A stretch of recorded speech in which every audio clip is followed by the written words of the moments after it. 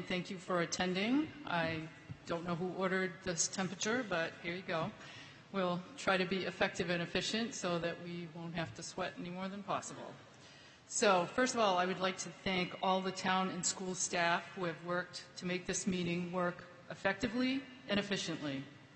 In addition, I would like to acknowledge and thank all the staff and volunteers that serve this town and who have done extraordinary things on all our behalf to keep us safe while keeping the many functions of the town operating in Town Hall, the schools, the library, the transfer station, and all the things that we depended on. This has been a year that has tried us all. With the rap of the gavel, the Acton legislative session is in order, and you are all legislators. It is the culmination of a year or more of preparation by volunteer committees and boards, appointed and elected, that bring these articles to this session for your discussion and vote. We have had a year like no other, with so many acts of kindness and caring shown to each other throughout our community, punctuated with divisiveness and anger. In this session, we will conduct the business of the town by discussing ideas, not people, and despite the size of this body, I think we can be more efficient and effective than our smaller elected legislatures. I hope that you can assume that everybody is here with good intent, even if you don't agree. We are neighbors and will continue to be neighbors after this meeting. Many thanks to Bill Mullen for serving as temporary moderator in the outdoor section of the meeting.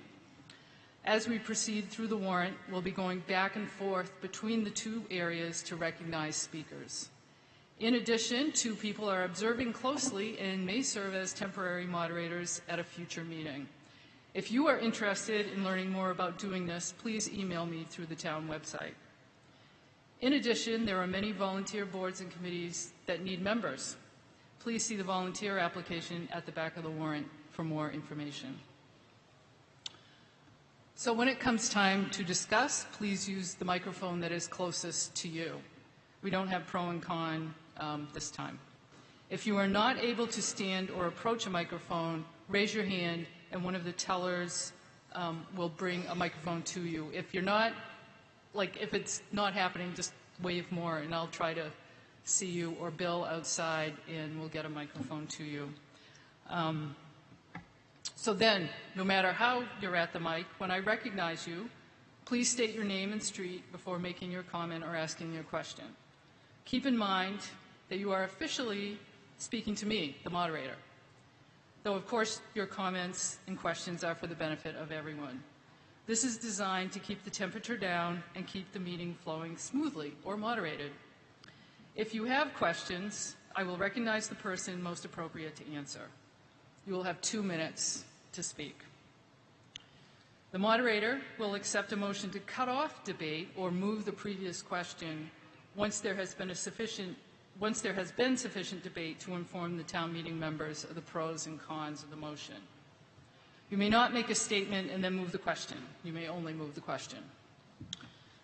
Moving the previous question requires a second, is non-debatable, and requires 2/3 majority to pass. In the absence of a motion to move the previous question, following a robust discussion, the moderator may determine, usually through a show of hands, that most of the voters have decided how to vote, and the vote will be taken at that time. Voting will be by a combination of voice and holding up the large colored card. The tellers will assist if a count is necessary. We will have at least 1 speaker who is not a resident, maybe a couple who are not residents of Acton, who will present or answer questions related to the articles. At this time, I would ask for your consent to hear from non-residents. All who are in favor, please say aye. Aye. Thank you. We'll now begin with introductions. I'll recognize Mr. Benson to introduce the Select Board. Good evening. On my far right is Jim Snyder-Grant. On my immediate right is Joan Gardner, our senior member, who will be completing 14 years of service over 4 decades this evening.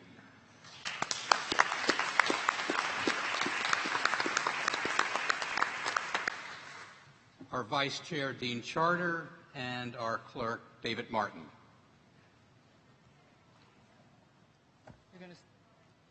And I would like to acknowledge once again the many years of service that Joan Gardner has given to the town, and wish her well. She's moving to a place by the ocean. If we could bring an ocean up here, I'm sure she'd stay. And also, my heartfelt farewell to John Benson, who's served a 3-year term, will not be returning to the board next year. Thank you for your guidance over this last 3-year period. Thank you, John.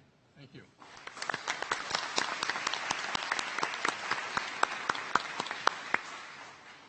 Go ahead. Wait a minute, Chrissy. Good evening. It's easy to forget both the impact of the uncertainty that pervaded our lives back in March and April of 2020, and the speed of the collective response and resourcefulness which carried us forward. Thank you to our town staff, our public safety officers, our first responders, whose normal work continued unabated, while many also saw new duties increase significantly. To our teachers who adapted on the fly and did everything possible to maintain Acton's excellence in education and support for its student population. And to you, our residents, who allowed us to achieve a 99% real estate tax collection rate, which accounts for 92% of our municipal revenue. To the local businesses that flexibly shifted their services to better serve the community. To the employees in our grocery stores who were there for us day in and day out. And to all the front-facing employees in the public and private sectors. As a community, we demonstrated remarkable patience. We looked out for each other, including thousands of contacts with seniors to make sure they were safe. We social distanced and wore masks, always thinking about the well-being of others. Who would have thought we could have held 2 successful town meetings in a parking lot? And here we are again this evening. We proved remote participation was effective and often a positive experience.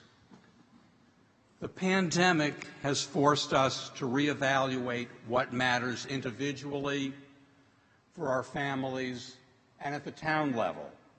And hopefully it will serve as a guide to the next generation of town leaders. Thank you.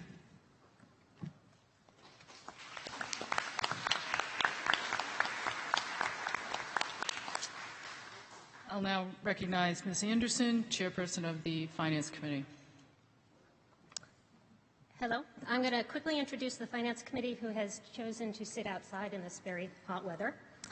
Outside we have Steve Noon, Jason Cole, Adam Nolde, Christine Russell is in here with me. Outside again we have Sahana Purohit, Mike Majors, Wolin Borden, Dave Wellenkoff is not here this evening, and I am Christy Anderson. I am here to present an overview of the town's financial condition.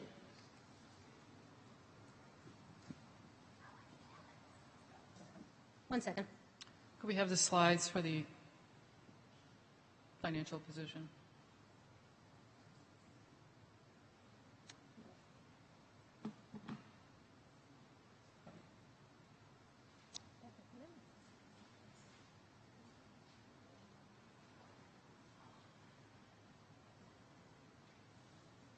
I will tell you about it, I promise. Not that.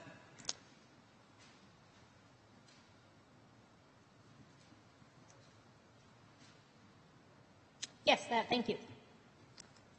Okay. The town's finances are strong. The town and the school district have maintained their AAA bond ratings, allowing them to borrow at low rates. This saved us a lot of money in the recent bondings of the Twin School Building and the North Acton Fire Station. The tax collection rate is healthy, and the reserve position is also healthy. Reserves are high, and as you can see, their use has stabilized over the past few years. Note that because of accounted-related timing, we are actually going to be discussing the 2020 column in this chart, even though we're talking about the budget for fiscal year 22. Other presentations will address each budget in detail, so I will stay at a high level, as you see here. Last year's pandemic-related expenses were mostly covered by the state and federal governments. Those that weren't were handled within the fiscal year 21 budgets. They were largely one-time expenses, so do not have much of an ongoing effect on budgets. In response to last year's large tax increase, the town and district brought in budget increases below 3%. Now, 3% is an important number because it is how much the property tax levy naturally grows, minimizing the potential need for an override. The main expenses for the town and school district are people, so watching compensation growth is a good way to see what is going on. After years of greater than 4% growth, the town's budgeted compensation increase is 3.29%, and the school district's is 3.6%. These are much more sustainable numbers.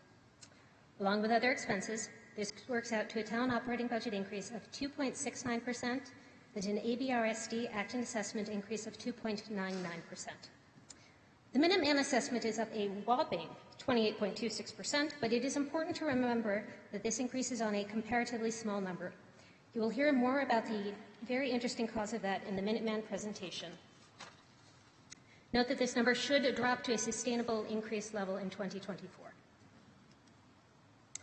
Here are the revenue sources for fiscal year 22 compared to last year. Unsurprisingly, property taxes go up a lot because that is where the town gets most of its money. With the uncertainty of the pandemic, the town is being conservative about how much money to expect from the next two categories. The budget does not assume the usual increase in state aid, and it projects a small decline in local receipts due to things like people eating out less and buying fewer new cars. Payments of our old debt exclusions have gone down a little, and some will be paid off soon. But we finished borrowing for the North Acton Fire Station. The borrowing was completed this year at rock bottom rates. And payments for the Twin School and the new Minuteman building went up a little. The last two columns there look a little interesting, and they show how the change in how reserves are being used. While this budget uses close to the same amount of reserves as last year, the use of free cash was limited to ensure that it stayed close to an industry-recommended floor of 3% of the total budget, including assessments. This level lets the town respond to emergencies while maintaining a strong bond rating. In order to maintain that healthy free cash level and minimize taxpayer money that is being held for no specific purpose, the Capital Stabilization Fund is being used for the first time. As you might recall, this was previously referred to as a rainy day fund, but it was actually limited to capital uses when it was created in 2016. It has been sitting untouched since then. The town's creation of a 10-year capital improvement plan makes this the perfect time to start using that money in a planned way. After last year's significant tax increase, the Acton Leadership Group agreed to not raise taxes as much as it could have. As a result, the tax increase is below the amount allowed by Proposition 2.5, with the tax bill for the average single-family house increasing by $408. The Finance Committee would have liked no increase at all, but that would have used a dangerous amount of reserves or required a significant cut in services. The unknown economic impact of the pandemic makes revenue planning a challenge. Fortunately, the federal government has provided financial support for the town to use over the next 2 years. Despite that help, it is more important than ever that the town maintain a vigilant watch on the financial health of its citizens to ensure that tax increases are affordable. While we are happy to see use of the Capital Stabilization Fund, the town should develop a plan on how to use this resource and how or whether to replenish it. While the future is more uncertain than usual, the town's financial outlook is good. The continued high collection rate, the forthcoming federal support, and the town's 10-year capital improvement plan make it easier to project realistic budgets for the next few years. Between that and the responsible use of reserves, there is no reason to expect an override anytime soon. The fiscal year 22 budget represents a return to students in school full-time and town buildings being open. It does not include any new programs, and no services were cut. All of this while keeping the town in good financial shape for the future. The town and the school district worked very hard to make that happen in spite of pandemic-related unknowns. We would like to thank them for their hard work.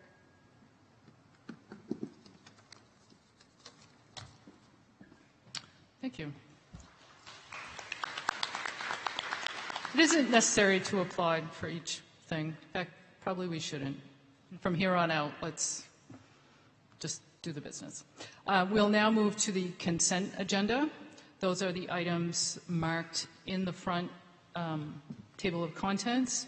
How this will work is I will make the motion and read down the list of numbers and titles.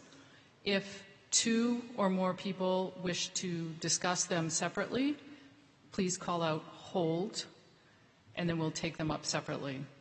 Once we've gone through the list, we'll vote the items that are left on the agenda and then return to the items that were held, if any.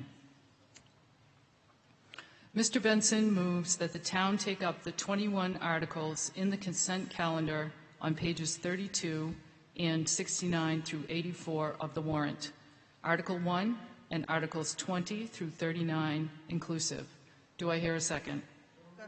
It's been moved and seconded. This requires 2/3 to pass. Article 1, choose town officers. Article 20, amend general bylaws, terminology of the Select Board. Article 21, amend general bylaws, department revolving funds. Article 22, real property disposition, 26 Carlisle Road. Article 23, budget transfer. Article 24, authorize collective bargaining agreement. Article 25, commuter lot and station maintenance. Article 26, septage disposal enterprise fund. Article 27, transfer station and recycling enterprise budget. Article 28, sewer enterprise budget. Article 29, ambulance enterprise budget. Article 30, transportation enterprise budget. Article 31, revolving fund budgets. Article 32, hear and accept reports. Article 33, authorize easements. Article 34, Highway Reimbursement Program, Chapter 90. Article 35, insurance proceeds. Article 36, gifts or grants. Article 37, federal and state reimbursement aid. Article 38, performance bonds. Article 39, sale of foreclosed properties. Seeing that no articles were held out, we will vote them as a group. All who are in favor, please hold up your cards and say aye. Aye. It looks fairly unanimous in here. What is the count outside, Mr. Mullen? I didn't hear you say no, so... Okay, I will, hold on. So if you were in favor, you can put your card down. All who are opposed, say nay and hold your card up. Okay, no votes in here. It's unanimous here in favor. Thank you. It passes by the 2/3, clearly by the 2/3 majority.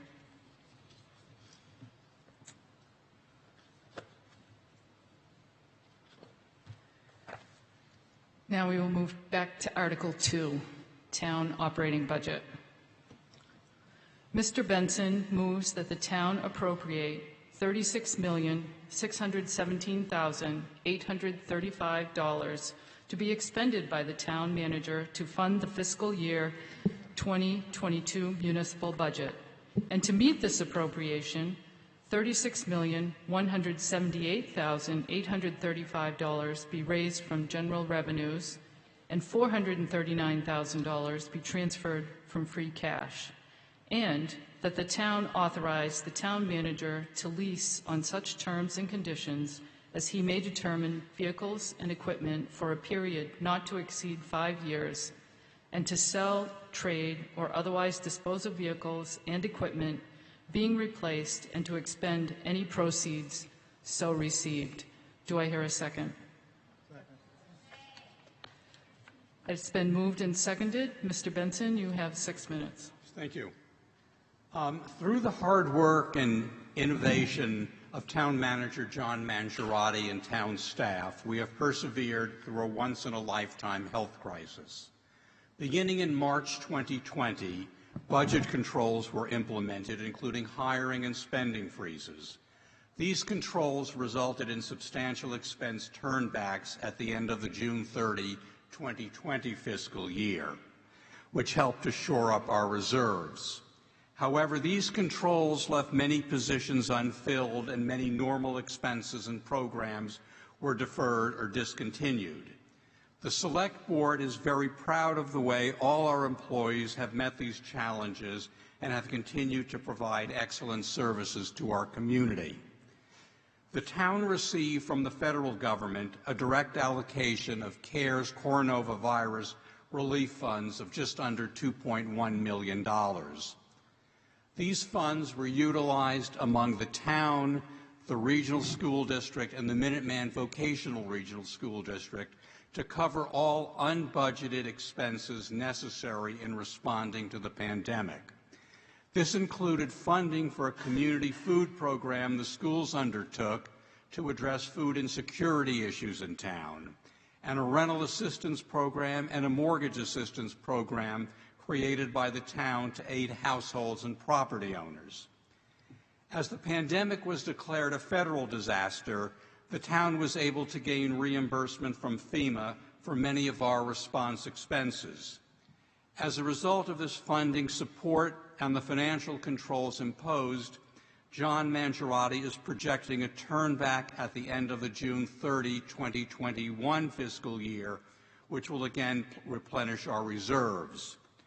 Recently, we were notified the town will receive $7.1 million under the American Rescue Plan Act in direct relief to help support our response and recovery efforts over the next 3 years. Details are forthcoming on how these funds may be used. A further note to the community, in FY20, we provided $603,618 in exemptions for property tax relief to residents, a 90% increase over the last 5 years. For those Acton residents 60 and older, the Senior Worker Program increased the hourly compensation rate to $15 per hour and eligible hours of work per fiscal year to 110. Mental health resources were increased for our professional and highly regarded police department. The entire department trained in mental health first aid through an 8-hour class, and 80% of the department trained 40 hours in crisis intervention training and collaborates with Elliott Mental Health Services. Through a relocation of staffing resources in several department budgets, a sustainability director's position was created to build on the groundswell of support for a greener, more resilient community.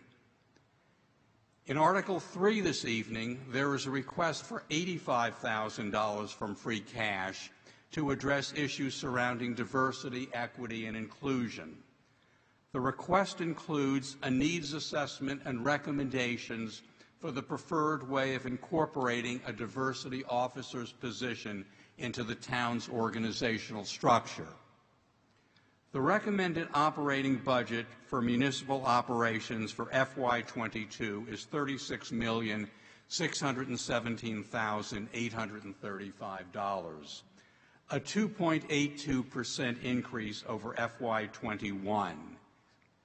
As set out in the above slide, the total municipal operating budget, including subsidies of $375,000 to the ambulance and transportation enterprise funds, approved in Articles 29 and 30 respectively, is $36,992,835, a 2.69% increase over FY21.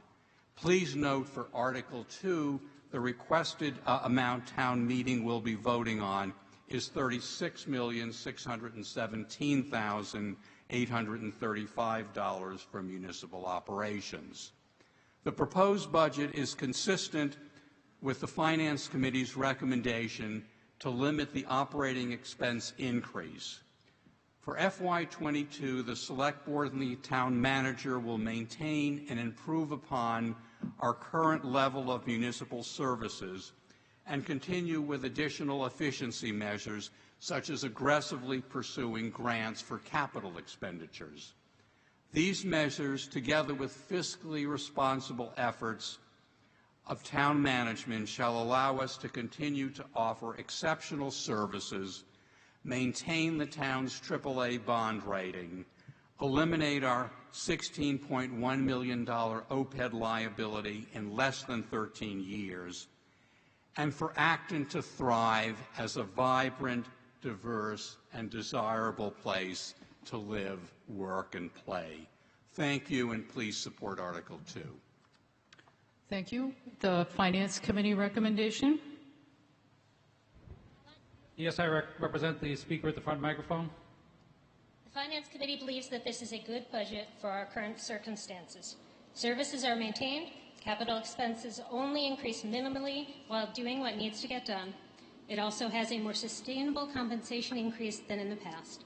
The Finance Committee recommends this article. Thank you. The floor is now open for town meeting members. I recognize the speaker at the front microphone here. My name is Pamela Covert. I live at 2 Flag Road in Acton, and I think the budget is way over too much, and the federal government should not be involved in Acton's budget. I think that Acton residents should pay taxes to take care of the town. Thank you. Are there any speakers outside? No, Madam Moderator. Seeing no other speakers, we will vote. This requires a majority to pass. All who are in favor, please say aye and raise your cards. Aye. I believe we have a clear majority inside. Thank you very much. Do we have a clear majority outside? Madam Moderator, are you going to ask for the Oh, no sorry. votes? It's overwhelming inside. Sorry. So I'll say all who are opposed, please say raise your card or say nay. It's overwhelmingly in favor. Okay. Thank you. Overwhelmingly in favor. It does pass.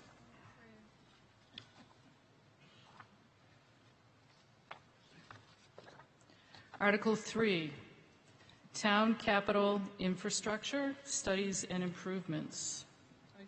We will do this article in similar fashion as the consent calendar in the CPA articles, if you've been here before for those. I will read the motion and then read down the list of items. If 2 or more people wish to hold them out, they should call out hold. And there are 2 motions with this article. So first we'll take the first half, or the top part that you see in your warrant. Mr. Martin moves that the town transfer from free cash and appropriate the following amounts for the purposes set forth in items A through D of the article, including costs incidental and related thereto. A, Diversity Officer Study and Implementation, $85,000. I hear a hold on that. B, Tree Assessment, $30,000. Is there another hold? No. C, Dog Park Grant Match, $21,000. I hear a couple of holds on that. D, Vacant Storefront Program for $20,000. Thank you. I think there was only one on that. So we will now vote on items B and D. This does require a majority. Yes, a majority on the top half. Do you want me to put the presentation on the rest or only? Oh, yeah. Good point. Sorry. Yes, we will. Mr. Martin, to your motion. So I'm about to present them. Do you have a point of order, ma'am? Thank you. Good evening. Thank you for coming out on such a hot evening. These capital items are the smaller capital items, the ones we don't have to borrow for, and these come out of two different funding sources. I'm going to go over all of them, even though we're voting in two different motions. The first four, two of which have been held, are funded from free cash. I'll be going over all of these individually and briefly. And the rest of them are proposed to be funded from our capital stabilization fund. So item A requests $85,000 to fund the implementation of the recommendations from the Diversity, Equity, and Inclusion Commission. This involves the Select Board receiving the report of recommendations from the DEIC, the Select Board deciding on the policy priorities from those recommendations, and a consultant would be hired to figure out how to incorporate those recommendations and the policy into town government, and finally to recruit for a diversity officer. Item B requests $30,000 to continue with our tree inventory. The tree inventory inventories all trees in our street right-of-ways. The inventory includes the size of the tree, its health, whether or not there is a risk from the tree. Item C requests $21,000 as a grant match to construct a dog park. Item D is to address the vacant storefronts that we have in town. There are about 8 vacant storefronts on Great Road. This is a program along with the state where that provides matching funds from the town. The state provides $10,000 in tax credits to a business that moves into a vacant storefront, and this would fund the $10,000 grant matches from the town in loans which are forgivable if the tenant stays in the location for 5 years. There's enough money in this item to have 2 such grants. Item E requests $90,000 for sidewalks. We have sidewalk construction in almost every annual town meeting budget. This year's is a little bit smaller than some years because there are sidewalks being constructed as part of intersection redesigns. The town has a very old brush chipper that has both operational and safety problems. Item F proposes $70,000 to replace the brush chipper. Item G is to begin a net zero vehicle replacement program. The town would like to replace all of its vehicles with either low emission or no emission vehicles over 10 years. This kicks that off by replacing 2 large SUVs with 2 new vehicles. One is a hybrid half-ton pickup truck for use by the DPW. The other is for an all-electric car to be used by various departments for things like on-site inspections. Item H proposes $50,000 for complete streets work. The town has a complete streets program, and this money would fund things like crosswalks and bike lanes. Item I proposes a fire alarm system for our existing fire stations to connect them to the town's fire alarm network. The 3 existing fire stations are currently, there is no alarms in them, and they're unprotected when the firefighters from that station are out on call. Item J proposes $50,000 for the town's sustainability program. This includes maintaining our greenhouse gas inventory, installing electric vehicle car chargers, things like planting trees at Jones Field, and funding to seek grants and improve our acquisition of equipment so that we're able to incorporate sustainability best practices. Item K proposes $30,000 to replace older accident extraction tools for the fire department. The older gas-powered tools have emissions, and the newer electric ones don't, and they're also unencumbered by umbilicals. The DPW department has a very old forklift that has safety problems. Item L requests $30,000 to replace the forklift. And finally, item M requests $25,000 to replace the 10-year-old computers in our police cruisers. Thank you very much. Thank you. The Finance Committee position. I'll recognize the speaker at the front microphone. Thank you, Madam Moderator. The Finance Committee treated the different items in this article also as a consent calendar, and though a couple of items were held for further discussion, in the end, each entry was recommended. Topics that were discussed while the different entries were held include a preference not to have new employee positions originate in capital articles, and a dislike for using the stabilization fund for items that routinely appear at annual town meeting. Given the circumstances of this past year and a compromise to get to ALG consensus for this budget cycle, the Finance Committee asks for those observations to be noted and remembered, but does indeed recommend this article. Our committee also took up the non-binding dog park petition out of order in comparison with the warrant, and though it was a close vote, the appropriation of the money was approved. Thank you, Madam Moderator. Thank you. We'll now take a vote on items B and D. Tree assessment, vacant storefront. That's all you're voting on on this vote does require a majority to pass. All who are in favor of the two items, please say aye. Aye. Anyone who is opposed, please say nay. There is a clear majority inside. There's a clear majority out here, Madam Moderator. Okay, the two items have passed. On item A, I believe there is someone ready to speak to that item outside.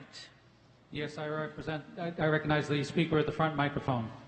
I'm Charlie Catholic, Paul Revere Road, and I will be soon joined by this lady right there. That's you.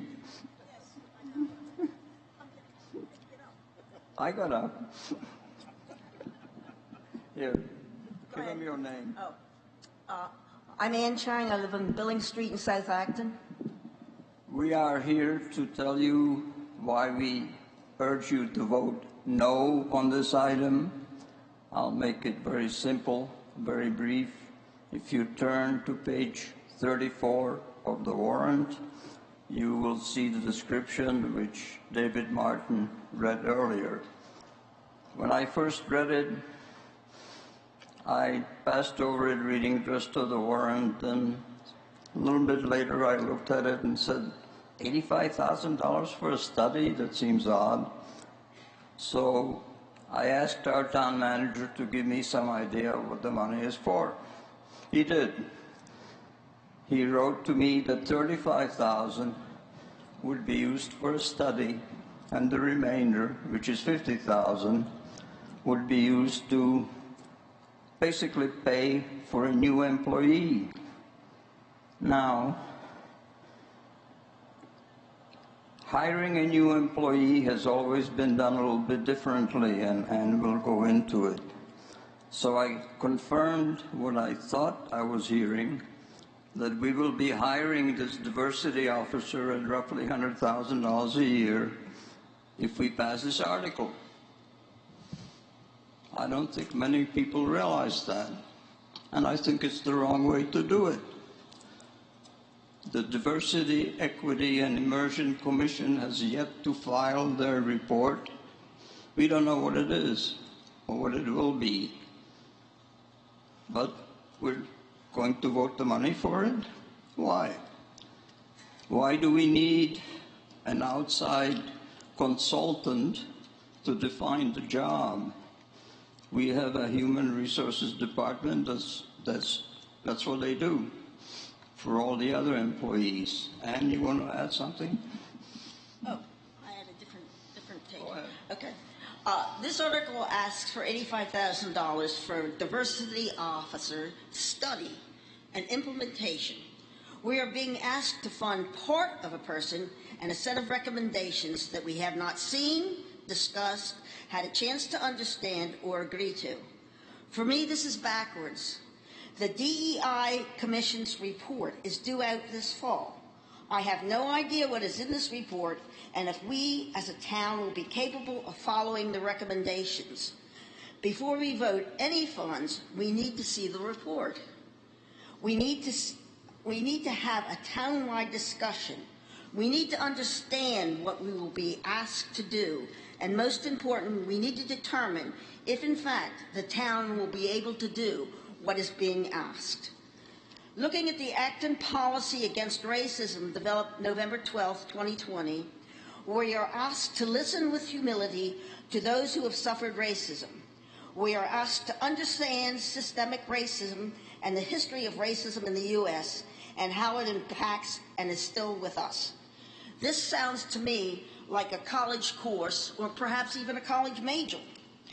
The objectives of this policy include the town's actions, budgets, bylaws,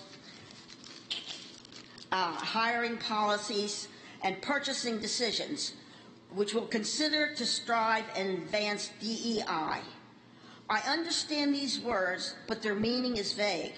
Don't we already adhere to the EOE requirements in hiring?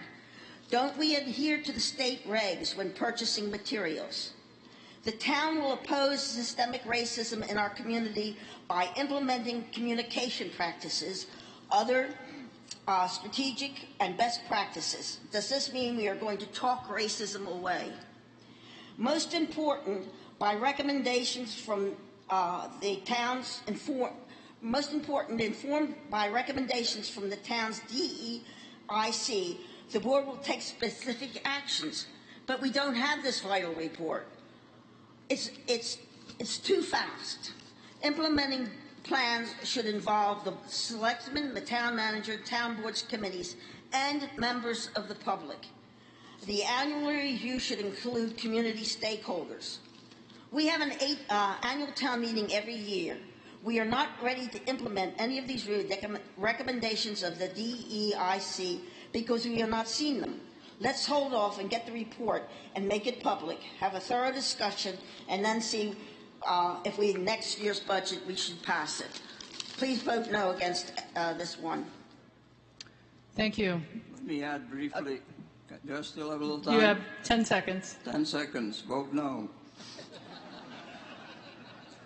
To be clear, those two speakers asked for time to make that point. Now we'll go to the town meeting members. In the front microphone. Can you hear me? Yes. My issue, actually, to some degree, was already covered. It's a question of process. When I read this article, what disturbed me is we talk about waiting for recommendations, but we're already implementing solutions, the solutions we may have not even identified. So I have no idea what I'm voting for, and quite honestly, I'm very disappointed in the select board because they're making presumptions. We identified a committee. We have not seen the recommendations. This sounds like we already know what the recommendations are, so let's spend the money and hire somebody. I think that's putting the cart before the horse. It's an inappropriate process. I think this be deferred. I strongly urge you to vote no on this well-intended but very ill-advised use of our money. Thank you. Is there a speaker outside? Yes, I represent the lady at the front microphone, please. Hi, Stella Coe, 11 Guswood Road. Racial Justice for Black Lives, RJ4BL, is committed to raising awareness of racism, injustice, and violence against Black lives, and to advocating boldly for actions leading towards systemic change. One such action RJ4BL advocates for is the creation of a diversity officer position in Acton. Acton has indeed become a more diverse community in recent decades. One might think that such incredible racial, religious, linguistic, cultural, and national diversity is indicative of a lack of problems to be solved. Equity and inclusion are not guaranteed by the existence of diversity in a population or organization. In fact, these are the most challenging issues to address. So we must examine whether Acton's diverse populations are experiencing equity and inclusion. Do all who live and or work in Acton feel that their contributions, presence, and perspectives are valued? Do all of Acton's residents, visitors, and employees have access to the resources and opportunities they need to fully participate in the community? Do we see Acton's richly diverse demographic represented in the offices at Town Hall, in our police department, in the classrooms and administrative offices of our schools, on our volunteer boards and committees? Do our richly diverse residents feel like they belong while living, doing business, working, shopping, and recreating here? Action is needed. Barriers need to be identified and removed. Biases need to be confronted and eliminated. We all benefit from ensuring that everyone feels a sense of belonging, because people who feel they belong and matter become contributing members of the community, giving of themselves in their own unique way. Our J4BL urges town meeting to action. Please vote yes to approve this funding for a diversity officer study and implementation. Thank you. Thank you. Speaker at the back microphone inside. Yeah, Nijan Datar, Wentcliffe Drive. 3 weeks ago, James Carville, former advisor to President Clinton, said, quote, "Every movement starts out as a cause, morphs into a business, and ends up a racket. Part of this diversity training stuff has hit the racket stage," unquote. A most timely statement from Mr. Carville as we discuss Article 3A. This article was drafted by one person on the DEIC with the assent of the chair. The other members of DEIC were not consulted on what this position entails. I know because I attended that Zoom meeting. So at a minimum, there has been no formal buy-in from other committee members on this article. This article is a conclusion in search of a reason.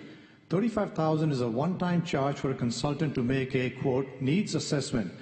Is there a consultant in the entire diversity industry who is going to come back with a statement saying Acton does not need a diversity officer? Carville's comment about the diversity rackets tells us no such consultant exists. So at a minimum, we can dispense with the consultant and debate the remaining $50,000. That $50,000 is the second half of the fiscal year, so it's really $100,000, which means about $140,000 when you throw in the benefits. And that is only the start of this racket. Given that the terms diversity, equity, inclusivity are never defined clearly and are in fact purposely nebulous, there is no quantifiable goal that can be measured and success declared. The diversity officer's self-preservation requires that the town be constantly reminded about its racism, sexism, one phobia or another, with endless exhortations to have that conversation and confront our biases. Government jobs are easy to create but impossible to destroy. This is only about this one position, so we won't go into the details about the philosophy which divides rather than unites and racializes everything and flips Martin Luther King Jr.'s famous dictum on its head. We can go on and on about this terrible philosophy, but for today, what we need is to stop the waste of taxpayer money by saying no to Article 3A. Remember what James Carville said. This movement has morphed into a business and is now a racket. Thank you. Thank you. Do we have a speaker outside? Yes, I recognize the gentleman at the back microphone. Thank you. Dave Lunger, Wampanoag Drive. This is a hiring article for a $100,000 per year town position. The lack of detail makes this a cart before the horse situation. Where is a detailed job description? Where? A detailed job description is a typical human resources staple. We're hiring somebody, so where is it? All I see here are 3 nebulous bullets that all apply to a consultant and none that gives any specifics to this new officer. Is this a job where we figure out the details of what they'll do only after we put taxpayers on the hook for paying them? I cannot vote yes for a blank check to a new town position to do I know not what. I advise voting no on this article. Thank you. Thank you. I'll recognize the speaker at the front microphone inside. My name is Pamela Covert, and I think Acton should not have a diversity program. I think that we are Americans, and Americans should live in Acton, not Chinese people taking over. I Thank think you. Acton Your is a very comments. nice town as it was. That's enough. Speaker outside, please.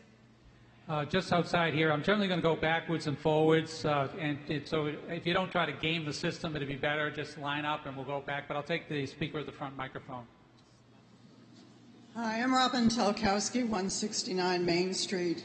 I just wanted to give a little history. I've lived in town for over 35 years now, and I was a part of many different iterations of looking at the issues of racism, inclusiveness, appreciation of differences, from the Human Rights Council, which at one point was recognized by the Board of Selectmen. No one in town hall remembers that now. I went and tried to revive memories last year, and no one had any recollection of it. I started a group called Mosaica, where we looked at trying to teach people to appreciate differences. There was no place for hate. We have had many iterations in this community to look at the issues of diversity. I urge that you support this, because we need finally a formal way of looking at what's going on in our community. I also raised an African American in this community, and I can tell you from personal experience, there were not many instances of overt racism, but what I called, he was killed softly many, many times within the schools, within the community. Please support this. Thank you. I'll recognize the speaker at the back microphone inside. Leo Fochman, Wright Terrace. I'm holding up Diversity, Equity, Inclusion Commission charge from August 11th, 2020. In there, it says the Diversity, Equity, and Inclusion Commission is charged with assessing diversity, equity, and inclusion in Acton and suggesting ways to improve any problems found. We don't have the report yet. Repeating what the other speakers have said, we're putting the cart before the horse. We're supposed to see this report in September. Once we see the report, we can discuss it, the select board can discuss it, others, and we can see if this is really needed. But for now, let's wait for the report. Please vote no. Thank you. A speaker outside. I recognize the gentleman at the back microphone. Thank you. Scott Smyers, 382 Central Street. First of all, there is no place for racism in Acton, either on a personal level or in any businesses or in any schools or in any of our institutions. I mean, that's clear, and I think a lot of this gets misinterpreted. I don't think we need a new employee. I watched the school committee meeting from June 10th, and at that meeting there was a DEI family advisory presentation. And these were volunteers from the community. They came up with some common sense ideas, and they seemed to be well-meaning and could make a lot of difference as far as hiring a more diverse staff at the school or in the community in general, and also ways to make them stay and work in our schools for a longer period of time.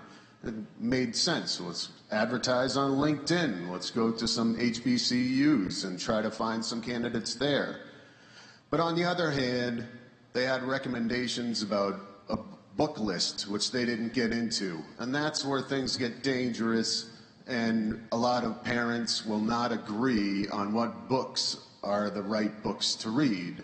When we get a coffee maker, it comes with instructions. When we have children, we get no instructions. Everybody raises their kids their own way, and that's a very personal and one of the most important choices that we can have. And what DEI has become is a way to put a wedge between parents and their children and not be inclusive and not be equal. It is a very bad, it's leading to some more divisiveness in our community than before we had an assistant superintendent of diversity, equity, and inclusion. So think about that before you vote. I am disappointed we don't have clickers for voting Your today. time has expired. Thank you. Vote Thank no. you. Speaker at the back microphone inside. Hello. My name is John Covert, and I stand here to ask you to please not consider the comments of my wife, regardless of how you think you might want to vote on this. My dear beloved wife, whom I met 52 years ago, and married 48 years ago. This January was subject to an improper adjustment of her psychiatric medication, and she has lost her mind. And there was never the slightest racist bone in her body before January of this year. And I have to apologize for you and beg your forgiveness. Thank you. Thank you. A speaker outside. The speaker at the front mic. Tara, you can't go back and forth. It's a progressive stack. You let people go who don't talk that often? Tara, you can't go back and forth because there are other people who've been standing in line longer. I guess I'm So if you want to speak, then you can speak. Okay. But otherwise, I would be going back to the other people. So maybe the diversity officer will be more inclusive. But all right, thank you. So first of all, I'm very Tara from West Acton, and I'm very concerned about costs. So the first thing I did was look up the return on investment of a diversity officer, and I found out that when an organization hires a diversity officer, that people stay longer, that the cost of replacing people, which is often 50% or even 100% or more of the salary of the person. So please consider that when you consider about this cost, because I don't like to have costs, but occasionally it's really important.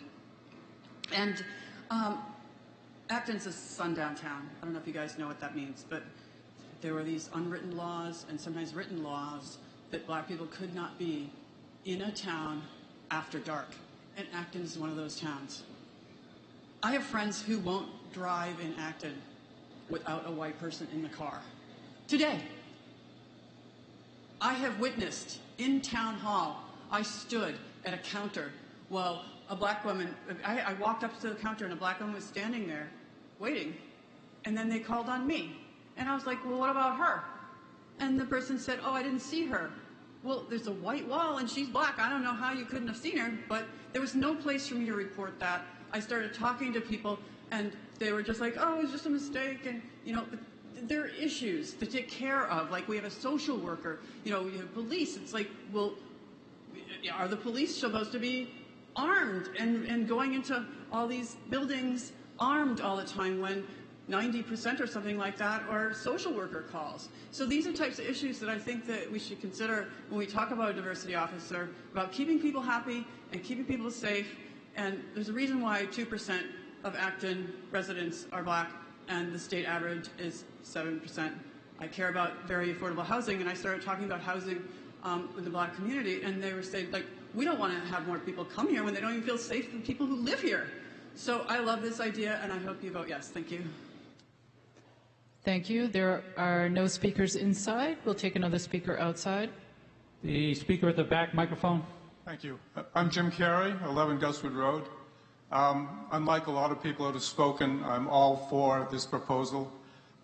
We started this a year ago, and so far we're still in committee. It's time to get moving. Thank you. Thank you. Another speaker outside. The speaker at the front microphone.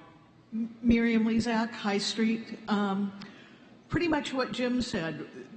Much of this money, much of these funds are to continue and to finish the study, with the assumption that yes, we need a DEIC officer to help guide Acton to be a better town, to be a more inclusive town, to be more open. Please vote yes, and I think you'll notice that many of the people who have been up speaking against, diversity isn't really an issue for them. Thank you. Thank you. We have a speaker inside. I recognize the speaker at the front mic. I'm Mary Donald. I would please move the question. There is a motion on the floor to cut off debate. All who are in favor, please say aye. Do you have a look out there, Bill? This requires 2/3. I don't hear the no's. Well, I haven't gotten there yet. I just want to make sure you're good. Can we do it again? Yes. Because All who are in favor, please say aye. All who are opposed, please say nay. We only have a few inside. It looks like only a few outside. I would say debate is cut off. We will vote on this item. This is Diversity Officer Study and Implementation. Oh, I'm sorry, yes. The proponent has time to rebut. Go ahead, sir. Can I have my slides for item 3A, please? Thank you.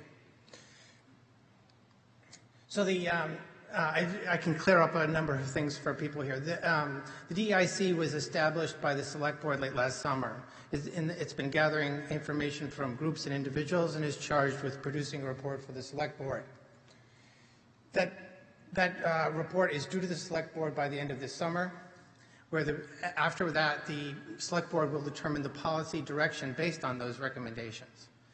This money then funds, in probably the fourth quarter, a consultant to analyze how to incorporate the diversity officer to achieve the policy directives. And the consultant supports the recruitment and screening to hire a diversity officer. So I'm going to talk a little bit about the diversity officer, and as a number of people have mentioned, the DEIC has not completed its work, but this funding is for when the DEIC completes its work. First of all, the diversity officer would have to be a subject matter expert for this role, similar to our sustainability director, who's a subject matter expert for sustainability. A diversity officer requires specific training. This is not just somebody off the street. The possible responsibilities here that I'm listing, again, we're waiting for the DEIC report, but I'm on the DEIC, and so I know the extent to which things are discussed. The first and foremost is an incident reporting system and responding to the reported incidents. The diversity office should be able to conduct and review training materials, review contract requirements, do recruiting for HR, and do other outreach. Really, some of the people here have been talking about the HR aspects of this position, and that's true, but that's a minority of this work. This work, again, is similar to the sustainability director, provides expertise across town government in this area. About $35,000 of the funding here is to study the position, how to integrate it into the town organization, and recruit and screen candidates. I want to emphasize how to integrate it into the town structure, because if it were purely an HR function, that's pretty simple. That person would go into HR. But this is not a purely HR function. The other monies are $50,000 to provide a partial salary for the first year. In future years, the diversity officer would be a normal paid position in the operating budget. Thank you. Please support these monies to address the recommendations from the DEIC. Thank you. Now we will vote. Is my mic on? There we go. This requires a majority to pass. This is only item A, Diversity Officer Study and Implementation. All who are in favor, please say aye. Aye. All who are opposed, please say nay. I believe there is a majority inside. I believe there's a majority outside. The motion does carry.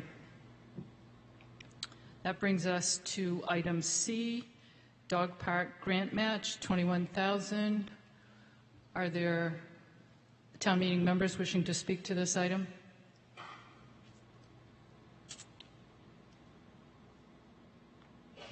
Speaker at the front, go ahead. I think there should not be a dog park in Acton. I think Acton should have dog leash laws like they used to. The land can be used for something else, planting flowers. Thank you. Is there a speaker outside? Yes, I recognize the speaker at the front microphone. Hi, Karen Martin, 21 Main Street. As a taxpayer in Acton, I've always been excited to see that Acton pursues grants and is very active in doing that to offset our taxpayer dollars. I applaud the Acton Dog Park Committee for the work that they've done pursuing the Stanton grant. We're basically looking at $21,000 translating to $250,000 in funding for construction and design of a dog park. the Acton community would be fiscally smart to approve the dog park match. Thank you. Thank you. Another speaker outside? Do you have slides? Or, I do not. No, okay. I recognize the speaker at the front microphone. Hello, Matthew Post, 6 Isaac Davis Way. This article is clearly a political move by the town manager and select board to usurp the recommendations of Acton Housing Authority, the Community Preservation Committee, and residents of Acton. This spending is reckless and premature, yet they continue to try and push it through. The Isaac Davis Way residents were asked by the select board and town manager to let them know what would make us amenable to the dog park. We asked them to bring 3 sites to the town meeting so that residents could choose and to fully commit to completing the walking park between the dog park and Acton Housing Authority. They flat out said no to both. They did not want the Acton town residents involved or their approval. The Acton Housing Authority letter to the Board of Selectmen on October 19th states, "We, the Acton Housing Authority, recommend that the Selectmen do not use that parcel on Main Street as a dog park." On May 11th, the Finance Committee heard a presentation from the Dog Park Committee. On May 25th, they heard from the Isaac Davis Way residents, and at that same meeting on the 25th, voted yes in favor of Article 17. Then, on June 1st, they held a special session, which we were not notified of, where the town attorney gave her opinion regarding Isaac Davis Way. When we asked if we could comment, we were told no. The attorney answered questions, but not all, and the Dog Park Committee chair was asked to fill in the blanks and had trouble as well. We raised our hands to complete the questions, to complete the answers, and were ignored. And with that weak attempt to clear answers, they took an unprecedented revote, ending in a no on Article 17. The Community Preservation Committee voted not to fund the dog park this year because of the location and legal issues. All of the neighbors have opposed the dog park because of safety, liability, and legal issues. The Stanton grant is limited in scope, and the $250,000 is an up-to number and not a guaranteed. The town Your has... time has expired. Please vote no on 3. I'll recognize the speaker at the front microphone inside. Leo Fochman, Right Terrace. Excuse me, hold on a moment. Is there a point of order? Point of order.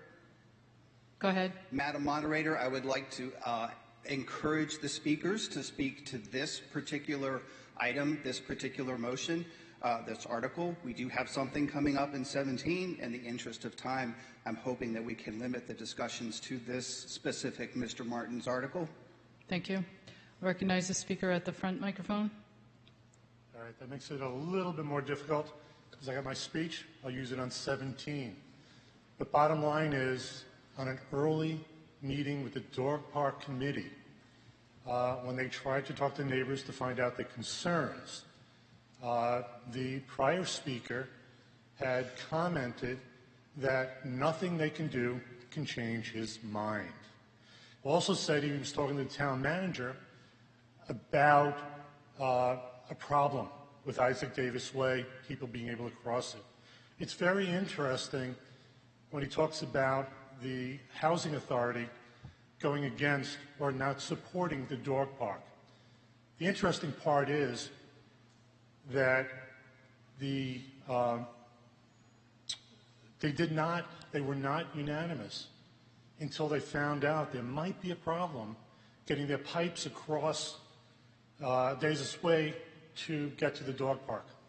Once they said yes, we will not support the dog park, for some reason, I guess it's a big coincidence, next thing you know, they now have access to cross over Isaac Davis Way for their septic system.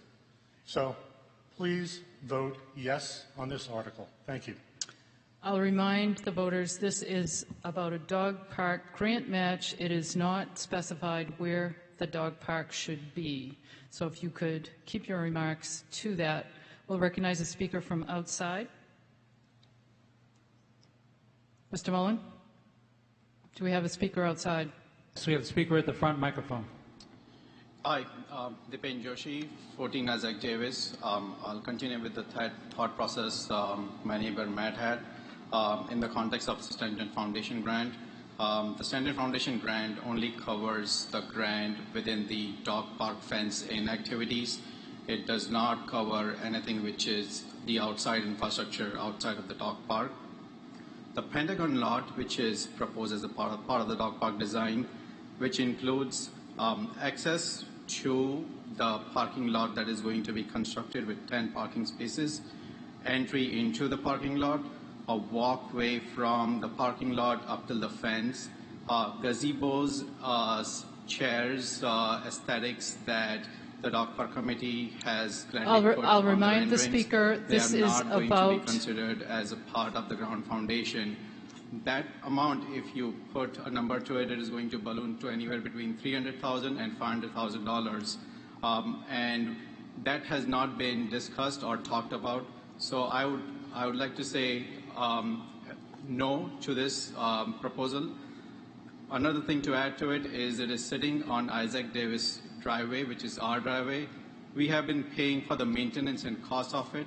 And if you are supporting these funds, you're taking away our driveway away from us. So please don't do that. Thank you.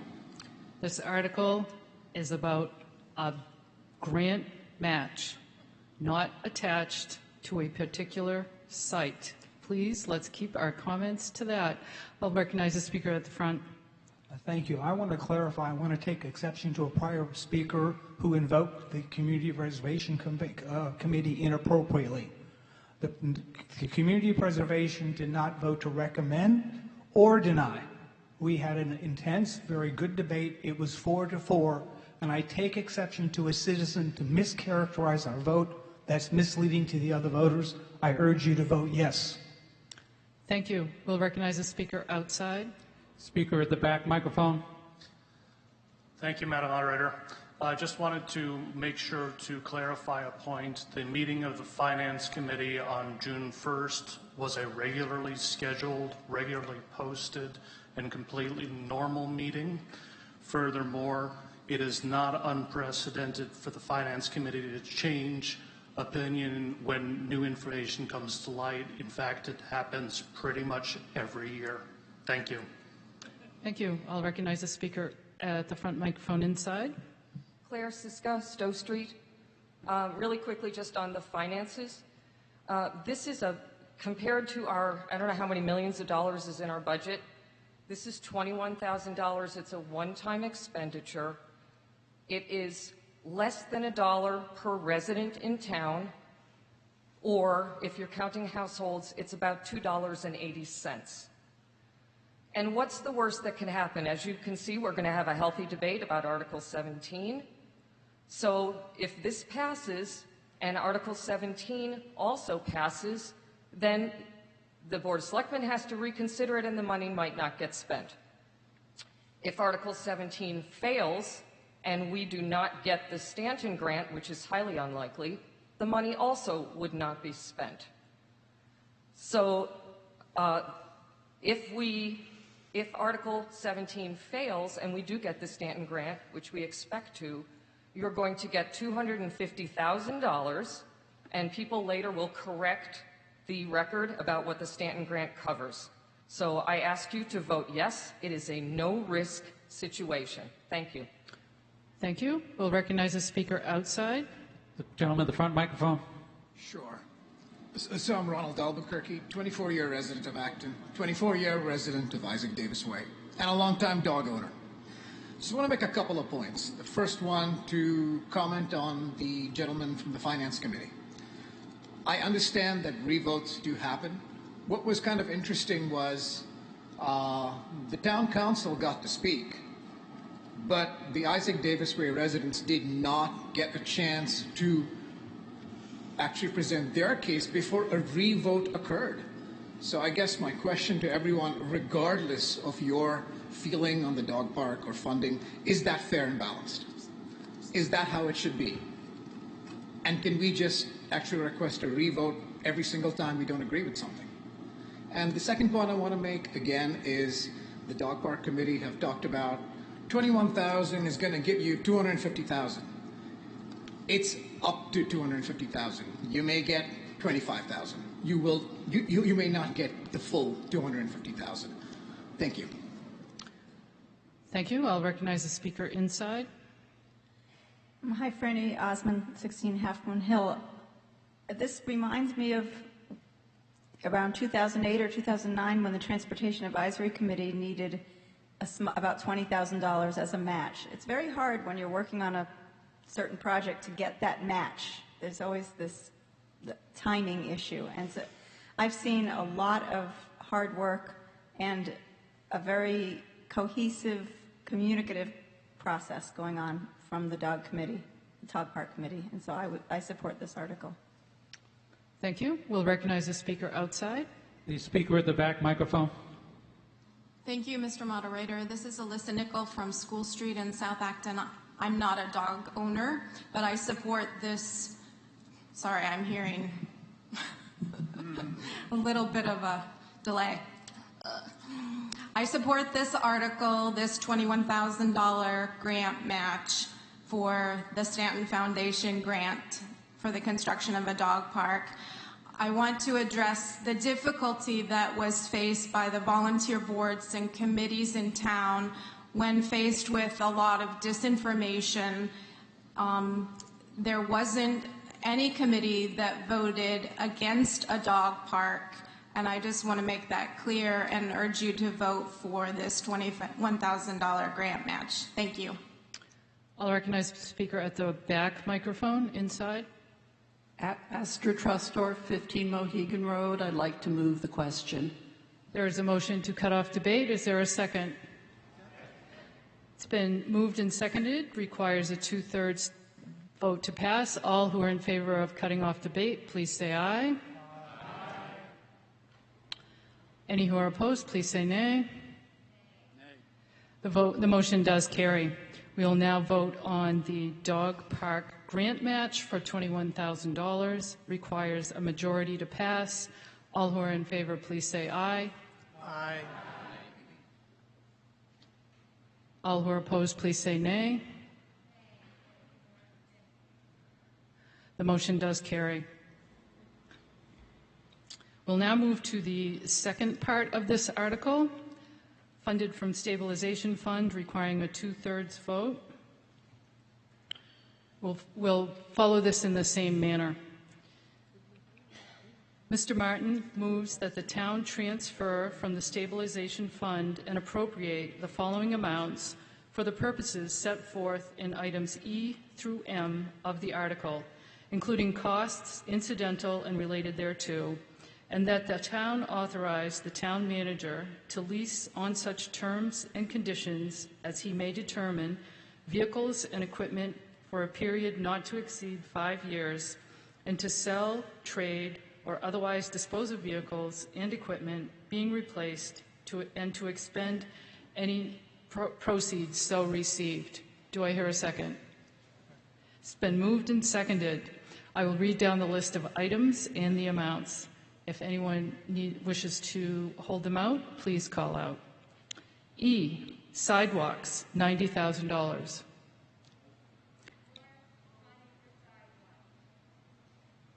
Did I hear a second hold? I think I only heard one. 2? Okay, very well. F, brush chipper. G, net zero vehicle replacement program for $50,000. I'll repeat, the brush chipper is for $70,000. H, complete streets program, $50,000. I, fire alarm systems for existing fire stations for $50,000. J, sustainability program, $50,000. K, fire tools, $30,000. L, forklift, $30,000. M, police technology, $25,000. Madam Moderator? Yes. Do we have one hold here? On police technology? That was police technology, yes. Is there a second hold? Seeing none? Hold on. What? It's a second. Yes, there are two holds out Okay. here. We will hold out E, sidewalks, and M, police technology. We'll now take a vote on the items F through L. Requires a 2/3 vote. All who are in favor, please say aye. Aye. All who are opposed, please say nay. The motion does carry by the required 2/3. Is there a town meeting member wishing to speak to E, sidewalks? Yes, sir, go ahead. Thank you, Madam Moderator. My name is Ripley Martin. I live at 15 Barker Road. My first question is through the moderator to the appropriate select board member to understand which sidewalks are being paved with the $90,000, with a clarification point that in several prior town meetings, the town has approved acquisition of land on the top 3 or 4 sidewalks that have yet to actually be constructed.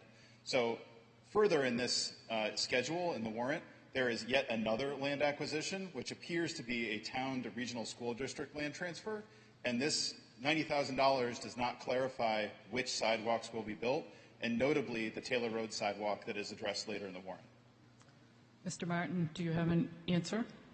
Yes, so there is a sidewalk priority list, and I don't have it off the top of my head, but I believe at the top of the list is a portion of Great Road. Second on the list is a portion of High Street, I think, and I'm forgetting the other ones. I think Taylor Road is 4th or 5th. And we construct the first sidewalk where all the easements and are in place and any encumbrances are removed. So if the third sidewalk on the list has no encumbrances and the first 2 are still waiting for things, we'll take the third one and begin construction on it. I don't know if I answered your question. I think that the town deserves to understand which sidewalks are being approved in which order, which is the visibility has fallen away since the sidewalk committee has been disbanded and folded into the transportation committee. And in prior town meetings, notably the 2018 town meeting, when the citizens of town meeting approved expenditures, it was unclear which other dependent land acquisitions were required to allow for those criteria to be met that you indicated. So therefore, a comment to make it much clearer what the criteria are prior to approving these budgets. Otherwise, I'm completely in favor of doing this. It just seems like it's taking too long, quite honestly. Thank you. Is there a speaker outside? Yes, Madam Moderator, the speaker with the front microphone. It's Tara from West Acton, but I'm speaking about police technology. Okay, so we'll hold that. or- We'll hold that for a moment then. Any other speaker outside on E? Yes, Madam Moderator, speaker with the front microphone. Call previous question. There is a motion to cut off debate. All who are in favor, please say, oh, is there a second? All who are in favor of cutting off debate, please say aye. Aye. All who are opposed, please say nay.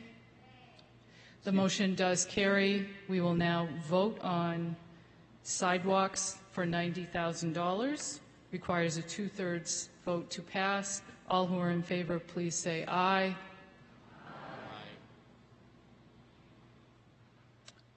All who are opposed, please say nay.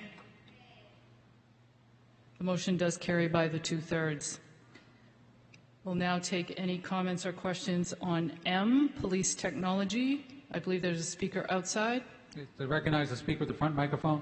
Thank you. It's Tara from West Acton, and I have a concern about the gathering of information about people without their permission, in particular vulnerable communities, people from vulnerable communities, populations, in particular undocumented immigrants. And it was my understanding that the police had either gotten through a federal gift or something, a police license plate scanner, and that the police were driving around scanning license plates and feeding that information up into federal databases to help them hunt people down. I don't think anybody is illegal, and I don't think we should be participating in that. So I would like very much a confirmation what this police technology is for, whether it's for coordination with federal databases, or I'd like to understand that because I think it's a bad idea, including sending information to the state databases, which then coordinate with the federal databases. So I would like to know what this technology is for and whether it enables any of that coordination. Thank you for the question. Do you have a response? Yes, this item is for the physical computers in the cruisers. It's not for any connection to a database or anything. It's just to replace 10-year-old computers with new computers. Thank you. I'll recognize the speaker at the front microphone. I think the police department has too big of a budget. They have too many police in Acton, and they carry guns, and it's not a good thing. Thank you. Seeing no other speakers, we will vote. This is on M, police technology for $25,000, requires a 2/3 vote. All who are in favor, please say aye. Aye. All who are opposed, please say nay.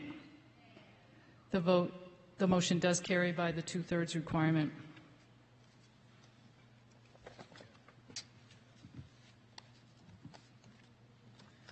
We'll now move to Article 4.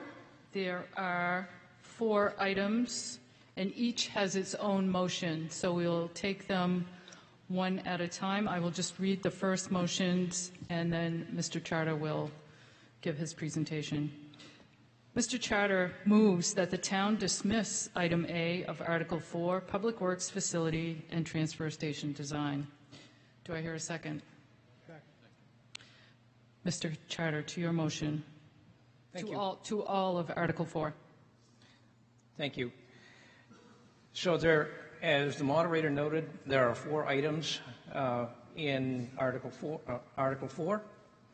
The first one, which we're going to pass over, was regarding the Public Works building. The studies that have been produced did not come in time. That entire project needs some more work before we come forward. We'll probably bring that back in next year. So, to the other articles, let's see, I'll go to my presentation. Nope. Item B, Kelly's Corner pedestrian lights, requests the reallocation of $473,700 from previously approved articles and $505,770 of new borrowing to pay for 92 pedestrian streetlights in the Kelly's Corner project. This proposal has been recommended by the Kelly's Corner Steering Committee, the Select Board, and the Finance Committee. The state has pledged approximately $18 million to completely rebuild the area. Running along Massachusetts Avenue from Charter Road to Yankee Village condominiums, along Main Street from south of Beverly Road to the Hosmer House, and along the length of the private roadway, soon to become a town road, that runs from Main Street to Massachusetts Avenue near Roach Brothers. The state has paid for most of the right-of-way acquisition and will pay for almost all of the construction cost. The one item that the state will not pay for is the pedestrian scale streetlights along the sidewalks. The plan shows 92 streetlights, each 15.5 feet high, illuminating the entire length of the project, providing excellent lighting for the sidewalks and roadways to encourage walking and hopefully mitigating speeding cars. The state will pay for the underground conduits and wiring, but the cost of the light poles and fixtures is a local obligation. It would not be financially feasible to go back at a later time to install the conduit and wiring at our own cost, which is estimated at over $591,000. So this is a one-time opportunity. The reallocation of funds from previous articles is possible due to the generosity of the state in absorbing some design costs and right-of-way costs that were local obligations, hence the leftover money. This is truly a one-time chance to put the finishing touches on the project, set to go out to bid in December of this year. There will not be an opportunity to bring this to town meeting at a later time. And those are the proposed poles, which the design was developed as a result of some citizen feedback, and those are the specifications. Thank you. I'll move on to Article C.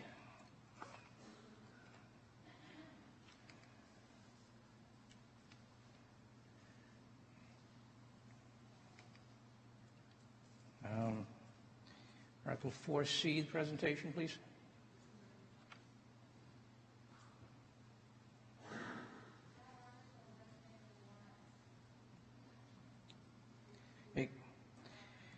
Article 4C requests the sum of $886,000 for the construction of intersection improvements at Main Street and Newtown Road,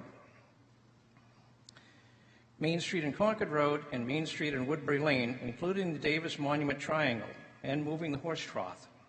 This article has been recommended by the Select Board and the Finance Committee.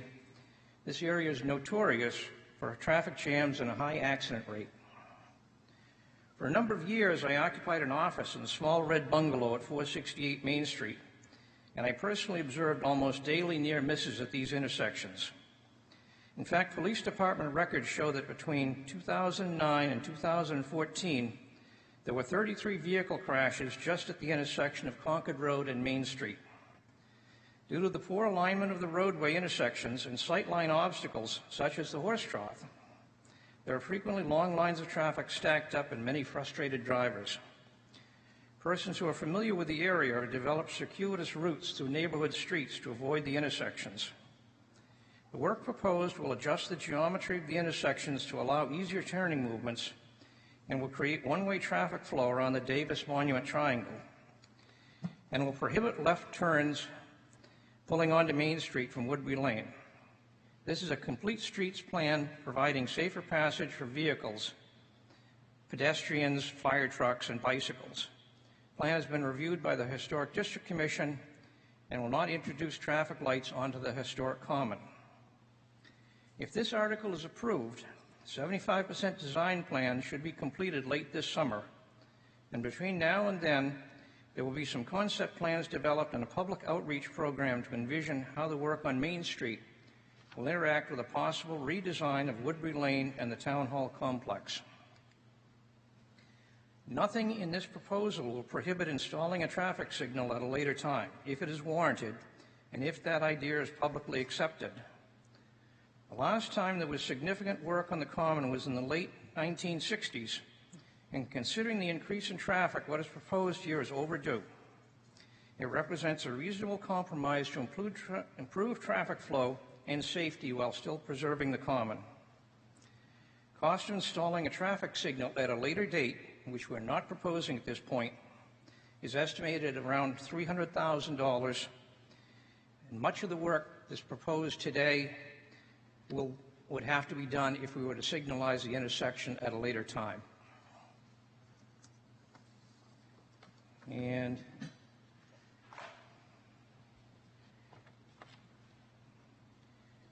item D, 53 River Street Dam Removal Grant Match requests $250,000 for matching funds towards a request for funding from the Massachusetts Dam and Seawall Repair or Removal Program. This proposal has been recommended by the Select Board and the Finance Committee. 53 River Street is a parcel of land in South Acton which has been in industrial use since the 1830s, originally as a woolen mill and more recently as a construction yard for a paving contractor. Included on this site is a dam that held back the waters of Fort Pond Brook, which we used to power the mill. This parcel was purchased by the town in October of 2016. It was Article 6 for $908,000. Subsequent to the purchase, the State Office of Dam Safety declared the existing dam to be a safety hazard and required that it be repaired and maintained or removed.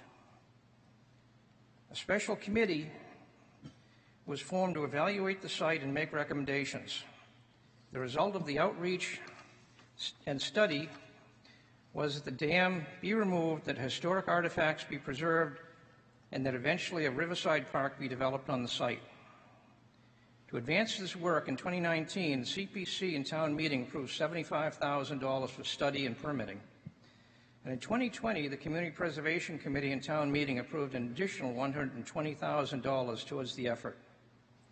In February 2020, the state awarded $112,000 in a municipal vulnerability grant to assist with the project. And later in this town meeting, you'll be asked to approve an additional $100,000 in community preservation funds to continue the project. Earlier this month, the state awarded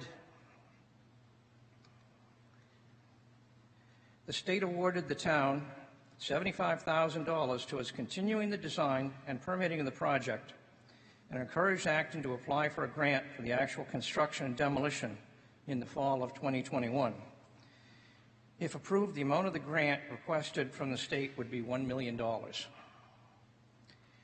An archaeological study of the site was recently completed, and that study will be included in the packet of materials to be submitted as part of the Section 106 review of the proposed demolition. An engineering plan has reached the 60% design stage dealing with the proposed demolition, historic preservation, stabilization, and ecological restoration of the brook. Eventually, after all mitigation work is completed, the area will be turned into a waterside historical park. Thank you. Thank you.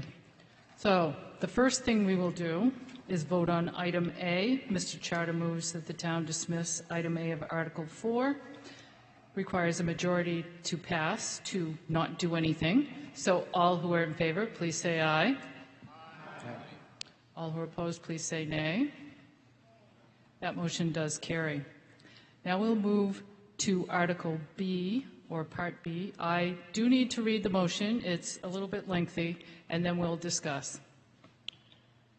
Mr. Charter moves that the town, 1, appropriate $979,470 to be expended by the town manager for the purposes set forth in item B of Article 4, including all costs incidental and related thereto, that to meet this appropriation, A, the treasurer, with the approval of the select board, is authorized to borrow $505,770 pursuant to Massachusetts General Laws, Chapter 44, Section 7(1), or pursuant to any other enabling authority, and to issue bonds or notes of the town therefore.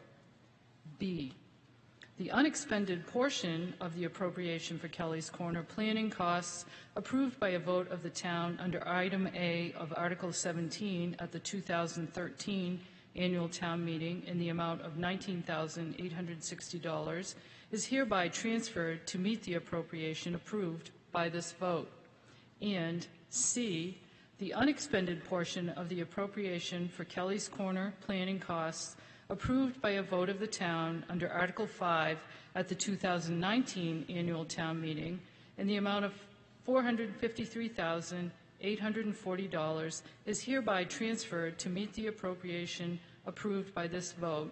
And D, provided further that any premium received upon the sale of any bonds or notes approved by this vote, less any such premium applied to the payment of the costs of issuance of such bonds or notes, may be applied to the payment of costs approved by this vote in accordance with Massachusetts General Laws, Chapter 44, Section 20, thereby reducing the amount authorized to be borrowed to pay such costs by a like amount, and 2, appropriate and transfer from the stabilization fund $40,970 for the payment of the first year of debt service and underwriting costs on such borrowing. Do I hear a second? It has been moved and seconded. The Finance Committee, please. Thank you, Madam Moderator. As is reflected in the printed warrant, we did not recommend the DPW appropriation, and we applaud the Select Board for passing over this tonight and coming back with a different approach. Regarding the pedestrian lighting, it was a 5-3 vote to recommend, which is only interesting in this case since it is not actually 2/3 support as required for the article to be approved, but is enough to show that the Finance Committee recommends the pedestrian lighting for Kelly's Corner. The Acton Center redesign was unanimously supported. The dam removal money was also unanimously supported, though at least one member reminded the committee that this ongoing expense is a cautionary tale on land acquisitions. Thank you, Madam Moderator. Thank you.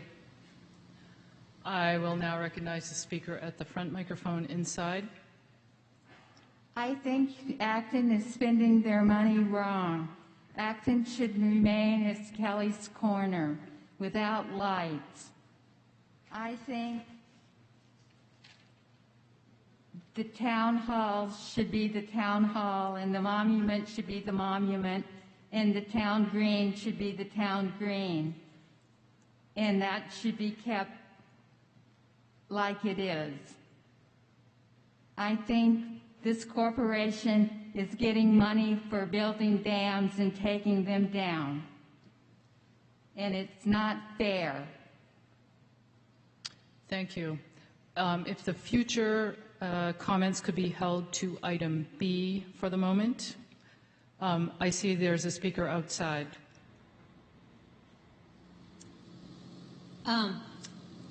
I heartily support the Kelly Corners project. However, the vision of it being this wonderful, walkable new West Acton is delusional, is the best I can think of. There is nowhere for people to park. It is not somewhere that I could go have dinner at Not Your Average Joe's and walk over to Starbucks for an after-dinner coffee, because I'd have to get in my car from the private Not Your Average Joe's parking lot and drive over to the private Starbucks parking lot. There is no on-street parking like there is in West Acton. We're talking about spending $1 million. That is the whole thing. That is what we would borrow, plus what we are just reappropriating in order to have lights. And honestly, they're not that attractive. Everything else in there will improve our traffic flow, will make a beautiful area for people to drive through. But we're putting up pedestrian lights so that the people lucky enough to live in that area will have a nice place to walk. But this is a lot of money to spend for that small population. Thank you. I'll recognize the speaker at the back microphone. I wanted Please tell us who you are first. Sorry. Michael Bialas, 80 Willow Street. I'd like confirmation that the study of the lights, or the design of the lights, minimizes light pollution, especially the upward projecting light pollution. Is it the most recent technology in that regard? Mr. Charter. Yes, these fully comply with the town lighting bylaw, and they will produce the dark sky effect, which we're all looking for. Thank you. We'll recognize the speaker outside. The speaker at the front microphone. I move the previous question. There's a motion to cut off debate. Is there a second? There is a second. This requires a 2/3 vote. All who are in favor of cutting off debate, please say aye. Aye. All who are opposed, please say nay. The motion does carry by 2/3. This is just on item B, Kelly's Corner pedestrian lights for $979,470. Does require a 2/3 vote to pass. All who are in favor, please say aye. Aye.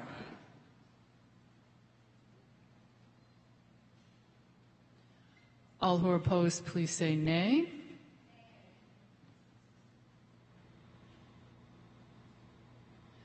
The motion, yes, go ahead, Bill. Do you mind if I make a quick count? Please do. And if we're going to count outside, we will count inside. Okay, please hold up. So just hold up, and I'll do it. And the tellers can help me. But if you're in favor, please hold up.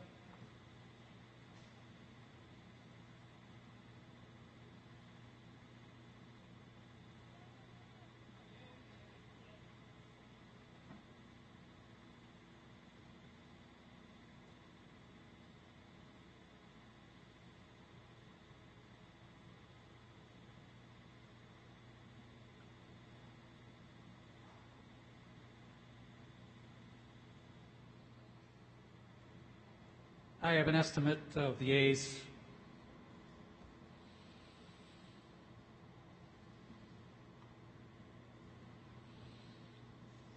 Go ahead. Do you want to call the nays, and then I'll tell you whether... Yep. All who are opposed, please hold your cards up.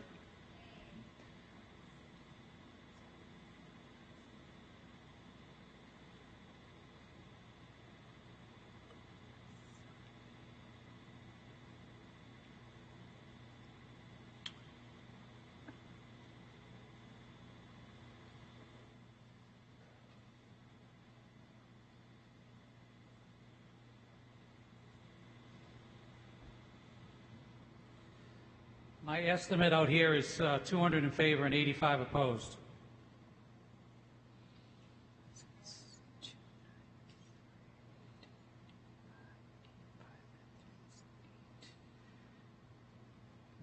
The motion does carry by 293 to 108. Clearly a two-thirds majority.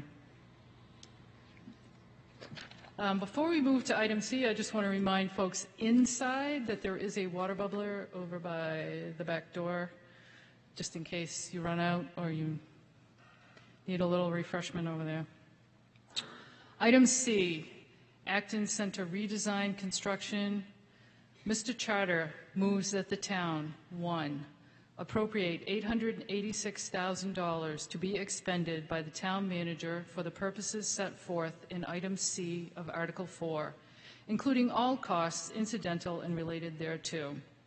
That to meet this appropriation, the treasurer, with the approval of the select board, is authorized to borrow $886,000 pursuant to Massachusetts General Laws, Chapter 44, Section 7(1), or pursuant to any other enabling authority, and to issue bonds or notes of the town therefore, and provided further that any premium received upon the sale of any bonds or notes approved by this vote, less any such premium applied to the payment of the costs of issuance of such bonds or notes, may be applied to the payment of costs approved by this vote in accordance with Massachusetts General Laws, Chapter 44, Section 20, thereby reducing the amount authorized to be borrowed to pay such costs by a like amount, and 2, appropriate and transfer from the stabilization fund $71,771 for the payment of the first year of debt service and underwriting costs on such borrowing. Do I hear a second? Second. It has been moved and seconded. We've had the presentation on this article, and the Finance Committee has made their recommendation. Are there any town meeting members wishing to discuss?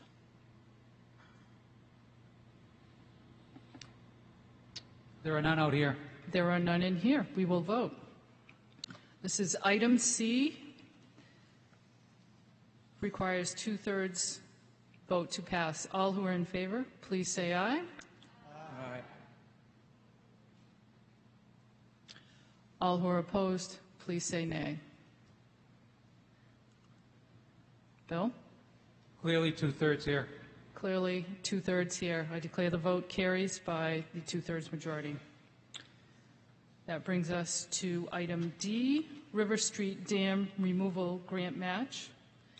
Mr. Charter moves that the town, 1, appropriate $250,000 to be expended by the town manager for the purposes set forth in item D of Article 4, including all costs incidental and related thereto. That to meet this appropriation, the treasurer, with the approval of the select board, is authorized to borrow $250,000 pursuant to Massachusetts General Laws, Chapter 44, Section 824, or pursuant to any other enabling authority, and to issue bonds or notes of the town therefore, and provided further that any premium received upon the sale of any bonds or notes approved by this vote, less any such premium applied to the payment of the costs of issuance of such bonds or notes, may be applied to the payment of costs approved by this vote in accordance with Massachusetts General Laws, Chapter 44, Section 20, thereby reducing the amount authorized to be borrowed to pay such costs by a like amount, and 2, appropriate and transfer from the stabilization fund $20,251 for the payment of the first year of debt service and underwriting costs on such borrowing. Do I hear a second? It has been moved and seconded. We've had the presentation. We've heard the Finance Committee recommendation. Are there any people wishing to speak? There are none out here. There are none in here. We will vote. This requires a 2/3 vote as well. All who are in favor of item D, please say aye. Aye. Aye.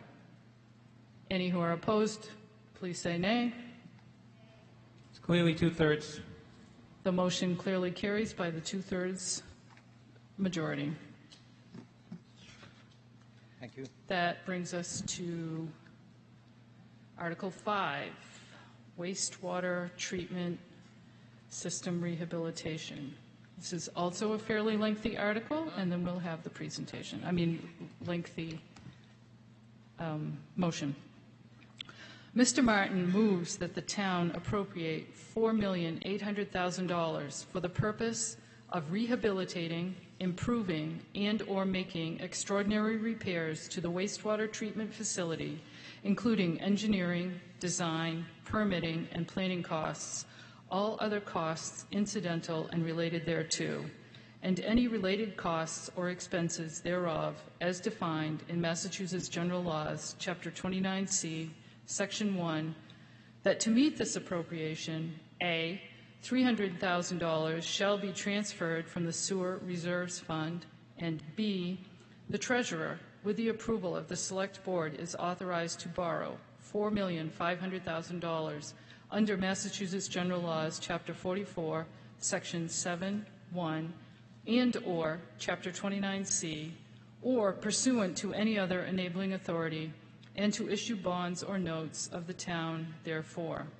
That the treasurer, with the approval of the Select Board, is authorized to borrow all or a portion of such amount from the Massachusetts Clean Water Trust, the trust, established under Massachusetts General Laws, Chapter 29C, and in connection therewith to enter into a financing agreement and/or security agreement with the trust, and otherwise to contract with the trust and the Department of Environmental Protection, DEP, with respect to such loan and for any federal or state aid that may be available for the project or the financing thereof.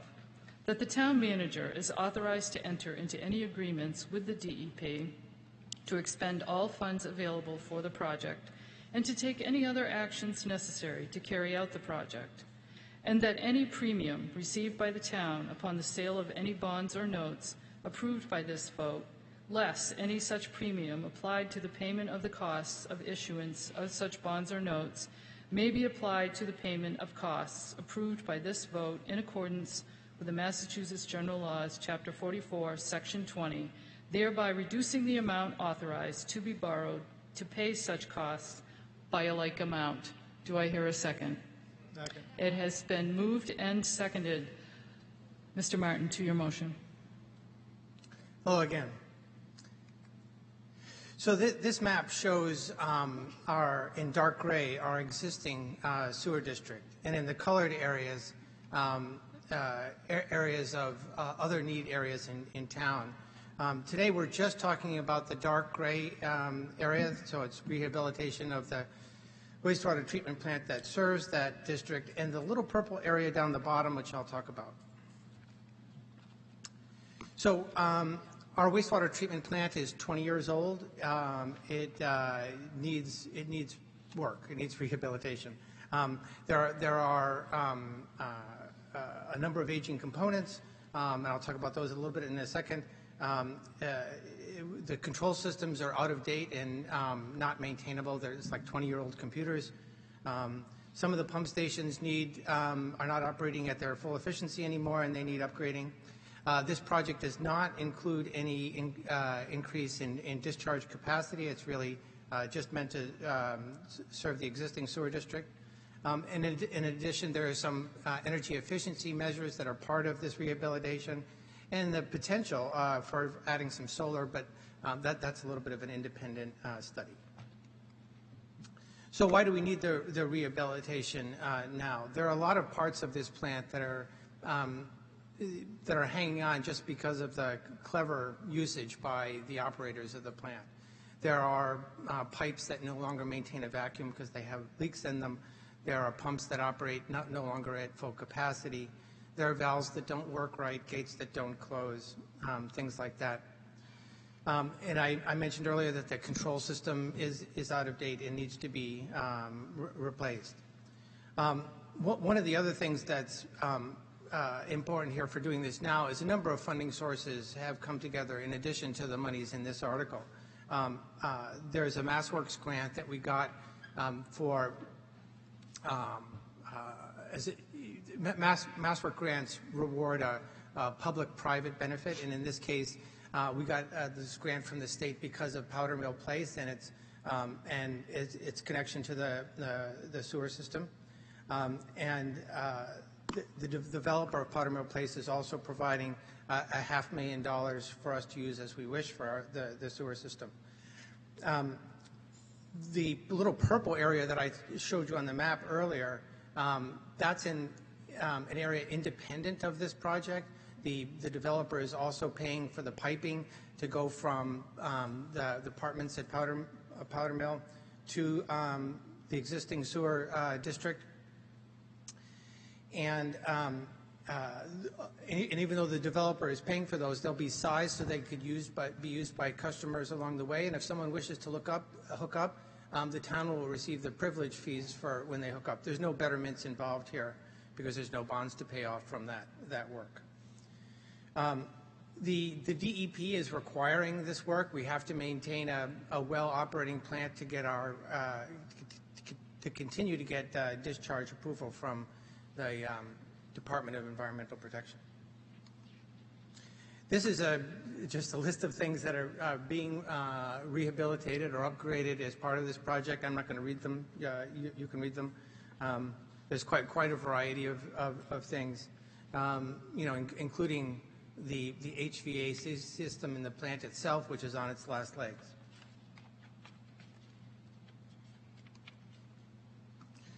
So the total cost of this project is $6.2 million, and $4.5 million of that would be borrowed from the state revolving fund at about 1.5%. And while the project is under construction, there is essentially no interest loan available from the Clean Water Trust. The other funding, in addition to the loan itself, the $300,000 at the bottom from the Sewer Stabilization Fund is part of this article. And as I mentioned earlier, it comes at the same time as the MassWorks grant and the developer mitigation funding. The debt service is paid for out of sewer usage fees. There is no general tax revenue involved in this article, so it's all paid for out of the sewer funds.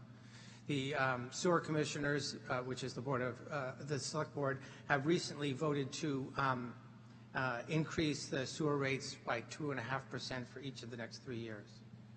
The new customers from Powder Mill Place will help offset a number of the costs here as well. The construction schedule is pretty simple. The rest of this year, the design will finish. It'll be constructed next year to be finished up in early 2023.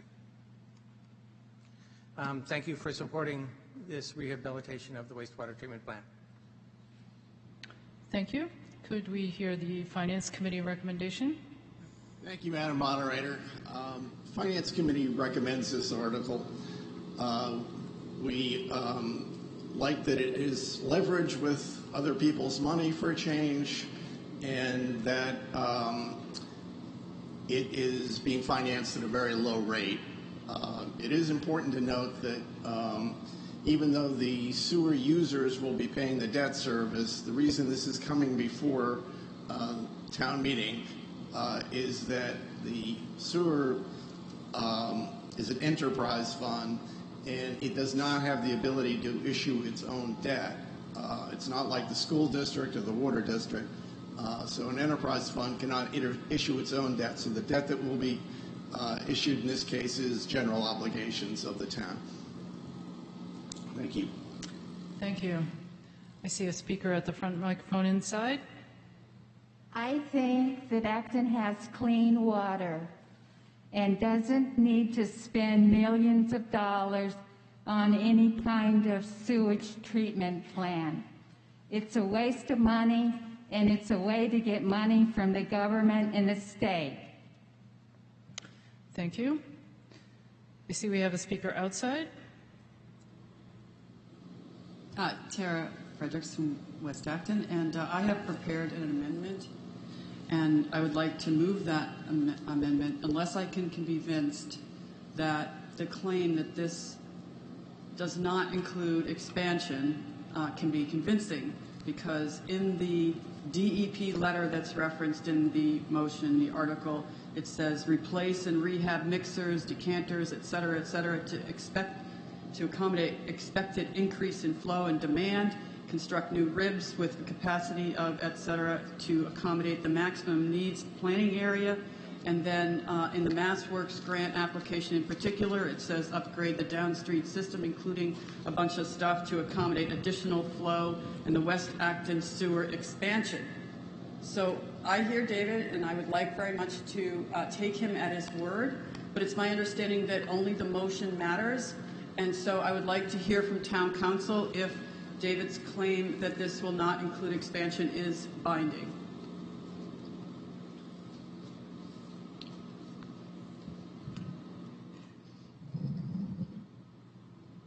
Thinking.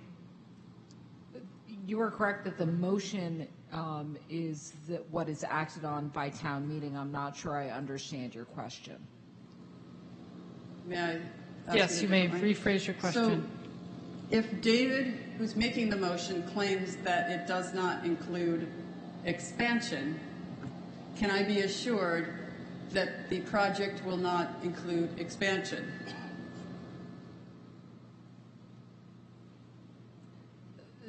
That his presentation is not part of the motion. Perhaps you need clarification to make sure you are both on the same page with respect to the term expansion. I'd like to know what my vote means. So if I'm voting for an expansion, I'd like to know whether that's included. If he's saying it's not included, then I'd like to amend, I move to amend, that the following words be added to the motion. C, subject to the express condition that this does not authorize the town to undertake any work to expand the sewer system. And I handed this in earlier for your review. So if you can assure me that I don't need this because expansion is not included, then I won't need to move to make sure that expansion is not included, be included in the motion. That is not a question for council's answer. Perhaps Mr. Martin can answer that. Mr. Martin. So I guess expansion could be two different things. The main thing for expansion is that the plant is licensed to discharge 299,000 gallons per day. That amount will not be increased by this project. And in fact, we don't hit that today at our peak day ever. We've only hit about 75% of that level. So there's no increase of discharge there. And in terms of increasing, for example, the part of the document that the speaker read referred to West Acton, that was a vote 2 years ago by town meeting. And so that's not involved in here. There's no additional piping in West Acton. As I mentioned during my presentation, there is additional piping from the apartments at Powder Mill to the sewer system, but that is also not part of this article. That's being paid for by the developer and will not increase, that also will not increase the discharge capacity. So I respectfully ask you to include in your motion that this does not include any other expansion besides Powder Mill. So are you making an amendment to the motion? Yes. I move to add the following words to the motion, subject to the express condition that this does not authorize the town to undertake any work to expand the sewer system, comma, except for what is needed by Powder Mill Place. Is there a, wait, just a minute, just a minute.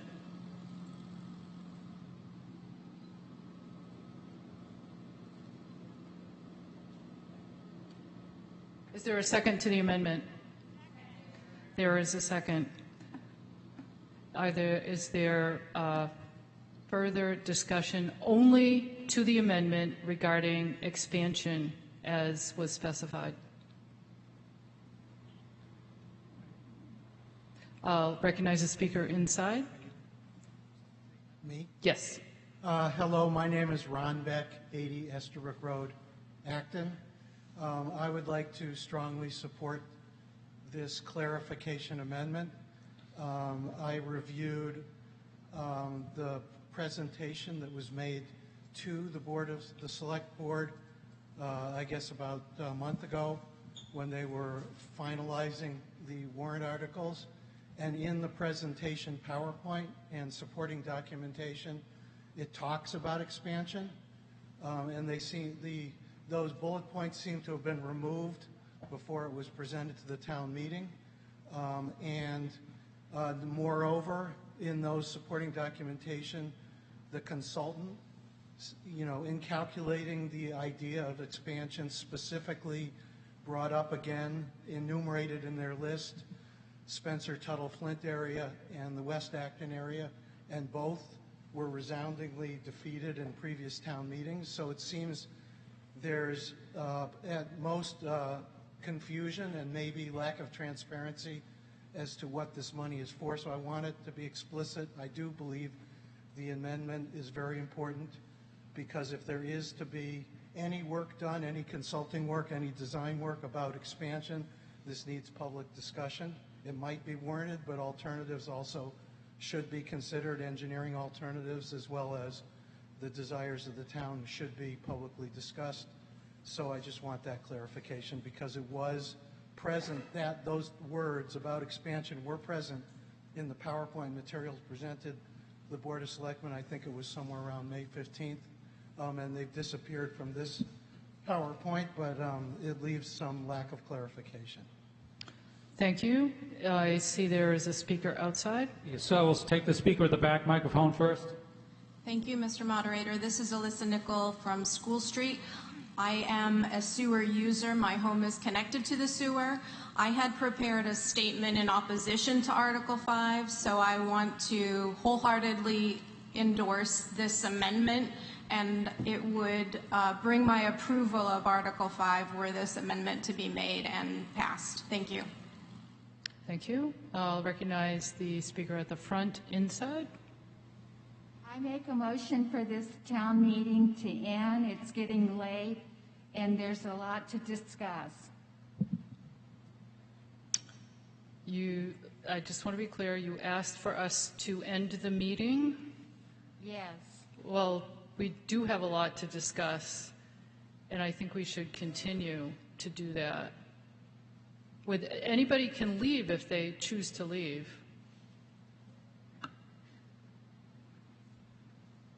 But I think we need to keep pushing forward with the agenda. Thank you. I'll recognize a speaker outside. Speaker at the front microphone. George Morton, 26 Marshall Path. I move the question of the amendment. It has been moved and seconded on the amendment to cut off debate. All who are in favor of cutting off debate on the amendment, please say aye. All who are opposed, please say nay. The motion does carry. So now we will vote only on the amendment. If I could have the text of that again.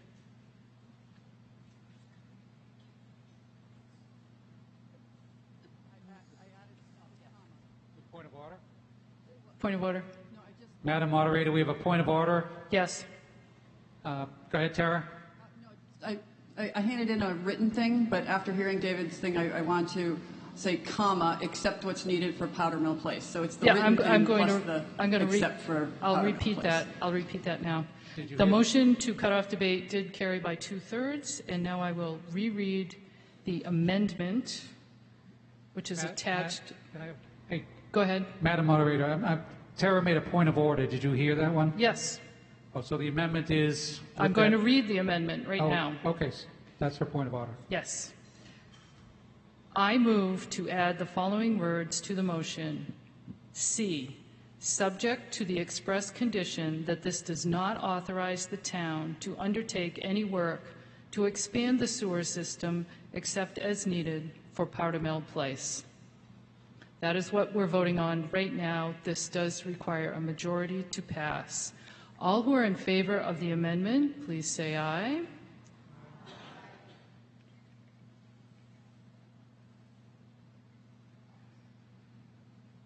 Okay, all who are opposed, please say nay. Nay. Although it Yes. appears that the amendment, the motion was favorably voted out here. Same in here. The motion does carry with the amendment. So now the entire article includes this amendment as we just voted on. So now we are back to the main motion. Is there any further discussion on the main motion, wastewater treatment system? There are none out here. There are none in here. So we will now vote on this as amended. Does require a 2/3 vote to pass. All who are in favor of the article as amended, please say aye. Aye.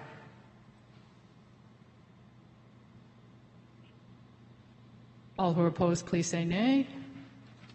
It's unanimous, or one vote. The motion does carry by the 2/3 required.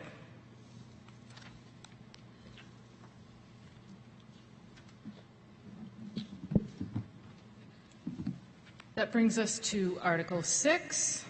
Dr. Peterson moves that the town raise and appropriate $67,543,928 to be expended by the Superintendent of Schools to fund the fiscal year 2022 assessment of the Acton-Boxborough Regional School District. Do I hear a second? It has been moved and seconded. Dr. Peterson, to your motion.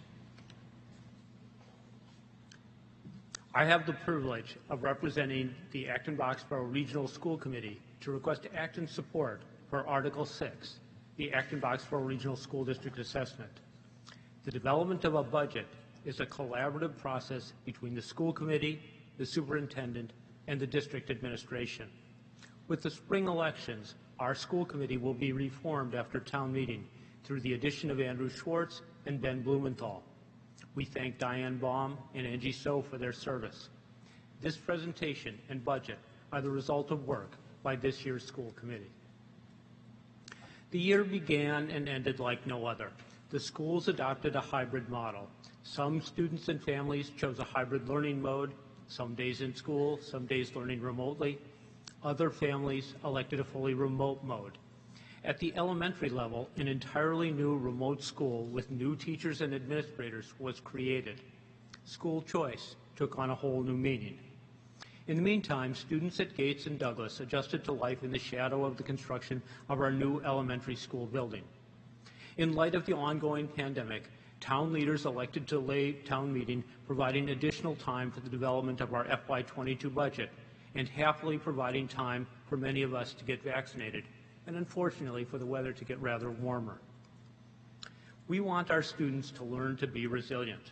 The district continued to model this behavior in our response to the challenges of this unique school year. Our administrative team made timely strategic and operational decisions in spite of conflicting information about COVID and changing and belated state guidances.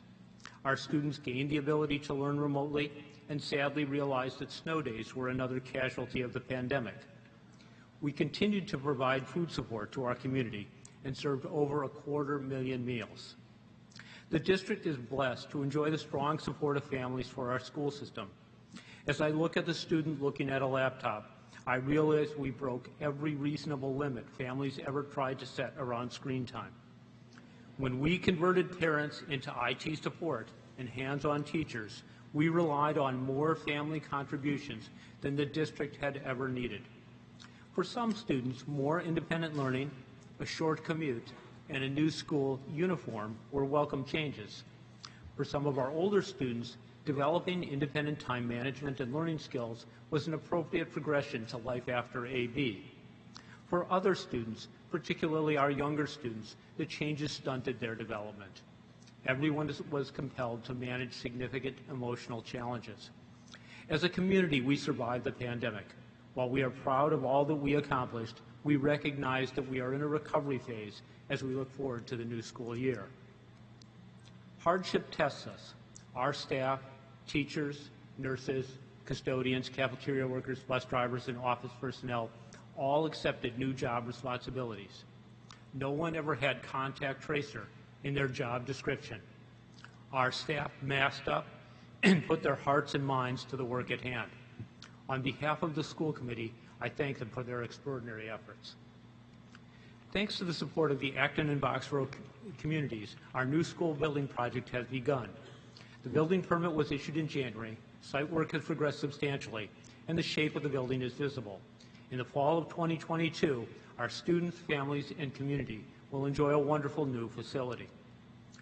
Financially, the school building project is in a good position as our change orders related to various aspects of site work, unidentified subterranean objects, aka ledge, were offset by favorable pricing in other areas.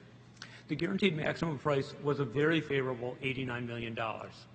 The net effect is that our owner's contingency fund is a robust $4 million as we shift focus to new building construction.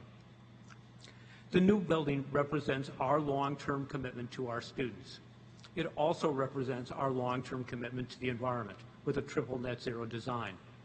Energy and water use have been thoughtfully addressed. We are managing construction waste and will augment our operational waste programs on building occupancy.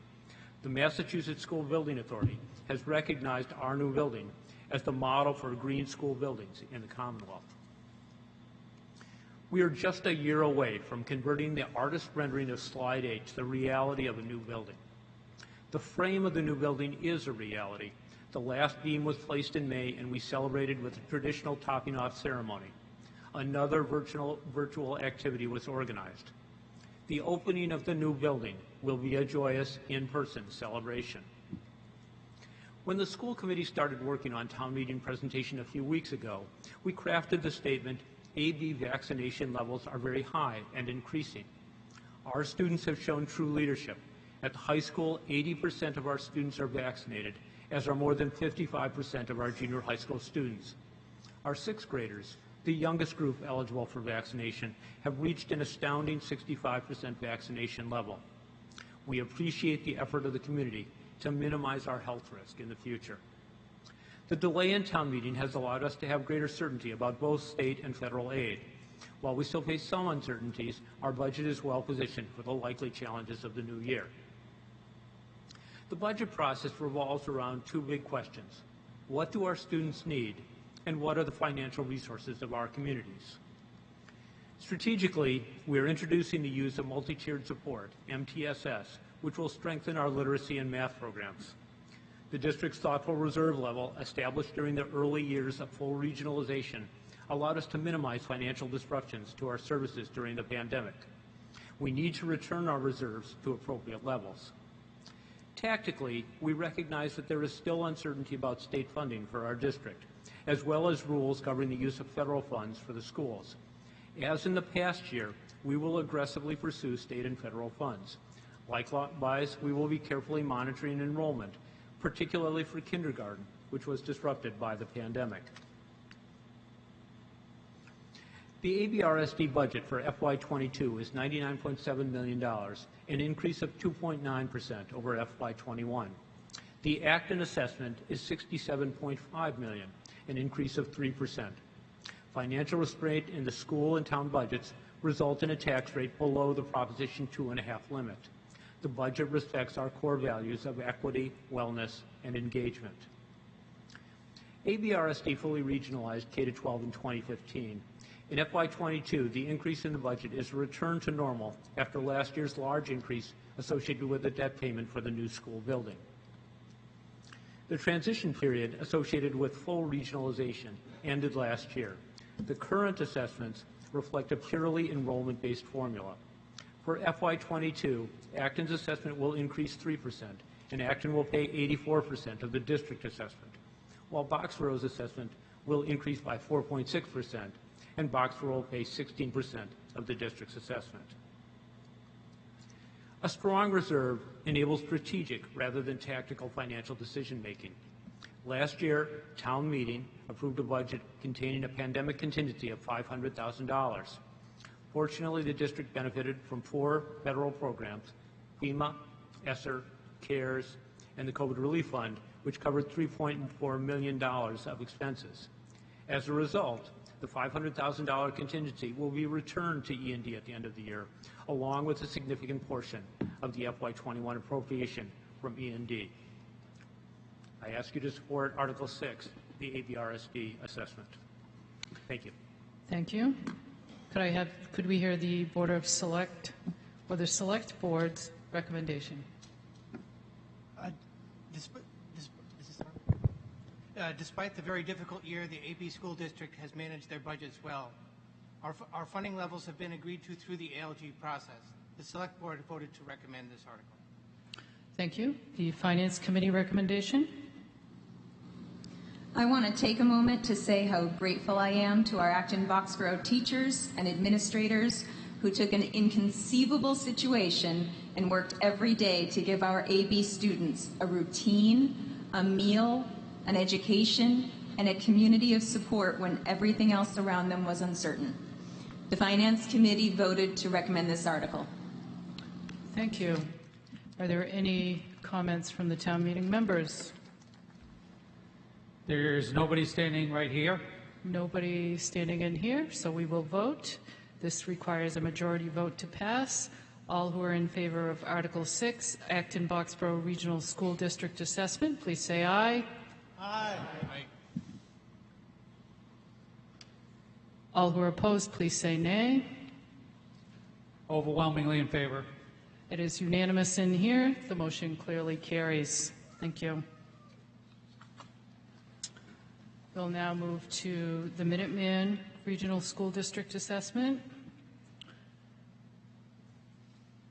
Ms. Norse moves that the town raise and appropriate $2,189,873 to fund the fiscal year 2022 assessment of the Minuteman Regional School District.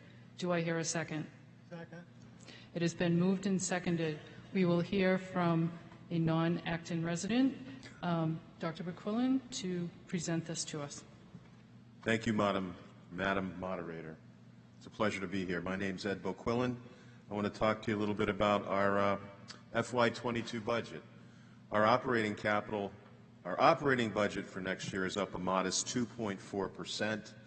Our operating capital and debt is up about $400,000. I'll explain that in a second. The largest component of our FY22 budget is the bond payments on the new Minuteman High School. We've been preparing all of our towns for this, so it shouldn't be a surprise, but now that it's here, it is a big number. Just wanted to point out that the interest from Acton students has been increasing over the last few years and continues to increase as we move and look into next fall. We're very proud of the performance of all of our students, particularly from Acton. We have also a student who just graduated from the Minuteman Technical Institute. Many folks don't know that we have an adult post-secondary program in the evening. And you can see Brian here is accepting his certificate of completion from the electrical program. We are expanding MTI programming next year as well. One of our great alumni from Acton, Sophia, who was in our engineering program and helped start a Girls in STEM program, is now on our program advisory committee for engineering, logistics engineering, and robotics and automation. And she's continuing her education at Carnegie Mellon. Our priorities for the next coming year, obviously, to keep staff and students safe, to deliver high-quality career and vocational technical education. We are starting our animal science program this year. I don't know if we'll have a dog park or not, but logistics engineering will be expanding as well. We're closing out the MSBA project. Our athletic fields construction is ongoing right now and will be completed in September of this year. That will help us ramp up our facilities and rental revenues. And increasing enrollment, we have great concerns about capacity in the coming year. You can see Acton's historical enrollment has gone up the last 3 years. I expect in the fall we'll have over 70 students from Acton. Admissions and enrollment overall. For many years, people were concerned about the enrollment at Minuteman, especially in light of investing in a new facility. We have already exceeded the design capacity of the building. The building was designed for 628. We currently have 635. This fall, we'll have close to 700 students. And most of those application increases on a percentage basis are coming from in-district communities. This is a look at, we had 41 applications from Acton this past year. 35 were eligible. That means they completed the entire application. We offered admission to 35, and 30 have confirmed that they'll be coming as freshmen entering Minuteman. Special ed enrollment continues to be high at Minuteman. About 46 to 48% of our students are receiving some sort of services on an IEP. This is Acton's preliminary assessment broken out by components. The minimum required contribution. There are some students from Acton attending another vocational school, so there's a choice adjustment. Transportation. You can see that the building project debt, which is $450,000, has been excluded by a previous vote of Acton Town Meeting. So all the debt and all the operating expenditures are about $2.19 million. That's an increase of $450,000 over last year. Some assumptions we've made in revenue. I'll point out here that we are using increasing amounts of out-of-district tuition. As this increase in in-district enrollment continues, which we expect it will, and it is, we will be getting less and less revenue from non-member communities. So we're trying to use it appropriately now to keep our assessments down. Again, I mentioned some of the what we have assumed. COVID may be with us. Let's hope it's not, but we have to prepare to pivot to remote learning again. And again, we're looking at cost-effective ways to increase the design capacity. Our athletic fields are on schedule. We're putting aside $168,000 a year to replace the fields. Our photovoltaic installation is completed. The cutover is this week. It guarantees us $2 million of MSBA reimbursement. OPEB is, we're just chipping away at it very not effectively enough. In FY25, our contribution will go from $50,000 to $60,000 a year to $400,000 a year. And our overall budget is up 8.4%. Again, this is a review of the preliminary assessment for Acton, our overall budget summary, and the total assessment is up about $450,000. Thank you. Thank you. What is the recommendation of the Select Board? The Select Board heartily endorses this article. Thank you. The recommendation of the Finance Committee? Yes. Vocational education is not inexpensive, and preparing students for careers that include current and future technologies are something that this community embraces. Acton students have embraced this. The Finance Committee supports this warrant article. Thank you. Are there any members of the meeting wishing to speak? There are none at the microphones out here, Madam Moderator. None in here, so we will vote. This requires a majority to pass. All who are in favor, please say aye. Aye. All who are opposed, please say nay. It's unanimous here, Madam Moderator. It is unanimous here as well. Thank you very much. The motion carries. Thank you.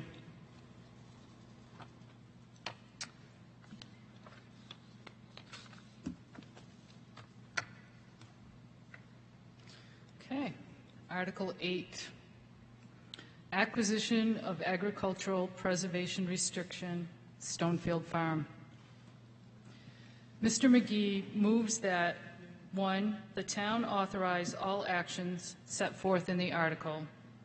2, the town appropriate $1,230,000 to pay costs of acquiring an agricultural preservation restriction, conservation restriction, and trail easements for a 51.5-acre portion of the real property located at 79, 91, and 99 Martin Street, 10 Liberty Street, and 36 Stowe Street, as set forth in the article, including the payment of all costs incidental and related thereto. 3, to meet this appropriation, $1,230,000 be transferred from the open space set-aside portion of the Community Preservation Fund balance or pursuant to any other enabling authority. And 4, the Select Board, the Town Manager, the Treasurer, and the Conservation Commission are authorized to take any other action within their respective jurisdiction necessary to carry out the project specified in the article. Do I hear a second? Second. It has been moved and seconded. Mr. McGee, to your article. Thank you, Madam Moderator. Again, my name is Andy McGee. I'm the chair of the Acton Open Space Committee, and I have the privilege tonight of speaking to you about Article 8, the preservation of Stonefield Farm in South Acton. The right button. The right button. Thank you. Article 8 calls for the appropriation of $1,230,000 from the existing open space set-aside fund for the purchase of a permanent agricultural preservation restriction / conservation restriction on the 51.5-acre Stonefield Farm in South Acton. And this action is being done in association with the purchase of the property by the Boston Area Gleaners, a nonprofit food rescue and hunger relief organization. Stonefield Farm is located in South Acton, the corners of Martin Street, Liberty Street, and Stowe Street. You probably know where it is if you've ever played ball at Jones Field. When you hit a foul ball over the screen, the ball landed in the farm fields at Stonefield Farm. If you've ever bicycled on the Aspet River Rail Trail, you have passed approximately 800 feet of the farm that immediately abuts the rail trail, including some of the fields as well as some of the conservation lands or some of the open space on that property. And some of you may remember when the Simeons used to run a spring market here where they would sell starter plants, flower baskets, etc. So some of you may know it. Property again extends to the south down into Maynard, or to the border with Maynard. An aerial photograph looking at the property. So you're sort of above the center of the property here, looking to the north. You can see it abuts immediately Jones Field to the north. Off in the northeast distance there is the train station. Over to the far northeast is Exchange Hall. And then to the immediate east is Cowett Farm Fields, which we purchased in 2010 using community preservation funds, and so as to preserve those lands as farm fields. And they are currently leased by the Simeons for farming associated with Stonefield Farm.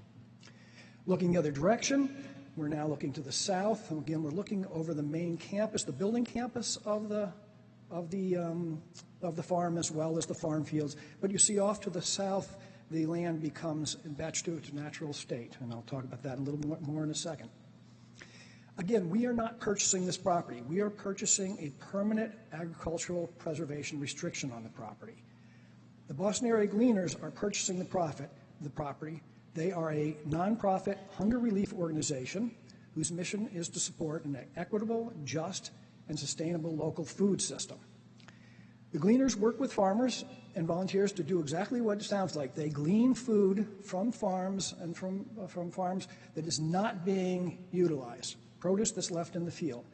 Doing so, they create a direct link between farms and those in need. They also contribute to the reduction of food waste and also promote long-term farm sustainability.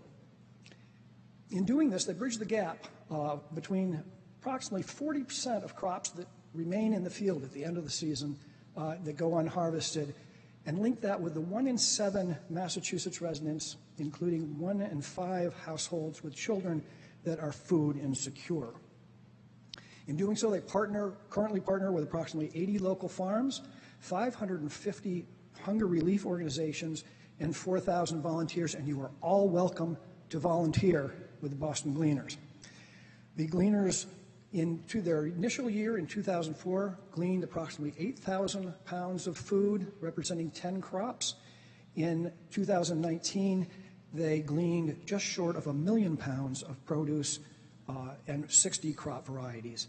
To date, they've gleaned approximately 10 million pounds of surplus produce, the equivalent of 40 million servings of fresh fruits and vegetables. But again, we are purchasing the agricultural restriction on this property. So what does that mean? The agricultural restriction is exactly what it sounds like. It puts a restriction on the use of the property. It's an agreement between the town, the state, and the land's current and future, and the land's current owners for their land's current use and future use. It requires approval of the Massachusetts Department of Agriculture. It runs with the land in perpetuity, regardless of the ownership. If the gleaners aren't there, the property will still be maintained as agriculture and/or open space. And it's monitored annually for that through a compliance process. Under the APR that we're purchasing from the gleaners, we will permanently preserve approximately 28 acres of farmland, including the 4-acre farm campus, the building campus, and any future buildings on the farm will be limited to the 4 acres of the existing farm campus, the building campus. We will also permanently preserve 23 acres of upland and wetlands for conservation purposes. In doing so, we'll create passive recreational opportunities in the form of trails, et cetera, in the conservation lands, as well as a potential for a linkage, as I mentioned before, about 800 feet of the farm directly abuts the Assabet River Rail Trail, and there's the possibility of making a rail trail diversion that would come into Martin Street if in the future a farmer or the gleaners had a farm stand at that location. You could reach it through not just Martin Street by driving, but you could also get there by your bicycle. Obviously, the project would also encourage the continued as well as new farming enterprises, including educational and volunteer opportunities, support sustainable agriculture and hunger relief organizations throughout the region, and support regional farms through their partnership with the Boston area gleaners, including our own Concurrence Farm, which is a member, a partner in the group. So the way under the Community Preservation Act, we can spend up to the appraised value of a property or an agricultural restriction or conservation restriction. And that is an appraised value, not an assessed value. It's an independent appraisal. In this case, it's appraisal, what is the value of the property if you developed it? What is the additional value of the property if you developed it versus if you lose all development rights through a restriction? The appraised value was determined to be $1.9 million. We have come to an agreement with the Boston area gleaners to purchase that $1.9 million value for $1.2 million, a $700,000 discount off of the potential development rights of the property. And I think this reflects on the gleaners. They want to see farming continued and farmlands protected, and they are willing to take this discount. So where are we going to get this funding? This requires no new taxes, no new funds. This is all coming from the existing open space set-aside balance of $1.9 million.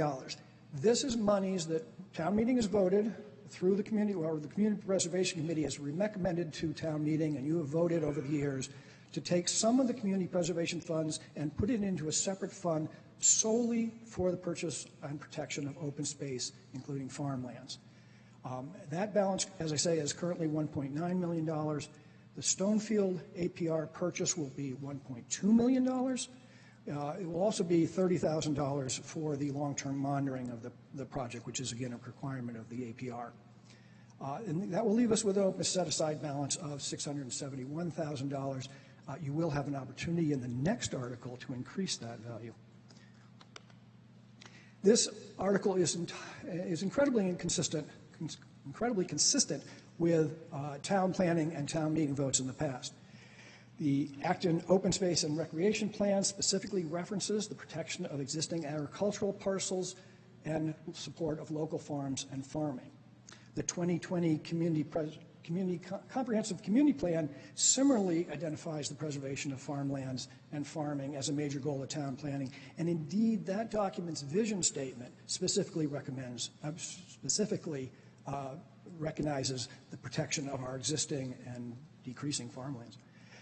The 2010 town meeting, as I mentioned earlier, voted to purchase the agricultural fields adjacent to this property to preserve farming at this location, and those lands have currently been leased by the farmers of Stonefield Farm. And more recently, in 2019 town meeting, we voted overwhelmingly to support the creation of a Town of Acton Agricultural Commission, as well as formally identifying Acton as a right-to-farm community. Article 8 has been favorably recommended to the town by the Select Board, by the Finance Committee, by the Community Preservation Committee, by the Open Space Committee, and by the Agricultural Commission. Please vote yes, and thank you very much. Thank you. What is the recommendation of the Select Board? The Boston Area Gleaners are a unique organization, and this is a unique opportunity to be able to preserve this land with the agricultural and conservation restriction. The Select Board voted to recommend this article. Thank you. The recommendation of the Finance Committee? Thank you, Madam Moderator. Thank you, Madam Moderator. The Finance Committee recommends this article. To be able to save this property in perpetuity is a great asset to the town of Acton, and it was voted on unanimously. Thank you. Thank you. I'll recognize the speaker at the front microphone. Michael Bialis, 80 Willow Street. You've said that this restriction is permanent. The recently passed Section 3A of the Massachusetts Zoning Act establishes a new requirement that communities such as Acton with a commuter rail station have at least one zoning district in which multifamily housing is permitted as of right, with a minimum density of 15 units per acre, and not be more than 1/2 mile from the commuter rail station.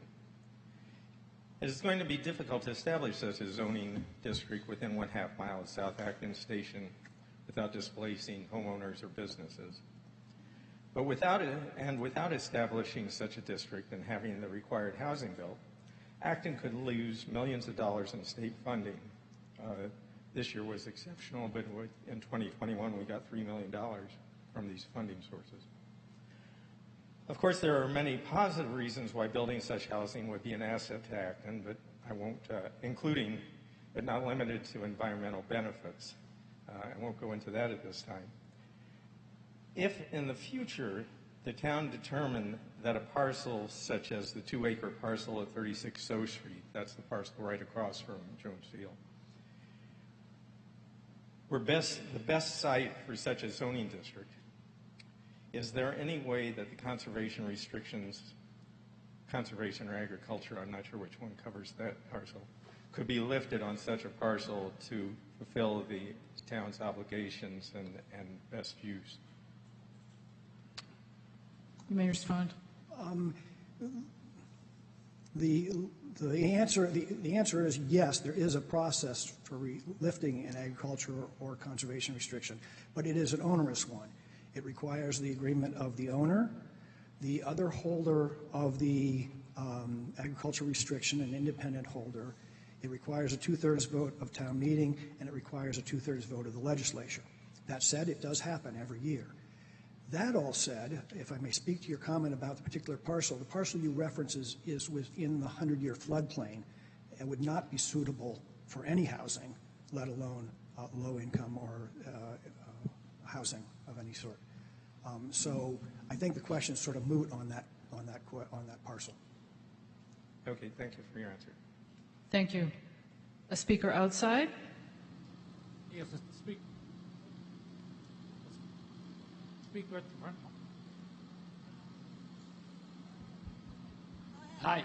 All right, speaker at the front microphone. Thank you very much, Mr. Moderator. My name is Greg Voss. I live at 8 Mohawk Drive. I've been an Acton resident for 35 plus years. I have been around the Boston Acton Gleaners now for 4+ years, and I can speak directly to their operations and the people involved. They are dedicated people to feeding the hungry. Believe it.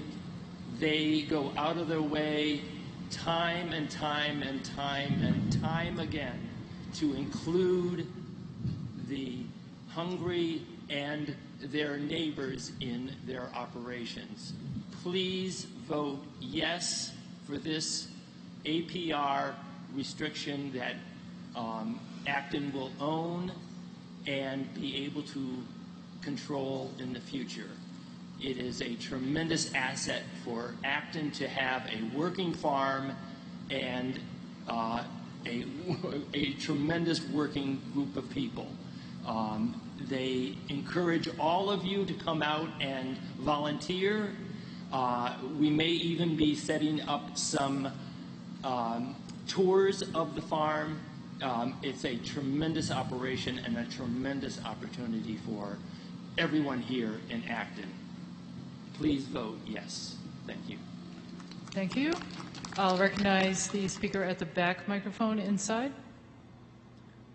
So I was just trying to understand. Can you introduce yourself, please? Derek Robinson, 3 Old Colony Lane. Thank you. Acton. I'm trying to understand why we need to purchase this parcel as a town. It has no frontage, so it's not going to be developed into anything. So it's going to stay green land, regardless of whether we purchase it or not, unless we vote to change the frontage. So it seems like we don't need to spend $1.2 million on it. We can just let it continue to be a family-owned farm, and we don't have to worry about it. Mr. McGee. Actually, the appraisal assumed a 16-lot roadway coming off of Martin Street, which would be would need planning board approval, but it's basically an appraisal has to be an as-right development. So we're not talking about frontage lots. We're not talking about A&R lots, approval not required lots. We're talking about a subdivision that could very easily be built on this property. And this property is, as Stonefield's name suggests, is very perkable. So no, this is very much a property that is risk. And the appraisal was based on that. And the appraisal says that value is $1.9 million, and we're buying that value for 1.2.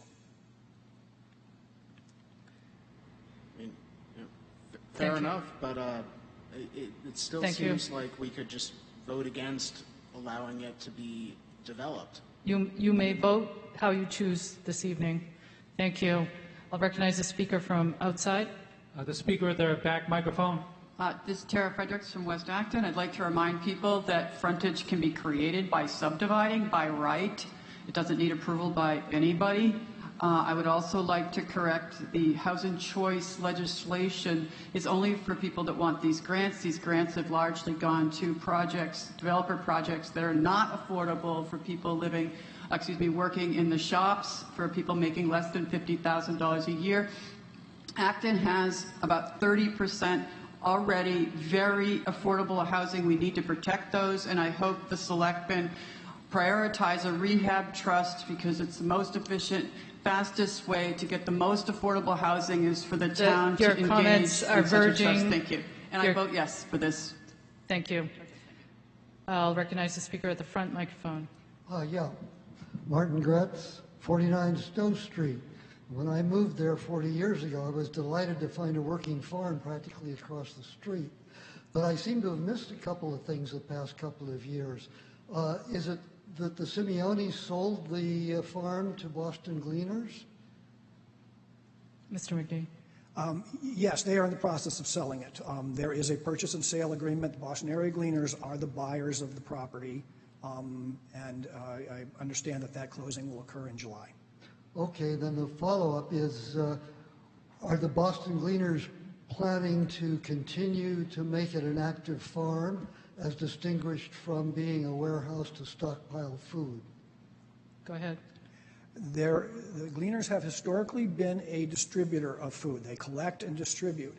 They have been, as my discussion, my slides discussed, they went from a very small operation to a large operation, and they have changed their modus operandi. They would like to do farming. They would like to supplement some of the crops that are not typically able to be gleaned and be able to supplement that here in the farm. So the farm is indeed going to remain as farm fields. And if it's not farm fields, it will remain as open space.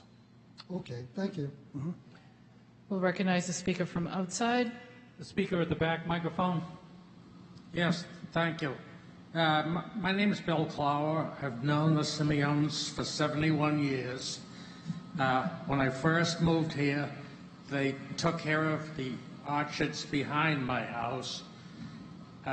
We're now in a different age. The orchards are long gone. You bought it many years ago as conservation land, but it'll never be orchards again. This is a chance to buy a piece of land which has been farmed, and we hope to continue it as a farm. And I hope you will vote for this. Thank you. Thank you. I'll recognize the speaker at the back microphone. Thank you. My name is Barbara Morse. I live in South Acton. I've gone to that lovely farm for many, many years buying plants because they had some of the finest plant material that I could put in my garden. I think it's quite extraordinary to have a family be able to keep farmland for over 100 years. And it speaks to not only the history and the heritage of our country, which of course was agrarian before the Industrial Revolution, but it also speaks to what Acton has as values. We do protect open land. We do try to make certain that wetlands and wildlife areas are protected. But if that is done in an extreme fashion, it can appear to be somewhat self-serving or perhaps a little indulgent. In this case, it's an elegant idea. I compliment Andy and his team. I compliment all of the people that have worked to do this, because we have the opportunity to do something that is really organic to the 21st century values, which have to do with the recognition that people have food needs, that food security is real, that we can participate as a town in an agrarian experiment and make a difference.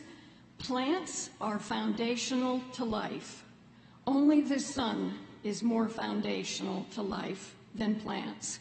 So to have these acres, 51 acres, at the bargain price of $1.2 million, already put aside in Andy's little bank account with the community preservation funds, doesn't cost us anything. We've paid already, and we get to be part of something that is really wonderful, which is being a community that cares about others, being a community that sees to it that open space is continued, but that it is put to a purpose, which is absolutely important. Thank you. Please vote yes. Thank you. We'll recognize the speaker outside. The speaker at the front microphone. Hi, I'm Ann Anderson, 28 Minuteman Road. I've been an Acton resident for 31 years. I share the concern of the first speaker. The gleaners sound wonderful. I'm glad this land's being made such good use of, but I think we are going to lock ourselves out of significant grant opportunities if we don't create a zoning district within a half mile of the MBTA station that allows multifamily housing as of right, without age restrictions, suitable for families with children, with a minimum density of 15 units per acre, then we will not be eligible for not just the Housing Choice Initiative that a previous speaker referenced, but also the Local Capital Projects Fund and the Mass Works Infrastructure Program, through which Acton received a significant amount of money this past year. Thank you. Thank you. I'll recognize the speaker at the front microphone. Hey, Franny Osmond. The previous speaker said a lot of what I wanted to say. I am very much in favor of this. Everything I've learned about the gleaners, I've absolutely loved. I appreciate Acton Conservation Trust for giving tours recently of the land and meeting the farmers. And some of the people I met were some farm workers from Jamaica, who the one that's been here the shortest time has been coming for 14 years. And the one who's been coming the longest every year for 6 months of the year has been coming for 33 years. and they live in one of the houses. So my question to you is that house going to stay as housing for the farm workers? Is there an effort to keep those workers on? And is there a way to include housing within the plans? I thought I had talked to Mr. McGee in the past and heard that there was a way in parts of that land to have some housing. Can you just comment on the housing piece? Mr. McGee. Currently, there is one residential unit. There's an existing farmhouse that the Gleaners plan to use as their office buildings. The seasonal workers do live on campus, in housing on campus. I cannot speak to whether or not that will continue or not. That's the Gleaners. They will be the owners of the property. Certainly, our preservation will be of the agricultural use of the property and the conservation use of the property. That is what we're doing, not only for the existing owners or the proposed owners, the Gleaners, but all future owners. Thank you. We'll recognize the speaker from outside. The speaker at the back microphone.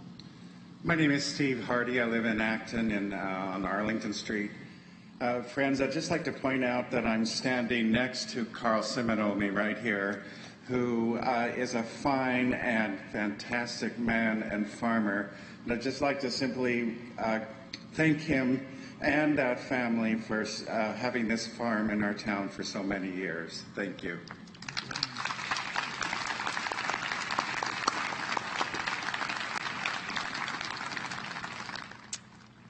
Thank you. I'll recognize the speaker at the back microphone. Good evening. Mike Gowing, 93 Harris Street. Aside from Andy's slush fund that this woman alluded to, I was part and parcel of acquiring the original Cowett property. This is our opportunity to preserve farmland. Farmland that Lakes Fallow is still open space. It's a win-win situation. I know we have housing issues. We have housing issues throughout Massachusetts. And I think that we need to be very careful about where we select our housing. I don't think it should be at the expense of existing productive farmland. Please support this. Thank you. We'll recognize the speaker from outside. The speaker at the front microphone. Call the previous question. It's been moved and seconded to cut off debate. All who are in favor say aye. Any who are opposed, please say nay. The motion carries by the 2/3. This motion does require 2/3 vote to pass. All who are in favor of Article 8, acquisition of agricultural preservation restriction on Stonefield Farm, please say aye. Aye. All who are opposed, please say nay. It's nearly unanimous. Same in here. I declare the vote carries by the 2/3 majority. Thank you very much.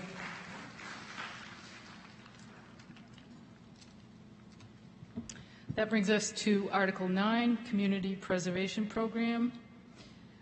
How we'll do this is I will read, until I get to the motion. I will read the motion. Mr. Yakubi will present, and then I'll read down through the list, and any that need to be held out for discussion or questions, you will call out, same as the previous articles. We'll vote what's left, and if there are any held, we'll discuss them. The motion is, Mr. Yakubi moves that the town, 1, transfer to and from the Community Preservation Fund and reappropriate, or set aside for current or later appropriation $1,864,414.03 as set forth in the revised article handout, and 2, authorize the town manager to expend or set aside amounts as set forth in the revised article handout and in compliance with conditions to be noted in the Community Preservation Committee's award letters. Do I hear a second? It's been moved and seconded. Mr. Yakubi, to your motion. Good evening. My name is Ray Yacobi. I'm the chair of the Community Preservation Committee. The Community Preservation Act, otherwise known as the CPA, was adopted in 2000 by the state of Massachusetts as a smart growth tool that helps communities preserve open space and historic resources, create affordable housing, and develop outdoor recreational facilities. Community preservation monies are raised through the imposition of a surcharge of not more than 3% of the tax levy against real property, and municipalities must adopt the CPA by ballot referendum. Local funds collected are matched each year by the state. The town of Acton adopted the Community Preservation Act in 2002 at a 1.5% surcharge. The act requires that 10% of state trust fund and local collection be allocated to each of open space, historic resources, and community housing categories. So how do I get my slides to move? Okay, there we go. This year, the total balance available was $1,727,966, with a total of 15 project requests amounting to $2,263,263.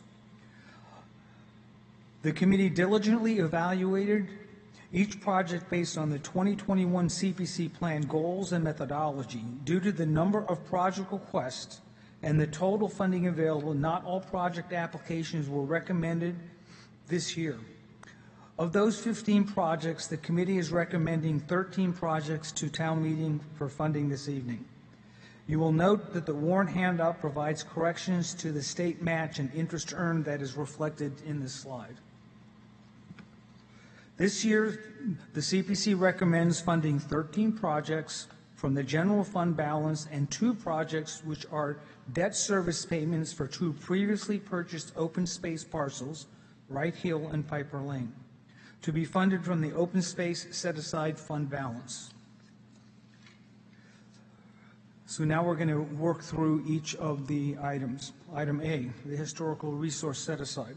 The Community Preservation Act requires that 10% of the local collection and state distribution be allocated to the historic preservation category each year. This year, there were 3 projects that fell into the historic preservation category. All 3 historic projects are recommended for funding, but the total did not meet the 10% statutory requirement. The recommended $74,589.15 and the recommended project resource projects meet the 10% statutory requirement. These funds will be set aside for future historic preservation projects. You will note that the correction in your warrant handout, the state distribution and interest earned had a ripple effect in the appropriations for specific historic set-aside amount. The warrant handout and this slide show the 10% requirement based on the corrected state distribution and interest earned. Item B, the open space set-aside. Given that Andy's spending his money, we need to give him some more. The CPC has annually recommended at town meeting the incremental set-aside of CPA funds for the future acquisition and preservation of open space. Together, the parcels purchased by the town using CPA funds have approximated 92 acres to the existing town conservation lands. In addition, there will be a continuing bond debt service payment each year associated with the purchase of the Wright Hill Terrace and Piper Lane properties, which historically has come from the open space set-aside fund. C, the regional housing services. $34,000 has been recommended for 1 year of continued service with the Regional Housing Services Office. Acton's membership has been funded from FY12 through FY21 with CPA funds. Services authorized with an intermunicipal agreement. Current members include Acton, Bedford, Concord, Lexington, Lincoln, Maynard, Sudbury, Wayland, and Weston.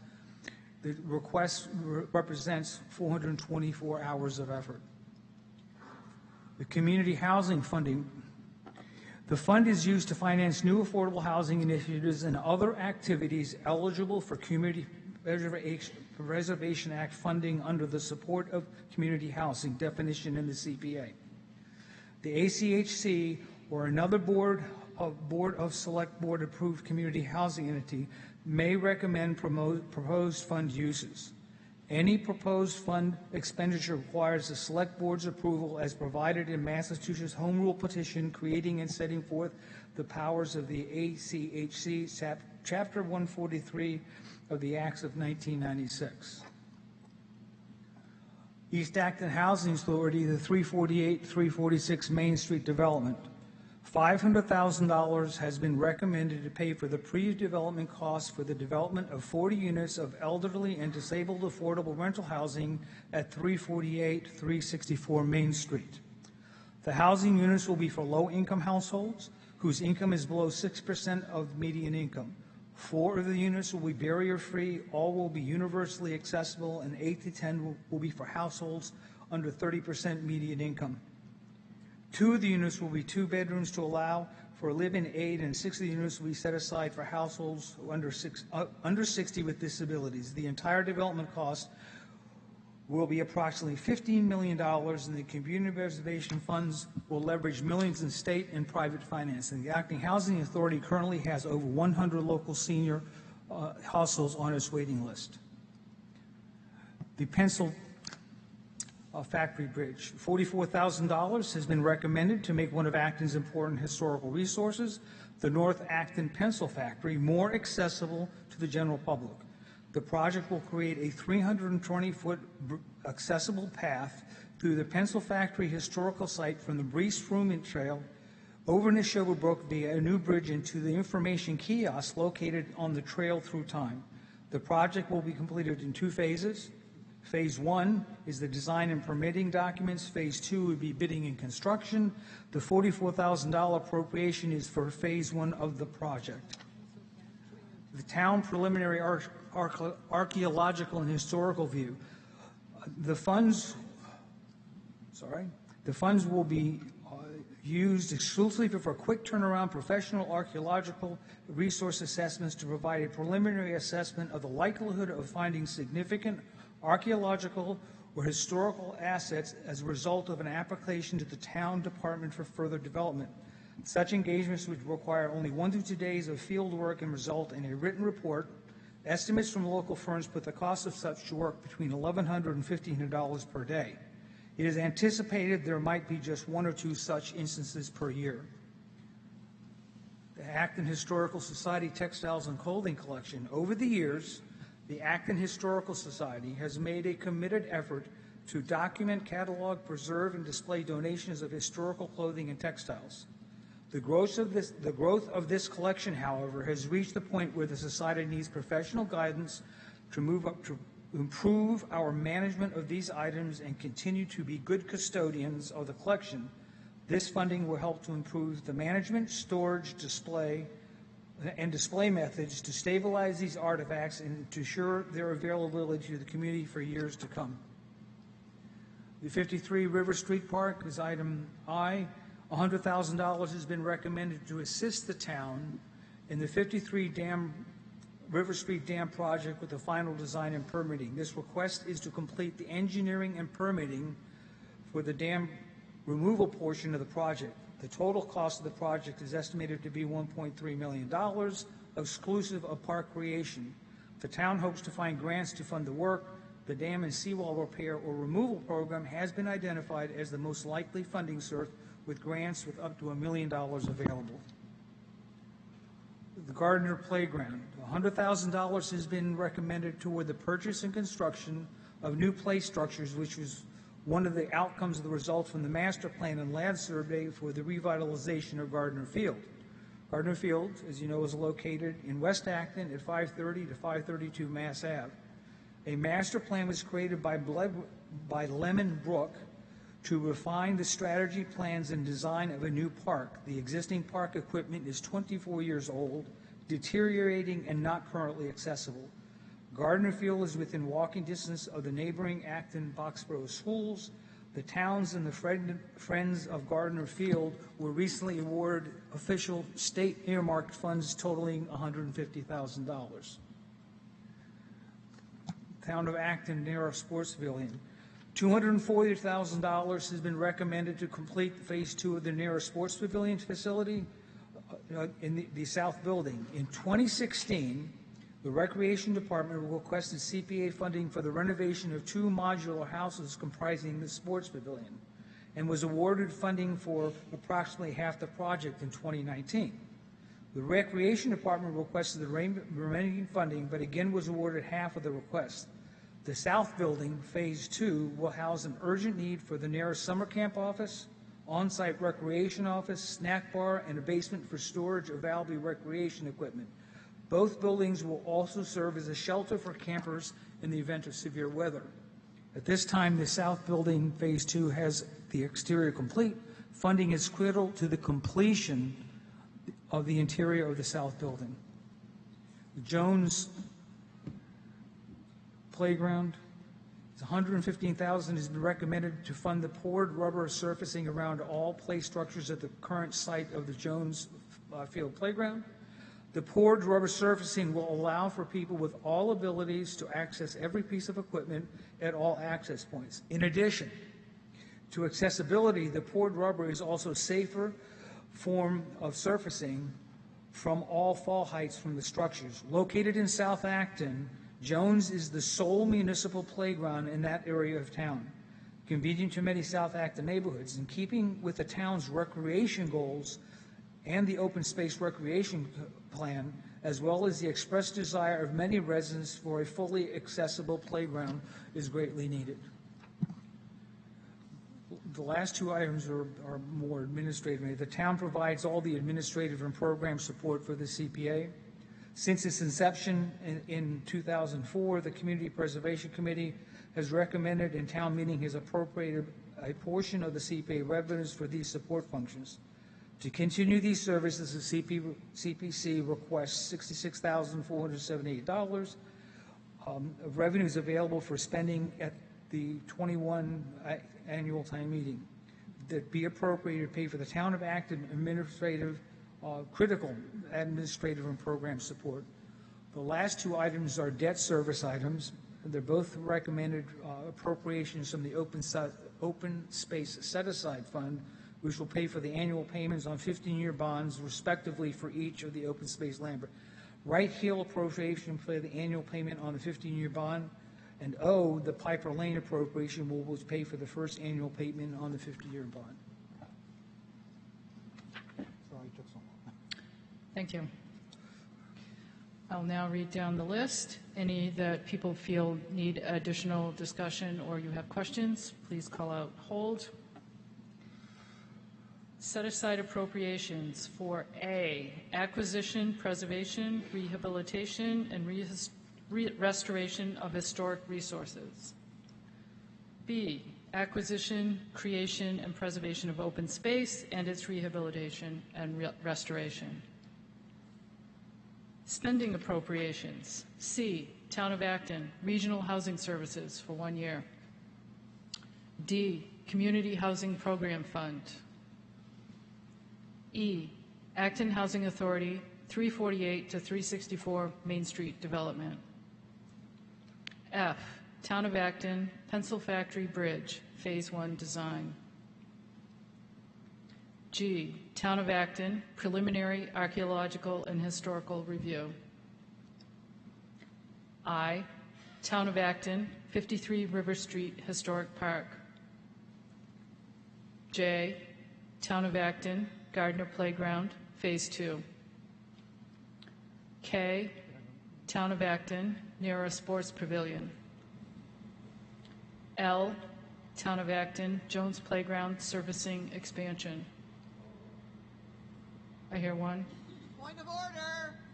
Madam Moderator, we have a point of order from out here. Yes.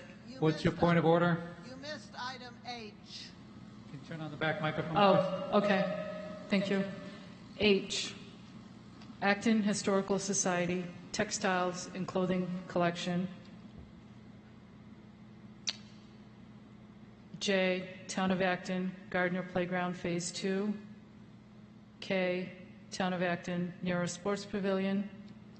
L, Town of Acton, Jones Playground Servicing Expansion. I hear one.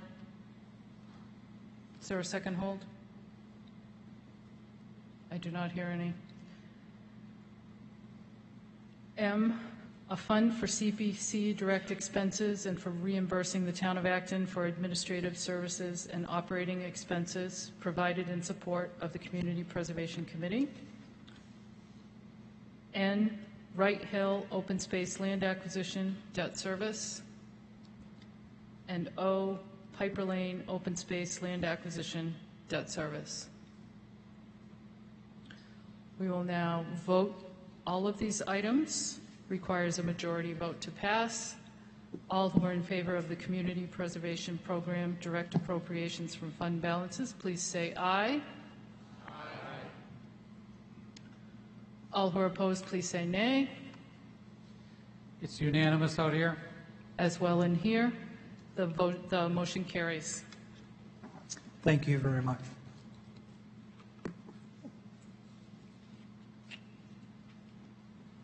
Article 10, sidewalk acquisition, 78 Taylor Road.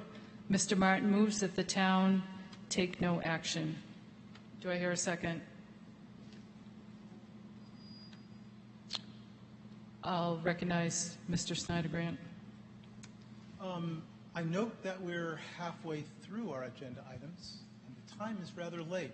If we are going to consider having a second night, this might be a fine time to consider that. So I just wanted to make that suggestion in case you wanted the select board to discuss it or members to select it or whatever process would be appropriate. It seemed like this might be the right time to discuss that. Thank you. First, can we just vote on Article 10 to take no action? Is there any comments from the select board on this, on Article 10? So the issues surrounding these land purchases were just resolved hours ago. So the select board voted just today to recommend to take no action on this article. Thank you. All who are in favor of taking no action, please say aye. Aye. All who are opposed, please say nay. The motion does carry by more than 2/3. All right, to Mr. Snyder-Grant's suggestion, it is now 9:36. We've been at this for 3 hours, and we have 7 articles left.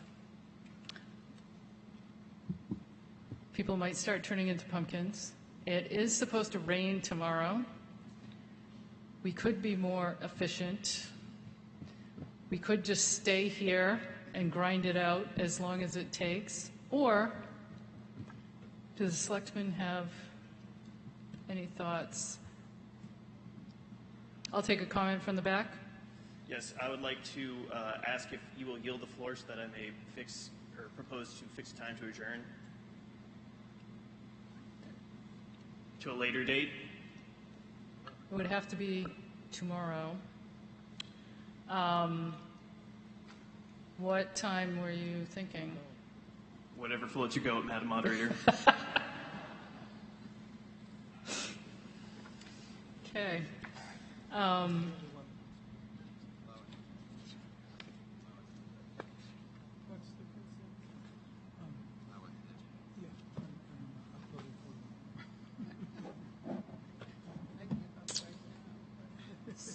So for people's information, drive up window, that's, I know people have feelings on. Release of restriction, I think, shall be fairly short. Article 13 and 14, the fossil fuel regulation, will be combined in presentation, and most of the effort will be in Article 13. Have not heard a ton of controversy over that. Same with the solar thing. The big item, of course, is the dog park. And if you're willing, if we can work our way through these, we can set a time on the dog park. It is a non-binding resolution. I think the points that people want to make, even if each person doesn't get to say it, can be made in a short-ish time period. Same with Article 18. We spent a half hour on a vote that Excuse was... me, sir, do you have a point of order? Yeah, sorry, point of order. We spent a half hour on a decision about 20 minutes ago that had one vote opposed.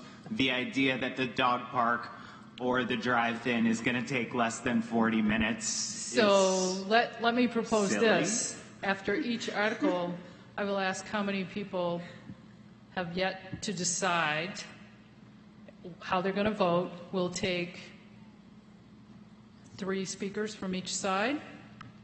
If there's an overwhelming number of people who know how they're going to vote, we could take less if somebody were to move the question. But we should hear from a couple of major points on each side, if there are any. If you are fine with the articles as presented, we would certainly move on. I'm willing to work on this. It's 9:30. We're burning up time right now. Another hour. It would be difficult to come back tomorrow and get the same enthusiasm. Just saying. Any overwhelming sentiment over here? Not that I can try to read a crowd, but I think the crowd here wants to keep going.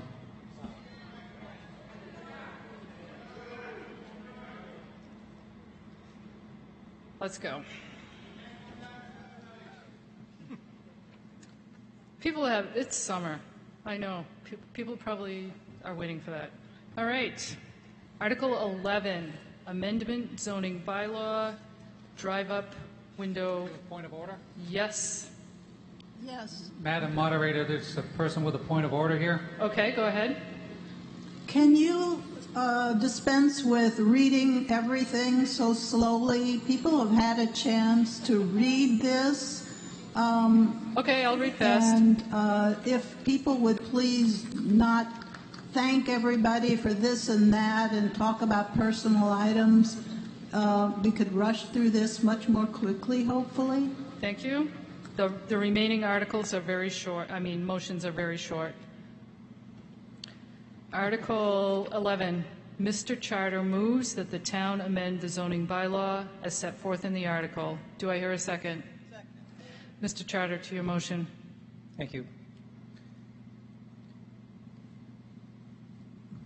So Article 11 proposes to amend the zoning bylaw to allow drive-up windows for pharmacies and restaurants in offices, business, industrial, and village districts, and will establish design standards for drive-up windows for banks, which are now allowed in most districts, as well as for pharmacies and restaurants.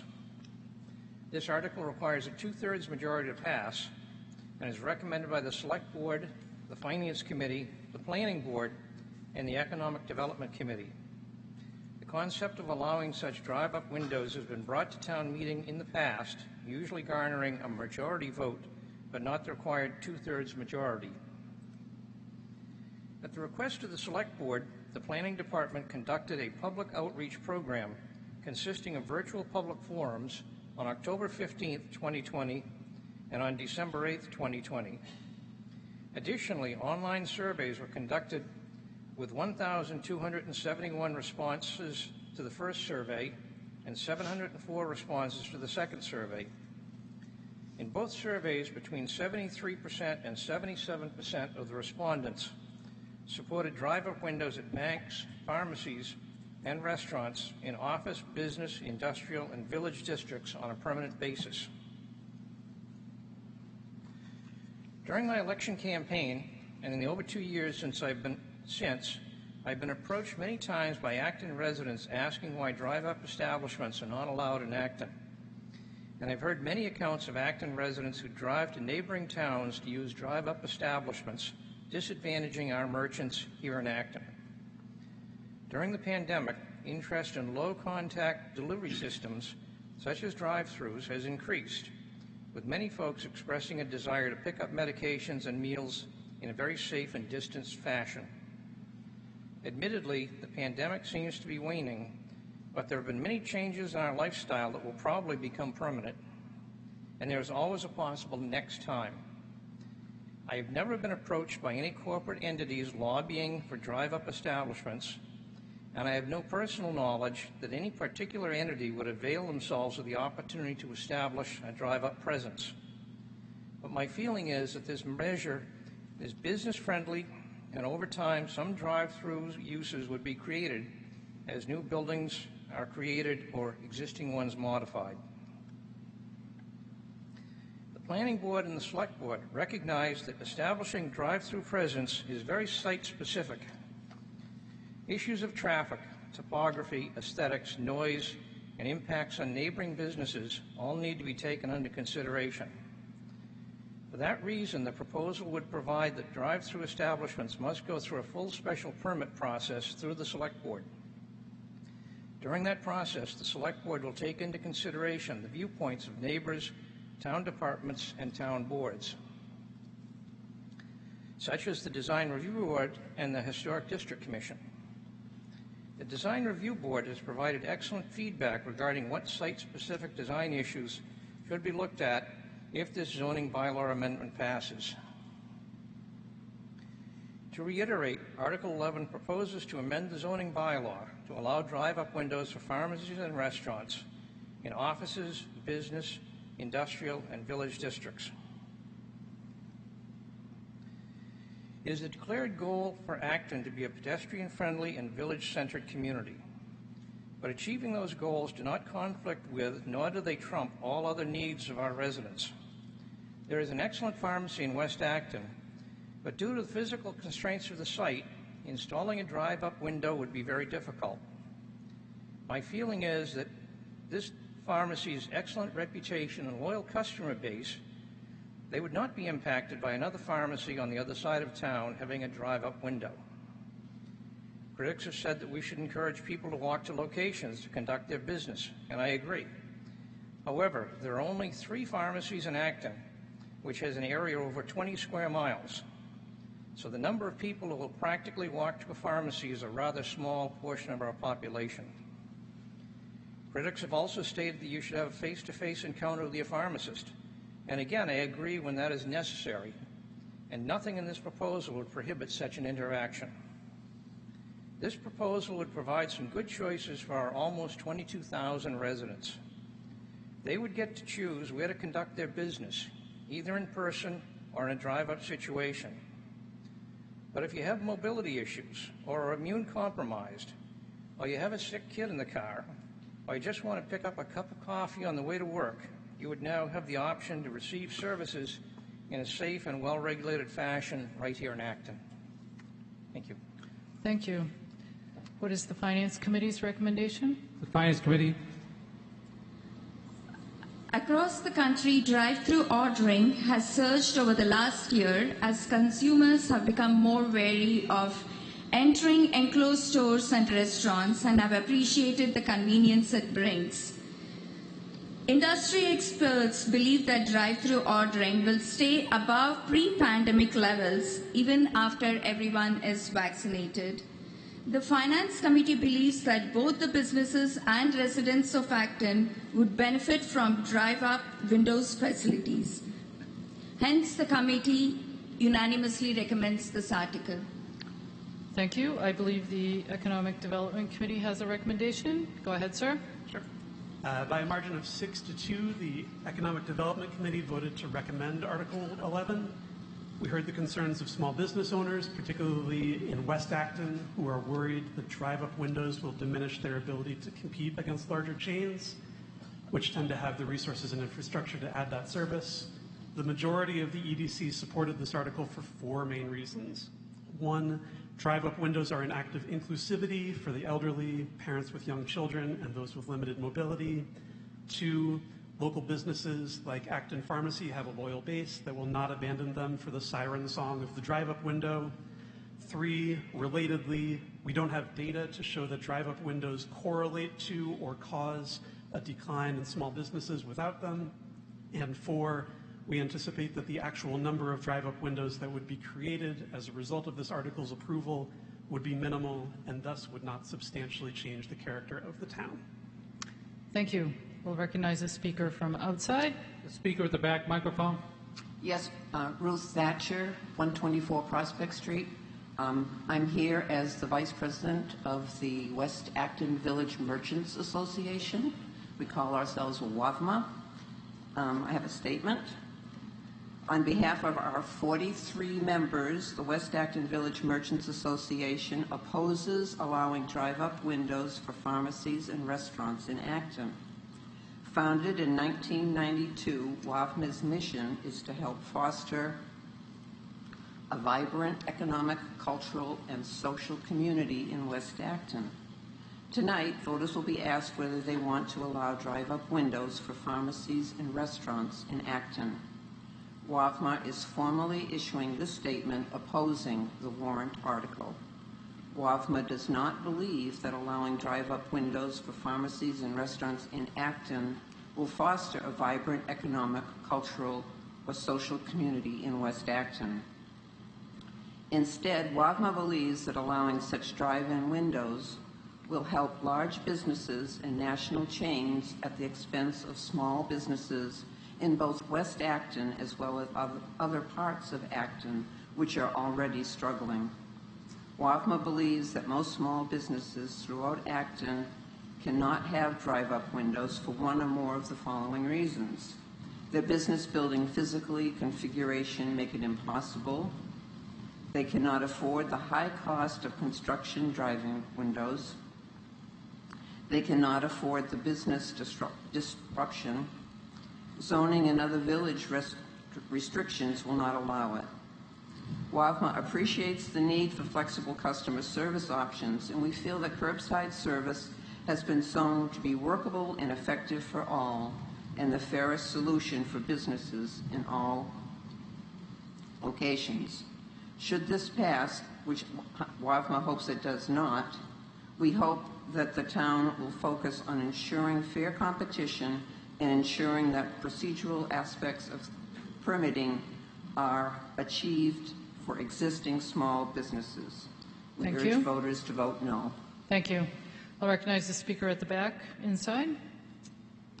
Yes, hello, my name is Tommy Whalen. I've been a resident at Harris Street for the last 15 years. My parents are well over 40 years. And to me, this is really simply about health and safety. I really feel that folks that are immunocompromised like my parents should not need to leave town in order to safely purchase their medicine and their food.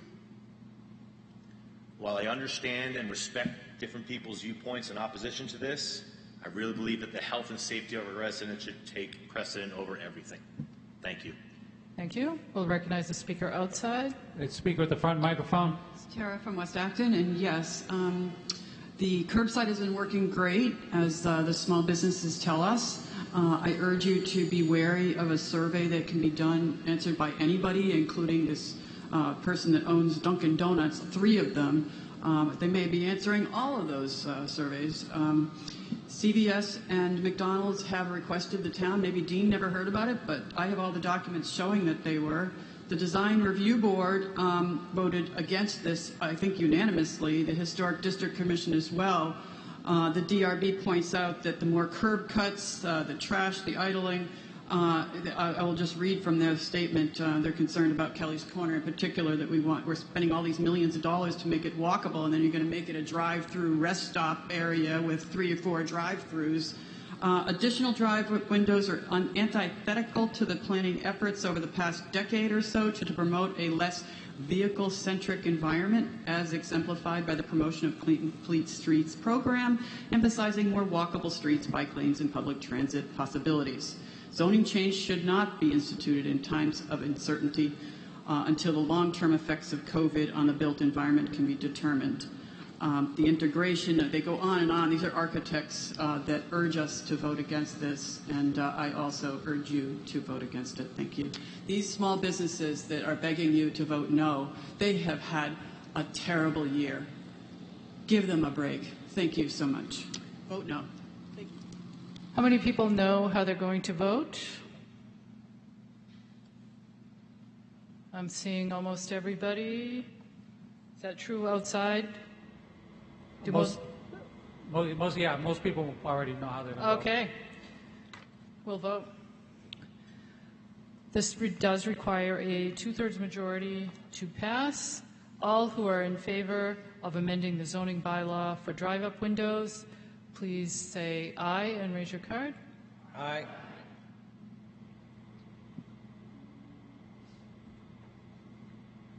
Okay, all who are opposed, please say nay. It looks to me that the majority are opposed. Okay. And inside, the more than two-thirds are in favor. So we're going to have to do a quick count. So all who are in favor, have you got counters, Bill? You're all set? All who are in favor, hold up.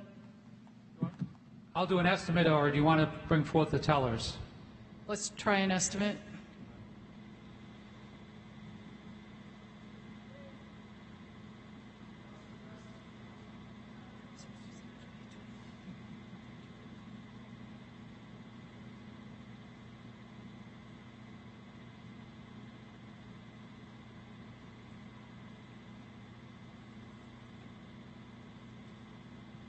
You guys can put your hands down. He's still counting outside, but you can put your hand down.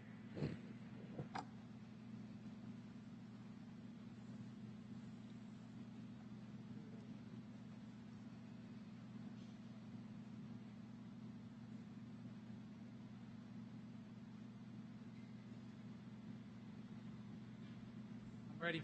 Okay, all who are opposed, please raise your hands.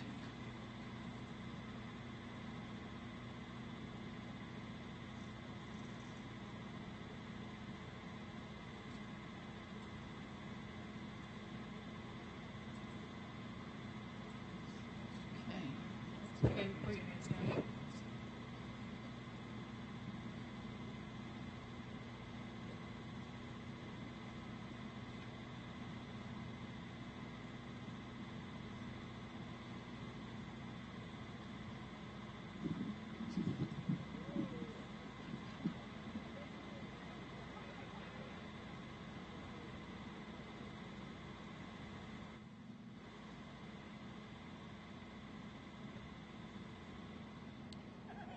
Madam Moderator, about 90 in favor and about 110 opposed.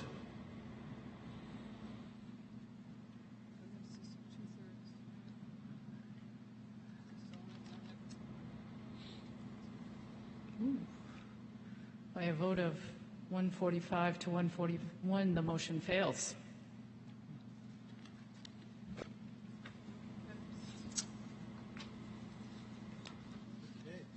Article 12, release of restriction at 127 Strawberry Hill Road. Ms. Gardner moves that the town authorize the Board of Selectmen to take all actions necessary to release the restrictions as set forth in the article. Do I hear a second? Ms. Gardner, to your article.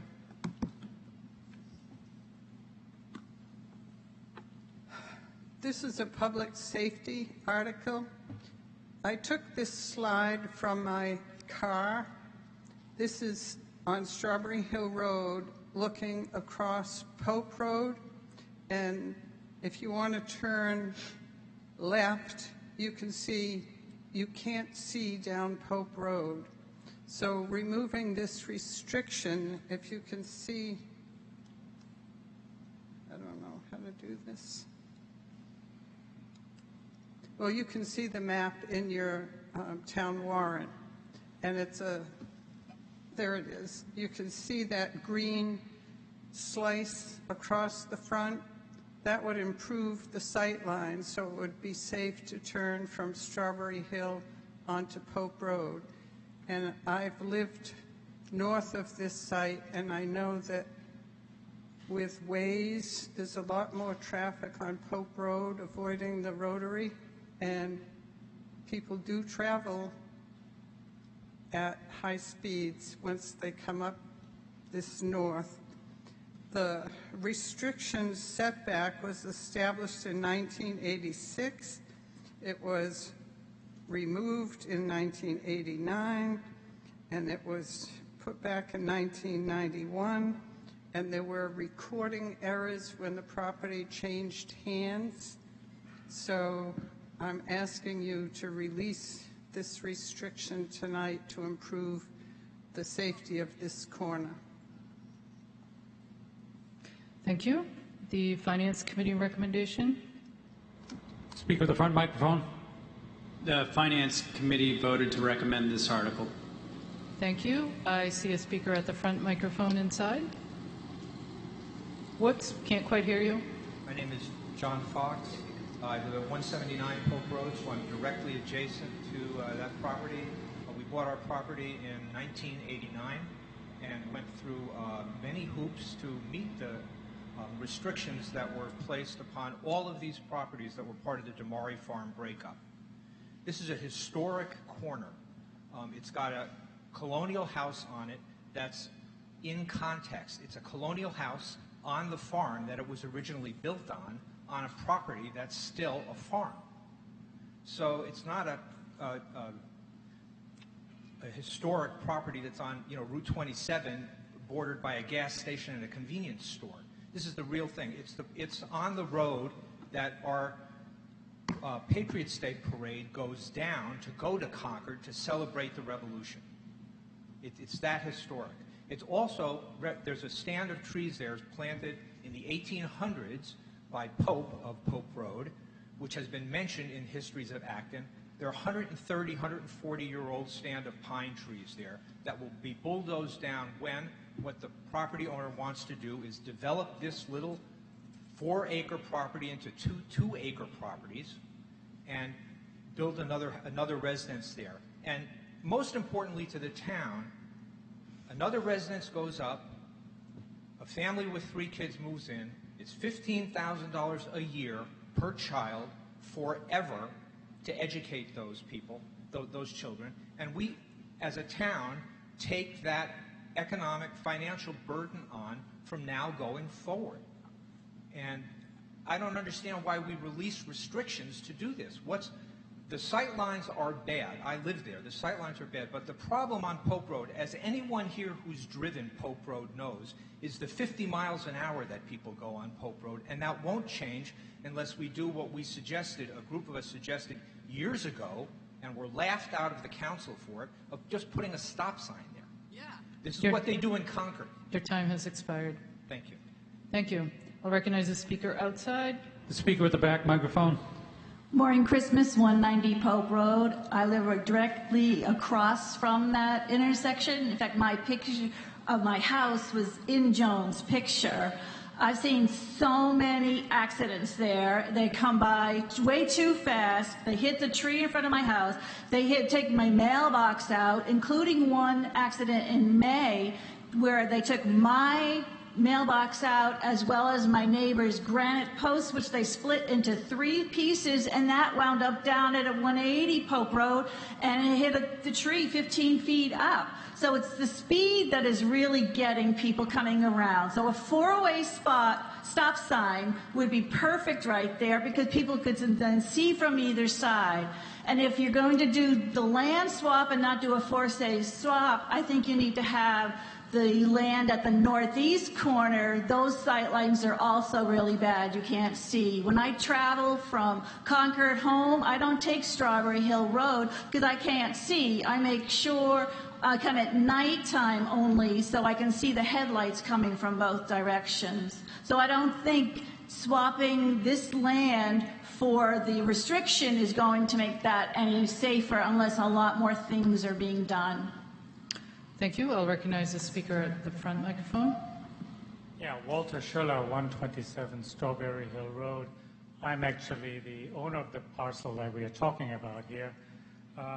My wife and I have lived in this beautiful place, historically, very interesting place in Acton. I've loved there, raised our family for 20 years. So we've been, taking care of this, and the aesthetics of this place is important to us. That is also why we have tried to follow through with actually this whole aspect of removing a restriction which actually is not on the books. So we are actually not removing a restriction, we're just acknowledging the fact that it has legally not been properly put in place. Town council can probably explain this better to you than I can.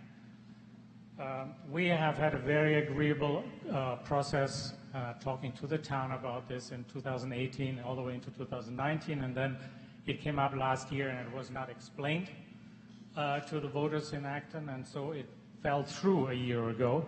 Our hope is now that with the information that you're getting, you can see why the town council, the finance committee, and actually at the time we talked to the town, also the Acton Historical Committee was in favor of the removal, or rather acknowledging of the non-existence of this 200-foot setback restriction at this corner.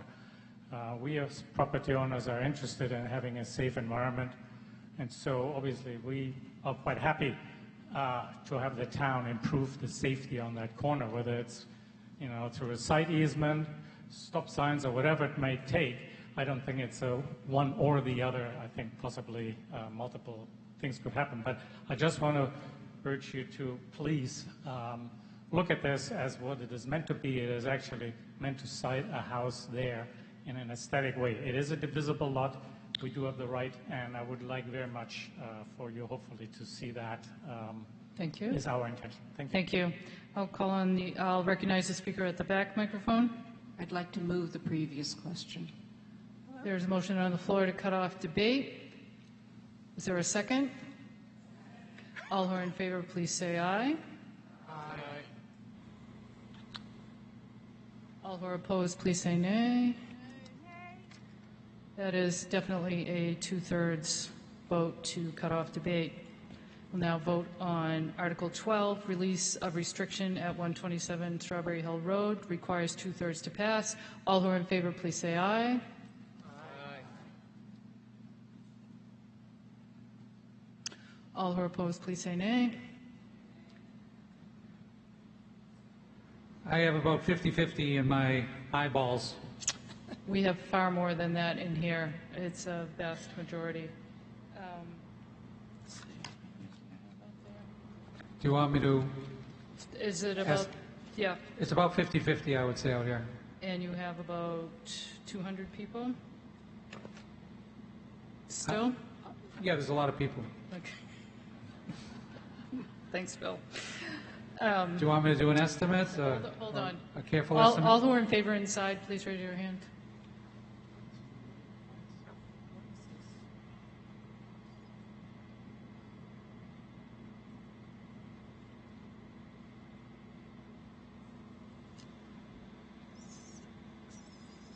Okay, all who are opposed inside?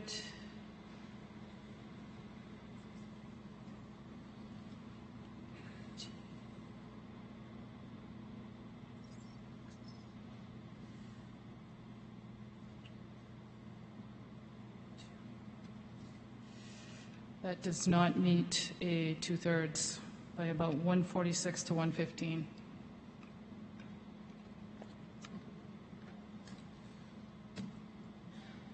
Do I hear anything? When I said 50-50, it was 50%, 50%, so. Right. Yeah. And you've got about 200 people out there by the last count. Is that still true? It looks very similar to the last time we counted. Yeah. Okay. But It's Do you wanna- not, shall we bring it's both- not even close, really. 146 to 115. Okay. Okay. You want to take one more swing out here, just so? Yep, we can do that. Just, Okay. All those in favor, please raise high. And all those opposed, please raise high. Yeah, it seems even Okay. 50-50 or even a little more. Yeah, that does not meet the 2/3. Article 13, amend general bylaws, regulation of fossil fuels infrastructure. Mr. Snyder Grant moves that the town amend the general bylaws as set forth in the article. Do I hear a second? Wake up. I know. It's been moved and seconded.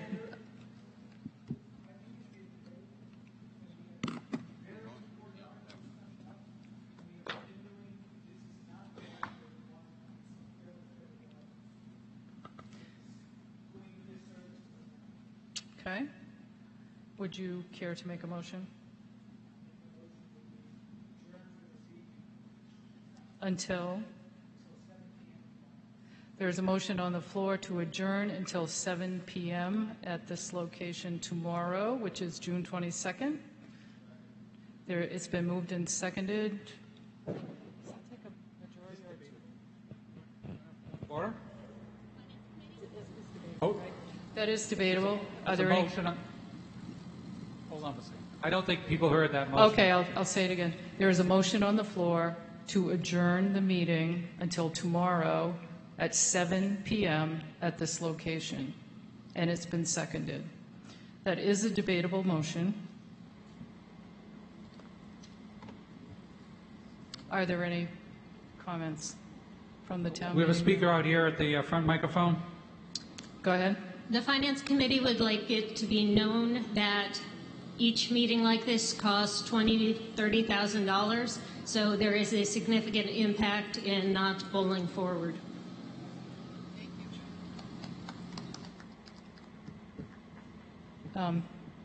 Mr. Martin. I wonder if people are all comfortable meeting inside tomorrow. It's supposed to rain tomorrow evening, so we'd all be in the gym here. If we're not all comfortable meeting in the gym tomorrow, then I would suggest that we press forward tonight. Any other comments? I see one inside. Go ahead. I just want to say that I think that, I'm sorry, Claire Siska, Stowe Street, that I've been in Acton for 26 years, and I think the Select Board has done a wonderful job in getting this down to one night where it used to be 3. So I would respectfully ask that we continue with the meeting and finish. It's one night out of the year. Thank you. Let's not make it 2. I see a speaker outside. I see someone outside. No, they were speaking to the other article. Oh, okay. Go ahead. Let me clarify. I don't want to do this, but look around. How many people are left? And some of the articles we're talking are not trivial. I respect the financial considerations, but to steamroll just to get through the night, some of these articles have incredible import to the town.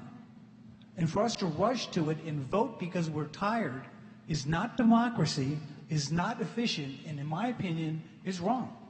So that's why I made the motion. Not because I want to spend more money, not because I want to come a second night, but it's not fair to the rest of the citizens in this town who are not here, and most who have already left who were here earlier this morning.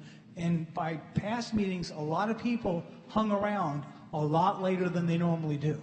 I think they're getting tired, and that's not when you make good decisions. Is there someone outside? Yes, speaker at the front microphone. Hi, real quickly, Deborah Symes, Concord Road. I want to say that, yes, there are not tons of us here now, and yes, it's a little later, but there will be even fewer people here tomorrow, especially if it's going to be raining, so please, let's continue. Thank you. We'll take one final speaker here. Go ahead. I agree with that. And how many of the people who have already left will even hear about the meeting tomorrow? And how many of them that hear about it will even come? I don't think you're gaining that much. Okay. We will now vote, and this takes a majority to pass. So if you vote yes, that means we end tonight and come back tomorrow. And if you vote no, that means we continue on tonight. So all who are in favor of the motion, say aye. All who are opposed to the motion, say nay. It's quite overwhelmingly to continue on. So I'll make this suggestion. Instead of having a 2-minute speaker limit, let's go with 1 minute, because almost everything that's been said could have been said in 1 minute. Just saying. All right. We'll start with Article 13. Mr. Snyder Grant moves that the town amend the general bylaws as set forth in the article. Do I hear a second? It's been moved and seconded. Mr. Snyder Grant.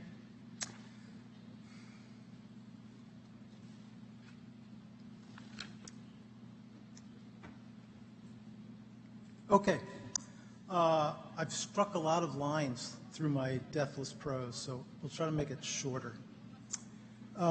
Article 13 is a new bylaw that's an important first step in moving Acton toward the use of cleaner energy technologies in new and rebuilt buildings. And Article 14 asks the state legislature to allow us to implement the bylaw. Why are we doing this? Well, we've got a choice. We can have a future in which we've dealt successfully with climate change. We have a climate that's stable in a way that has allowed civilizations to flourish, or we have a calamitous future from accelerating climate change. When town meeting last September voted overwhelmingly in favor of declaring a climate emergency, that declaration was to do our best to get us down to net zero greenhouse gas emissions by 2030. And these articles are a solid local start. Here's a simplified greenhouse gas reduction program. We're not going to talk about number 1, use less energy. We're not going to talk about number 3. And we're not going to talk about anything other than buildings. So we're not going to talk about transportation tonight or the other ways that fossil fuels enter our lives.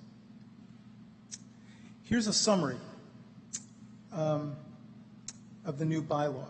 Now, please notice that the necessary transition off of fossil fuels will not happen all at once. We need to start quickly, but there are important limits on how quickly that can happen. And they're outlined here as part of the bylaw. First, builders of new buildings can ask for waivers from the town in cases where current technology or prices require fossil fuels to make a use feasible. Next, the bylaw doesn't come into effect unless and until the state legislature passes enabling legislation.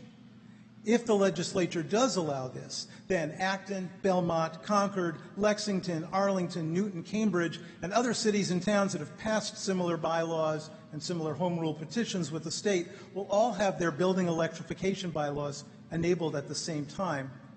And finally, this is just about new buildings and major rehabilitation projects. So I'd like to address some concerns that have come up. How do we know that these sorts of buildings are possible and affordable? So here's from Mark Doty, principal at Thought Forms Incorporated, headquartered right here in West Acton. I won't read the whole quote. I know from my own experiences that modern heat pumps can easily heat and cool well-insulated and air-sealed buildings without any backup heating systems at building and operating prices that are comparable or lower than a combination of fossil fuel heating and cooling systems.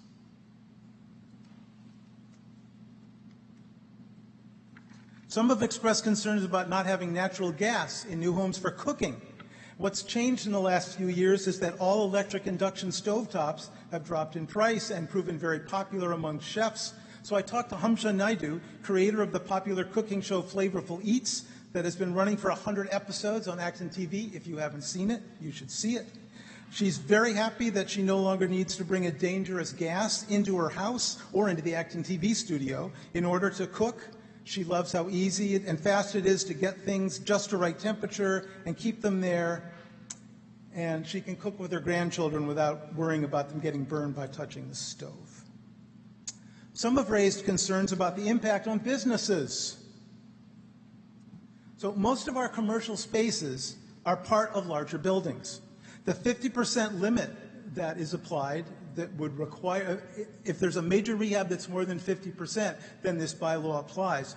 But most businesses will never encounter a situation in which the building owner decides to work on more than 50% of the total floor area at once. Now, some businesses do need new buildings.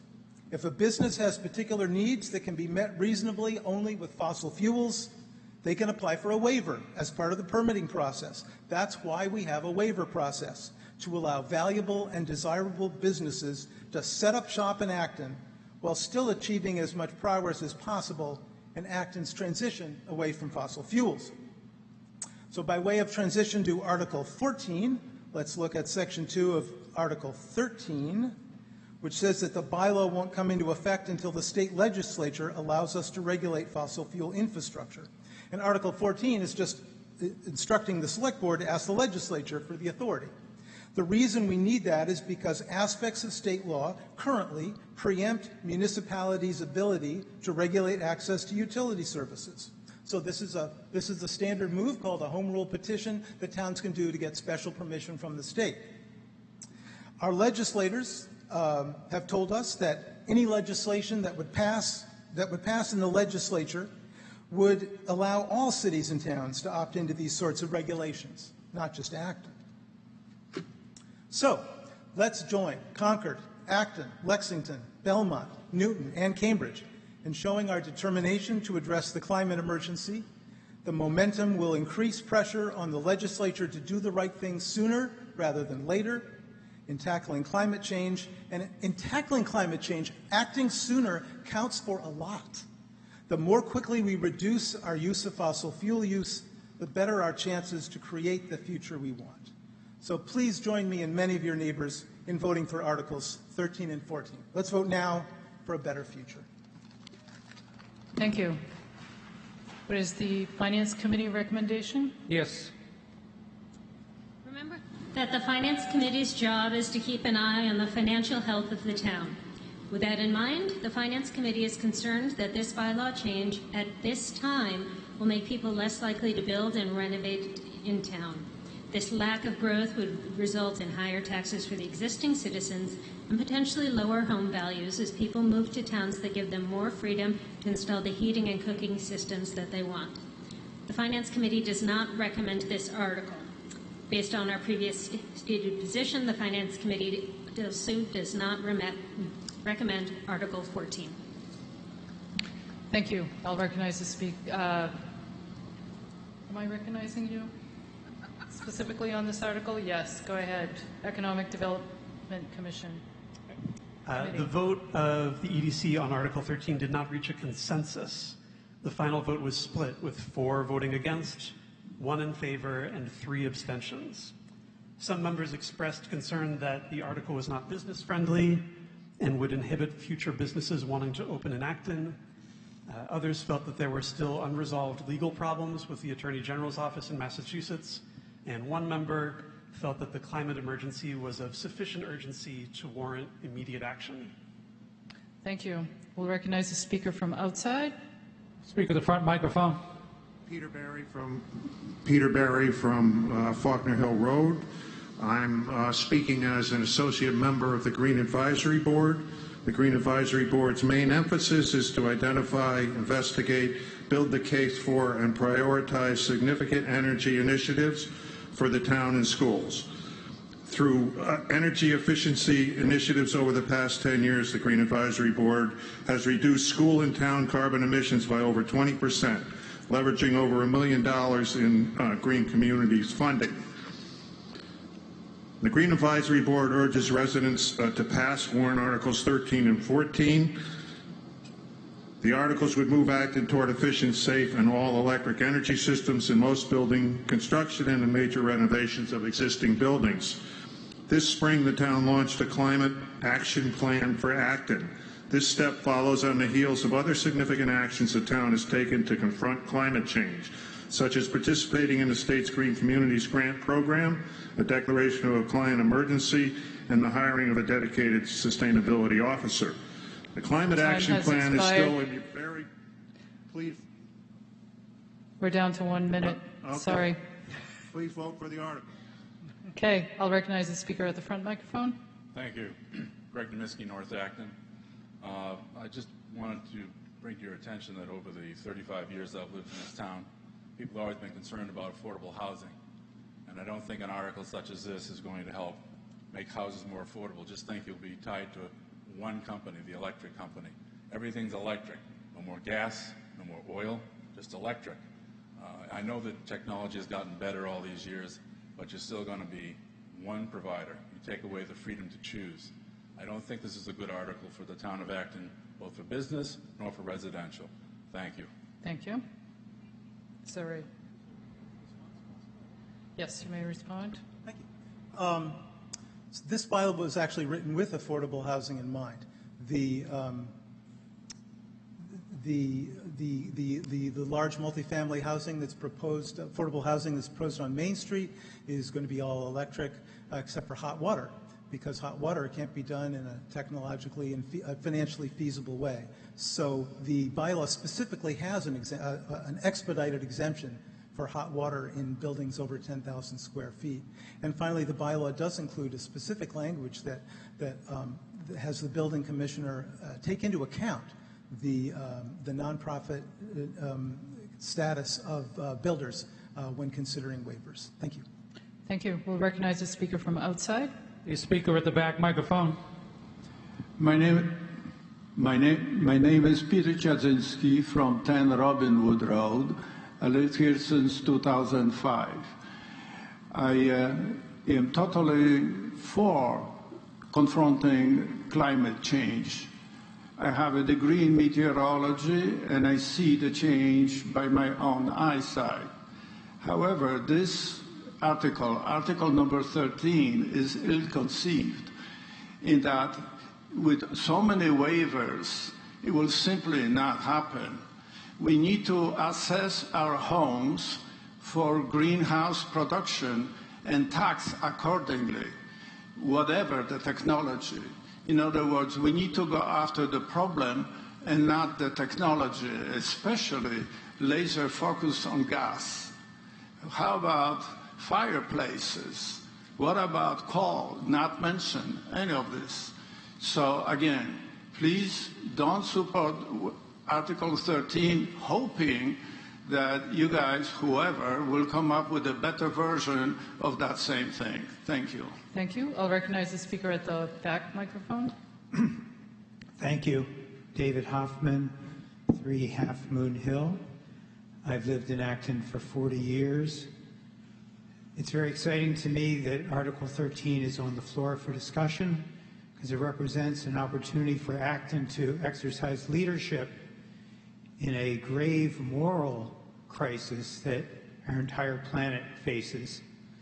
I strongly support the article. I think the waivers are very thoughtfully designed to balance economic concerns and affordable housing with climate change. We owe this to our kids. We owe this to our grandkids. Our planet is in peril. It's time for us to act decisively. Thank you. Thank you. We'll recognize the speaker outside. Speaker at the front microphone. Thank you, Madam Moderator. My name is William Hart. I live at 102 Charter Road, and I'd like to discuss choice. We all enjoy choice in this country. We enjoy choice of selecting the color of a car, deciding whether or not where we want to live, and this article takes choice away from us. It takes away the ability for us to decide whether we want to moderately use gas or moderately use some other source of energy.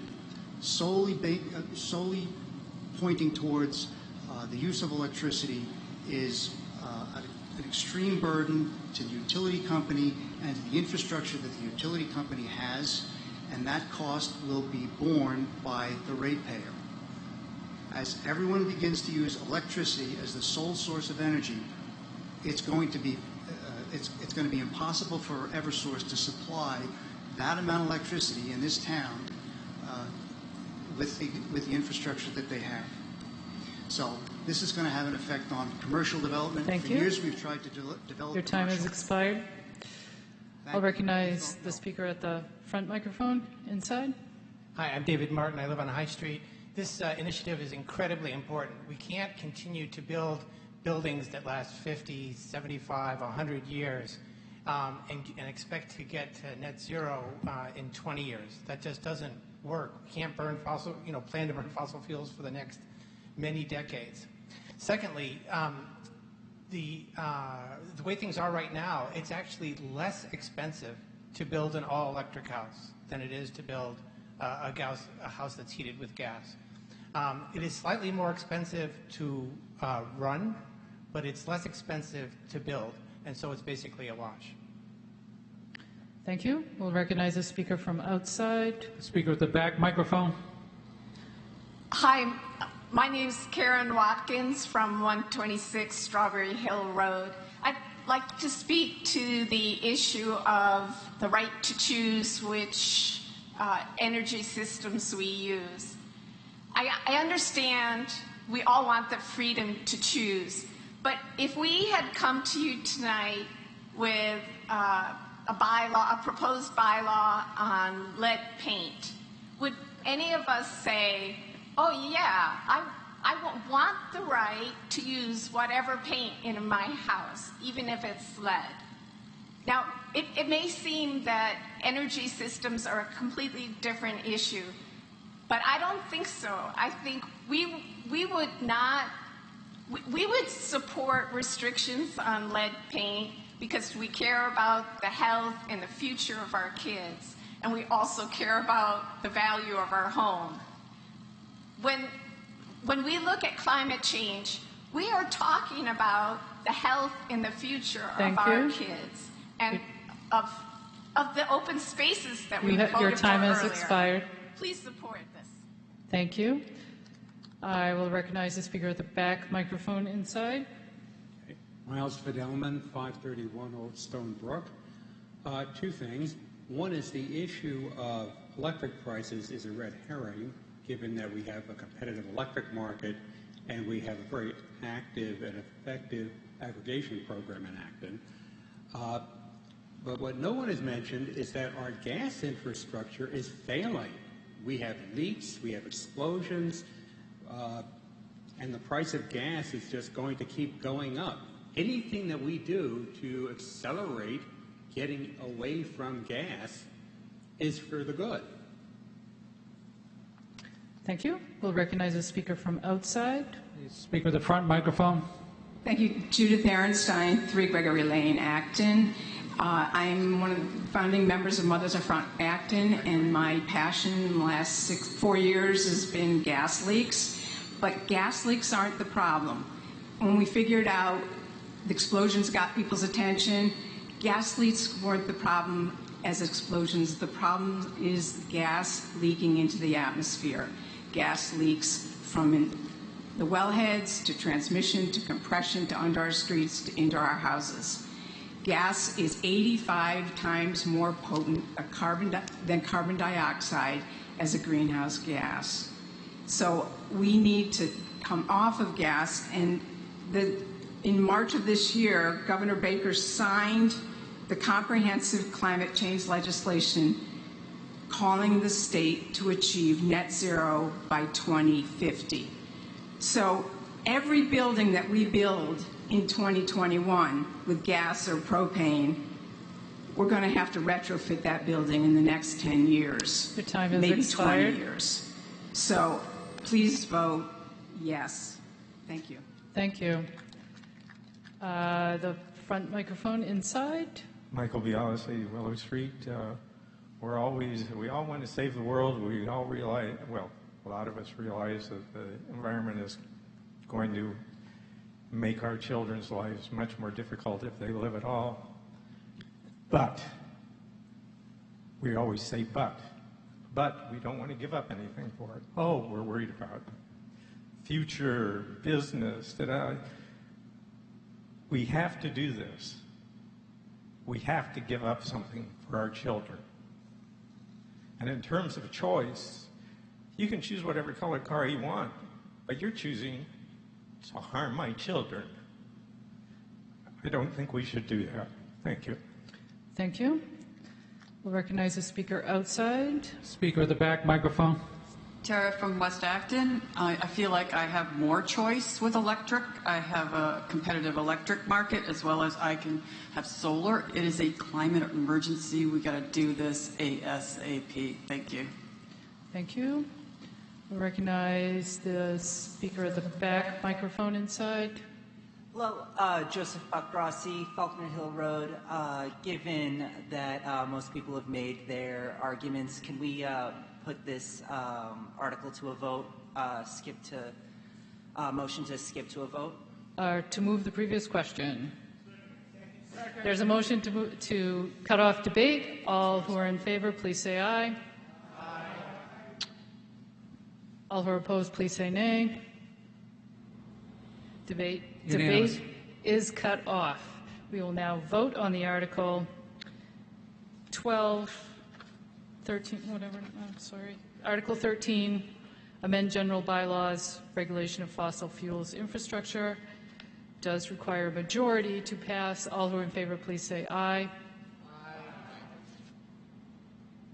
All who are opposed, please say nay. It's a clear majority out here. Clear majority in here. The article does pass.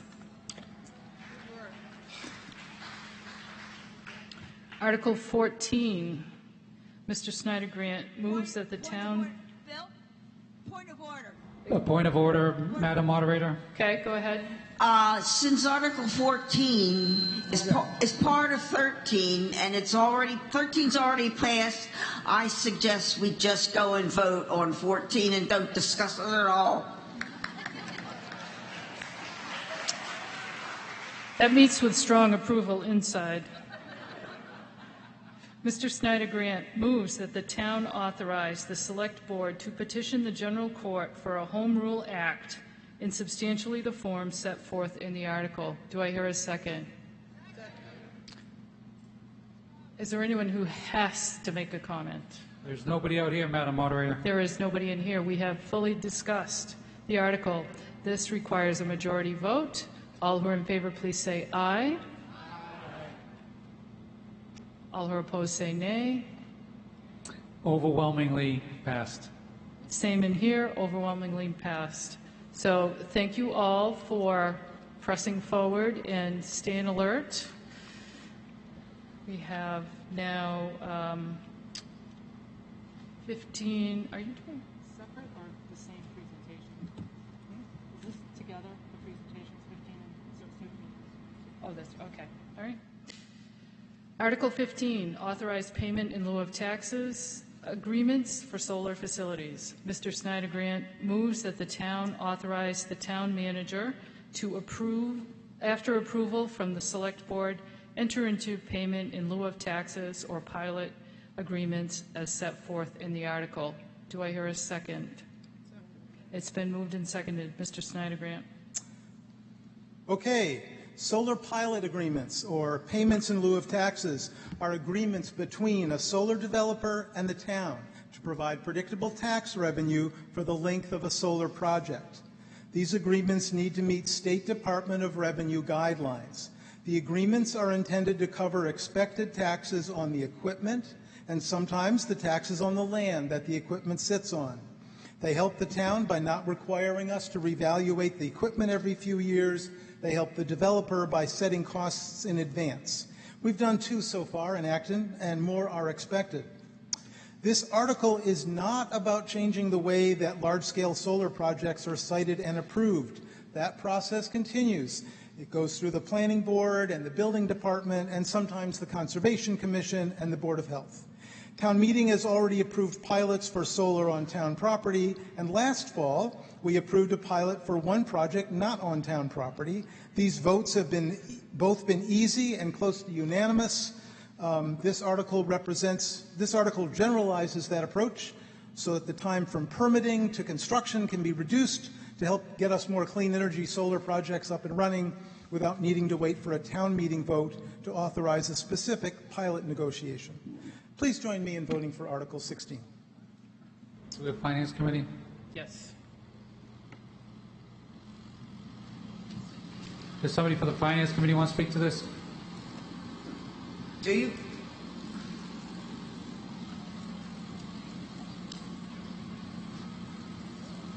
We have a member of the Finance Committee going to the microphone. The Finance Committee recommends this article.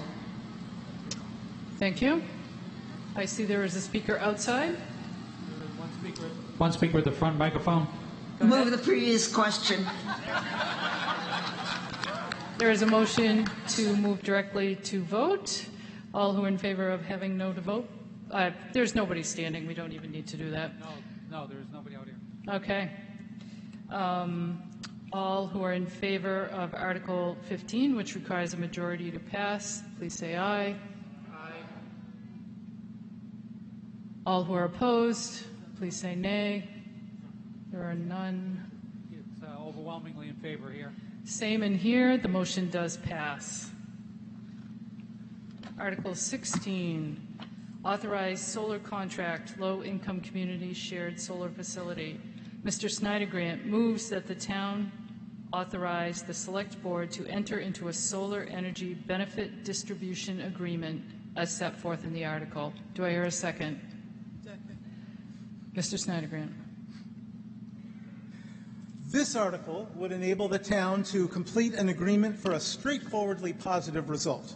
Substantial credits showing up on the bills of most low-income electricity customers in Acton. These credits would be about $35 or more a month for 20 years, and they would start as soon as a large solar project on the W.R. Graceland is built and connected to the grid. There would be no financial involvement by the town, as the money would flow from Eversource to the solar developer and then show up as credits on customers' electricity bills. This remarkably positive outcome is enabled by new state legislation. Sadly, there are a few things that I'm going to explain to help make this more sense. Let's see if I can shorten this. Yes. The state requires utilities like Eversource to offer subsidized electricity rates to any customer that qualifies and applies. It's particularly easy to qualify if you're already in a means-tested program like food stamps or school lunches, subsidized lunches. The state created this SMART program, the Solar Massachusetts Renewable Target Program, to provide for payments from utilities like Eversource for electricity produced by new solar energy projects. So the utilities get clean energy from the solar projects that they then resell to their customers, and exchange solar developers get a predictable stream of income. There are base payments for each kilowatt hour of electricity put on the grid, and then there are extra payments if certain benefits are offered, and one of those extra payments is available if the solar developer participates in what's called a low-income community solar system. What's that, you might ask? In order to qualify, a project developer must offer monthly credits on the electric bills of participating households. When we say low-income households, we mean households that are getting one of those subsidized rates that I covered at point 1. Each month, every participating low-income household gets the same credit based on how much electricity is produced by the new solar facility. And these low-income community solar credits are in addition to the subsidized rates that I talked about earlier. So there haven't been that many low-income community solar systems in Massachusetts because developers have felt that finding and keeping track of all the electricity customers in the program has been complicated and costly and not worth the extra payment in the SMART program. But what's new in the last year is that the state has decided that households involved in a low-income community solar system can now simply come from an aggregation program, such as Acton Power Choice. The Acton Power Choice, for those of you that don't know, it was created 4 years ago in Acton, approved by this town meeting. It provides Acton residents with an alternate electricity supply, with some choices about how much green energy to get, but I'm not going to talk about that. Most Acton electricity customers, more than 80%, are already enrolled. And the electricity provider for Acton Power Choice is already keeping track of all those customers who are getting subsidized rates. And they can make sure easily that the appropriate credits are put on those bills each month. So Acton approached the developer of the Acton Grace Solar Project with the idea of creating this low-income community solar system via our Acton Power Choice program. And after investigating the costs and options, they were enthusiastic. Other municipalities with aggregation programs like Acton's are also moving forward to make these same arrangements with solar developers. This article is specific to this particular solar project. So let's see.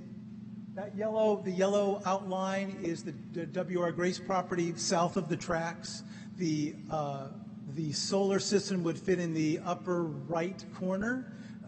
Near where the train tracks run and near the Acton-Concord line.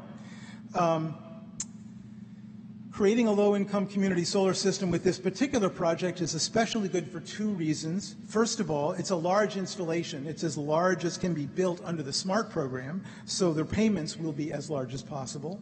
And second, the SMART program is designed to encourage early adoption, so payments for later projects will never be higher than they are now for this project. We think it's a great program. that's created to benefit low-income residents without any financial involvement of the town of Acton, and we think that this particular solar project is the one to strike the deal with. Please join the Select Board in voting yes for Article 16. Thank you. Recommendation from the Finance Committee? The Finance Committee recommends this article. Thank you.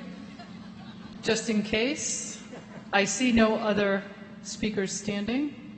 Go ahead, Mrs. Chang. Move previous question. All right. But since there were no speakers, we do not need to do that. So we will vote on Article 16. It requires a majority to pass. All who are in favor, please say aye. All who are opposed, please say nay. It's unanimous out here. Very overwhelming in here. It does pass. All right. Now we're at Article 17. It is 10:44. I know a lot of people have a lot of feelings about this article and that it's very important to many people. Here's what I urge us to be efficient in speaking. If somebody has already said what you want to say, don't take up the time. Our petitioner, I agreed that he could have 5 minutes. There is a rebuttal to that, which also is allowed 5 minutes, to the degree that the two speakers can reduce that time. I believe the town meeting members will be appreciative. We'll hear from some people who I hope will make the major arguments in a fairly short order. I don't want to cut this off, but I think we had some of the discussion already. And Bill? What is the point of order? I think you should ask Good. people Hold on a second. Go ahead. know how they're going to vote so we can go ahead and vote now. Because we've already talked about this.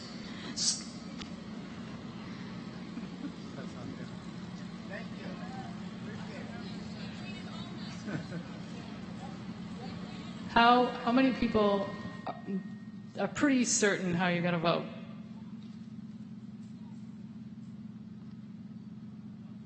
What does it look like outside, Bill? Well, I don't know how many are not certain, but Okay, how many are not certain how you want to vote? so overwhelmingly they're certain. But Okay, we the only have proponent is here. If we have only a couple. Ms. Osmond? Yeah, I just don't think, I want to speed it up and I really want to do it quickly, but I feel like it's important. Earlier you told people to retain their opinions till later, and I just think it would be unfair to not give people any opportunity to speak. Okay, so let us hear from the sponsor of the resolution if he chooses to make any remarks. yes, he's declined to make the remarks. Okay, in that case, we'll move directly to discussion.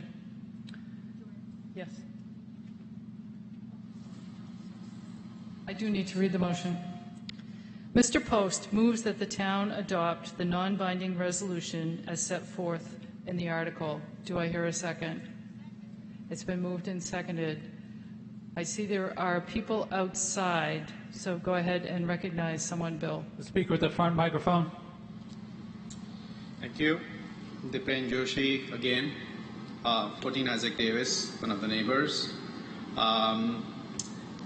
So I wanted to call out here that there has been a process that we have been trying to cooperate with, but it's a forced intrusion of putting the dog park in this location. If you check a couple of areas around us, Maynard, Air and such, thank you.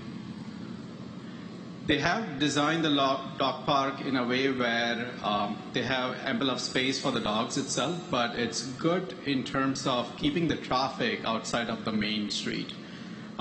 We already face too much traffic on the main street around Route 2. When 50 cars back up from the intersection of Main Street to Hayward towards the school, it's a nightmare. we face the same thing on the other side when you continue on the main street. All we ask is hear out and check for better locations that would allow non-invasive places, recreational areas and such for dog park and dog park owners as well.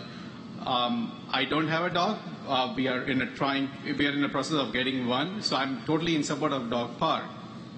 Another thing that I wanted to point out is that we are allocating 10 parking spots for an expected population of around 600 to 800 dog parks or owners. That would equate to 1 hour or 30 minutes per dog time if you do the analytical math behind it. If you are putting the same park or bigger park in another location, you'll have better opportunity and be more equitable.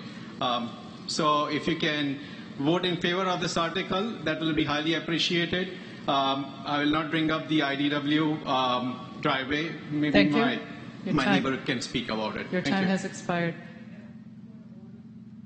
Sir. This is a non-binding resolution. Yes. It's to inform the select board, ultimately. That's, I'll recognize the speaker inside. This mic? Yeah. Yes. Since the last speaker spoke for 3 minutes, I wonder if I might. Yeah, that was 2. That was 2.5. Oh, 2. Or you can eat it up arguing with me. So, 2. I wanted, in my 5-minute presentation, which I will try to abridge, included ideas that we've been working on this for 4 years, included the fact that we've considered over 14 municipal properties, included working with all the town committees, Tom Tidman and Matthew Selby, our directors of land use and natural resources, and the select board, to do the very thing that the neighbors are already asking you tonight to do. And that is to find a better place than the Main Street site. If you don't know where the Main Street site is, sorry, it's in my slides, but it is that area right next to Kennedy Landscaping that has been consistently a bit of an eyesore, particularly as you're coming straight off of the Route 2 ramps. So we have been looking and looking and looking, and there are pros and cons to every single property that would be a suitable dog park in Acton. I won't go into those pros and cons. You're going to have to trust me on that. But our charter was to find the best location and find a way to pay for it. We've done that. We've worked with the neighbors. We've worked with town council to accomplish those things. And so what we're asking for tonight is a resounding nay vote, because we want a dog park in Acton and we need a dog park in Acton. Thank you. Thank you. We'll recognize the speaker outside. Speaker at the back, microphone. Helen Shedd, 4 Meadowbrook Road, resident, 42 years. All right, this is a discretionary expense. The Commonwealth of Massachusetts does not require us to provide recreational opportunities for dog owners and their dogs. All right? The town of Acton has the highest tax rate, I think, in the state. There are senior citizens who are struggling to pay their real estate taxes. Believe me, I know of people who are trying to balance what their medications cost and what they're paying in taxes. And they desperately want to stay in Acton because that's where all their emotional ties are. And your time has expired. Selling their properties is not an option. Your time has expired. Asking them to go into an institution. Thank you. I'll recognize the speaker inside. Good evening. Kathy Fochman, Wright Terrace, West Acton. I'm chairman of the Friends of Acton Community Dog Park. the Friends of the Acton Community Dog Park is fundraising for the creation and maintenance of an enclosed dog park at 348 Main Street in Acton Center. Vote no for Article 17, which seeks to defund the dog park. The concerns cited in this petition can be assuaged by the town, and we should give the town opportunity to do so. Friends of Acton Community Dog Park has been actively fundraising and applying for grants since January of this year, shortly after the Select Board approved this site. And we have been working in cooperation with the Recreation Department. Thank you to all our contributors and partners who are supporting our grant applications. We've raised over $8,000 as of this date. We're expecting more money from our plea to our dog owners throughout town. And your time has expired. Thank you for your support. Thank you. I'll recognize the speaker outside. Speaker at the front, microphone. Good evening. I'm Laura Post. I'm a resident at 6 Isaac Davis Way since 1996. I've raised 3 children on our property and I am a dog owner of 15 years as of last Wednesday when we put we had to put our dog to sleep. So I've been very sensitive to the needs of the dog owners in this community for a long time. I have never, in the 26 years I've lived in this town, been treated by any of the town's people on these committees, the town council, so unfairly. The unbiased the bias toward the dog park committee and the unbiased approach to listening to us has been unconscionable. We were told by the Acton Housing Authority that they asked the dog park committee to reach out to us several times. I am on the AHA Architectural Design Committee. We have been in full support of the Housing Authority since its inception. We have never threatened or told them that we were going to hold up their project, as you have been told by the Dog Park Committee. We also... Your time has expired. No, I need to speak. This is not fair. It's not fair. It really isn't. I'm sorry. No, I'm sorry. I'll recognize the speaker from inside. Yes. Ann Corcoran from Martin Street in Acton. I've been a resident of Acton for 53 years, and I'm speaking tonight as a former chair of the Commission on Disabilities and current member of the Council on Aging. Dogs are loyal companions. They bring joy to many people who are living alone in their senior years.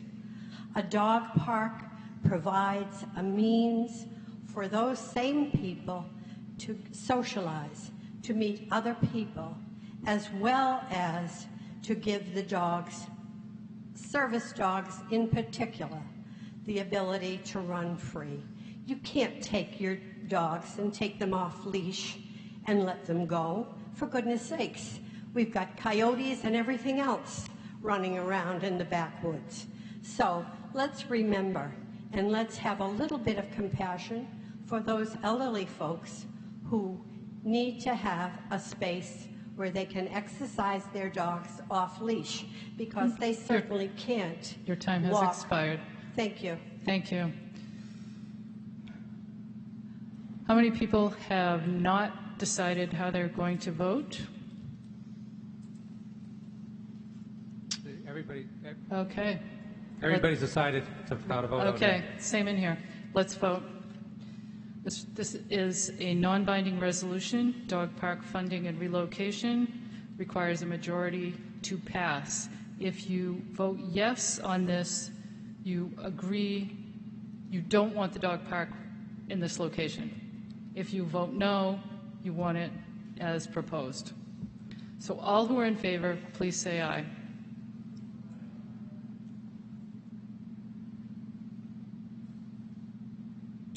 Okay, all who are opposed, please say nay. That is a majority inside. I'd like to take an estimate, if you don't mind. Yes, please. Can we just do it again? Yep, all who are in favor, please say aye. Let's count in here.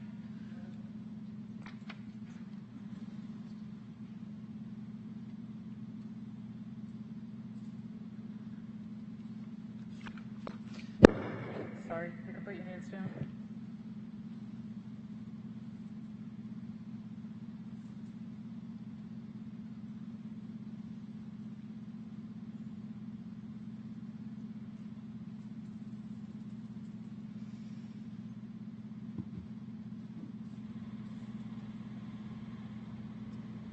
Okay.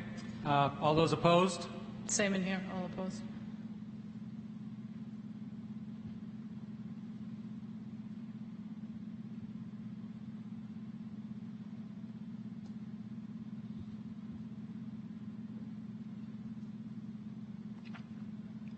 Okay.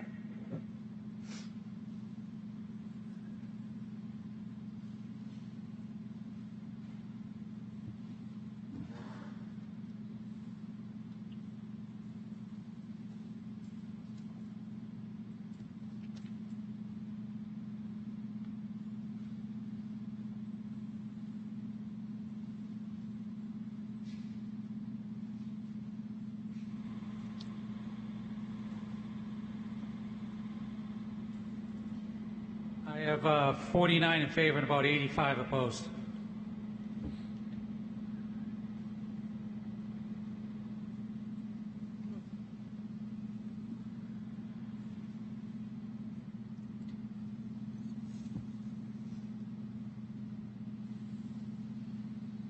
That's about 74 in favor and 130 opposed. The motion fails. We have one or two more, depending. Article 18, amend town charter, electing planning board members. Ms. Friedrichs moves that the town amend the town charter as set forth in the article. Do I hear a second? It has been moved and seconded. Ms. Friedrichs. Okay. Turn on the microphone. And there's a presentation slide which I'd like to show instead of me. And please don't start the clock until it's up. It's there. Oh, good. Thank you so much. I'm here because the Acton Planning Board could do a better job. I'm going to explain what it is mandated to do, why it should be elected, and the benefits of having a more diverse board directly accountable to the voters. If you care about town character, water, affordability, and ultimately justice, taxes, and/or property values, then you care what the planning board does or doesn't do. Slide 2, thank you. The planning board's mandate by state law has two key components: deciding on developer applications and engaging in planning. Slide 3. Let's take developer applications first. The appointed planning board decisions represent a narrow view that does not reflect the diversity of perspectives one would expect in a democracy. A lack of diversity can't adequately represent the interests of the entire town. With a narrow sliver of viewpoints, we suffer overdevelopment at the expense of sustainability, affordability, and justice. Decisions have resulted in more use of water, more traffic, and a greater burden on schools and town infrastructure than necessary. According to the town's own numbers regarding PCRC special permits, the board has approved greater than 50% more houses than would be allowed by right. That's hundreds of unnecessary unaffordable single-family homes fired by gas. You may hear that they have to approve these developer plans because of vague wording in the bylaw, that we have to keep the legal costs low. But instead of working on ways to fix the bylaws or develop denials to better protect our town, our water, property values, neighborhood character, and other key community values, the appointed planning board allows the town attorney to pressure planning board members to give in to well-crafted, self-interested arguments of developers over and over and over again. Slide 4, please. With an elected planning board, there's a greater chance of having better representation. Slide 4, I hope. With diverse viewpoints, the town attorney will be required to look into ways to deny these terrible, next slide please, these terrible developer proposals. State law requires planning boards to plan. It doesn't say they can delegate planning to town staff or ignore it altogether. It says that planning boards shall engage in planning. By their own admission, the appointed planning board does no planning. It does not call meetings to discuss whether or how to increase land use protections. It only schedules meetings to consider developer applications. For years, documentation, the agendas and minutes show virtually no planning. It's all hearings for developer applications. The meetings are canceled if there are no developer applications to review. The answer was, quote, without an application from a developer, there's nothing to do. An elected planning board could use local law and regulations to reduce the amount of land destroyed, minimize the burden on town infrastructure and taxes, ensure environmental justice, reduce carbon impact of new building, protect water, biodiversity, historical and archaeological relics, and town character.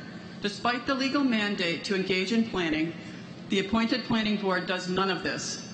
The Acton Select Board, which currently appoints members of the planning board, has done nothing about it. They continue to appoint people with similar positions, sometimes the same people over and over again. Slide 5, please. Like 70% of towns and cities around the state, we need an elected planning board to be accountable to the voters. There will be plenty of applicants that want to run for planning. You may hear, slide 6, please.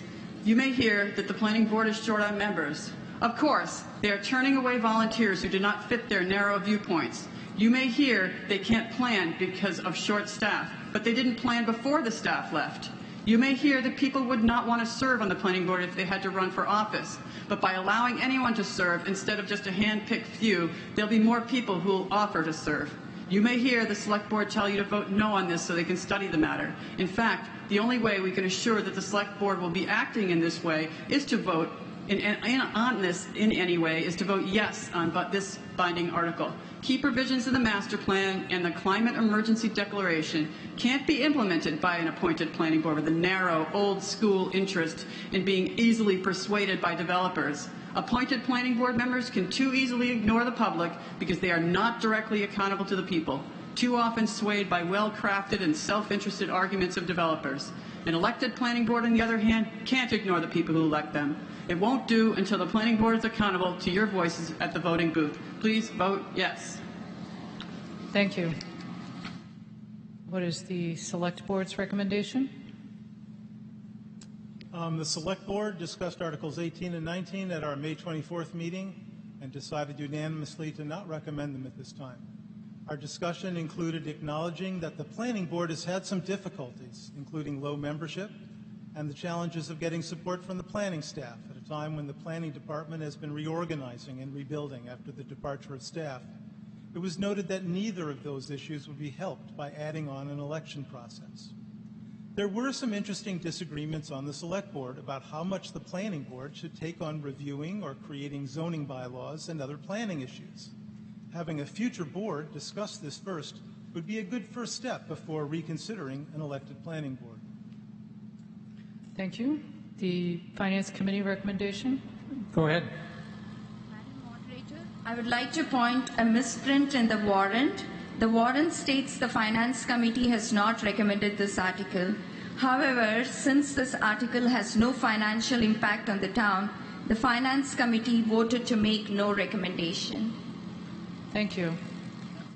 We'll turn to the town meeting members. I see a speaker inside at the back microphone. Go ahead. Miles Fidelman, 531 Old Stone Brook.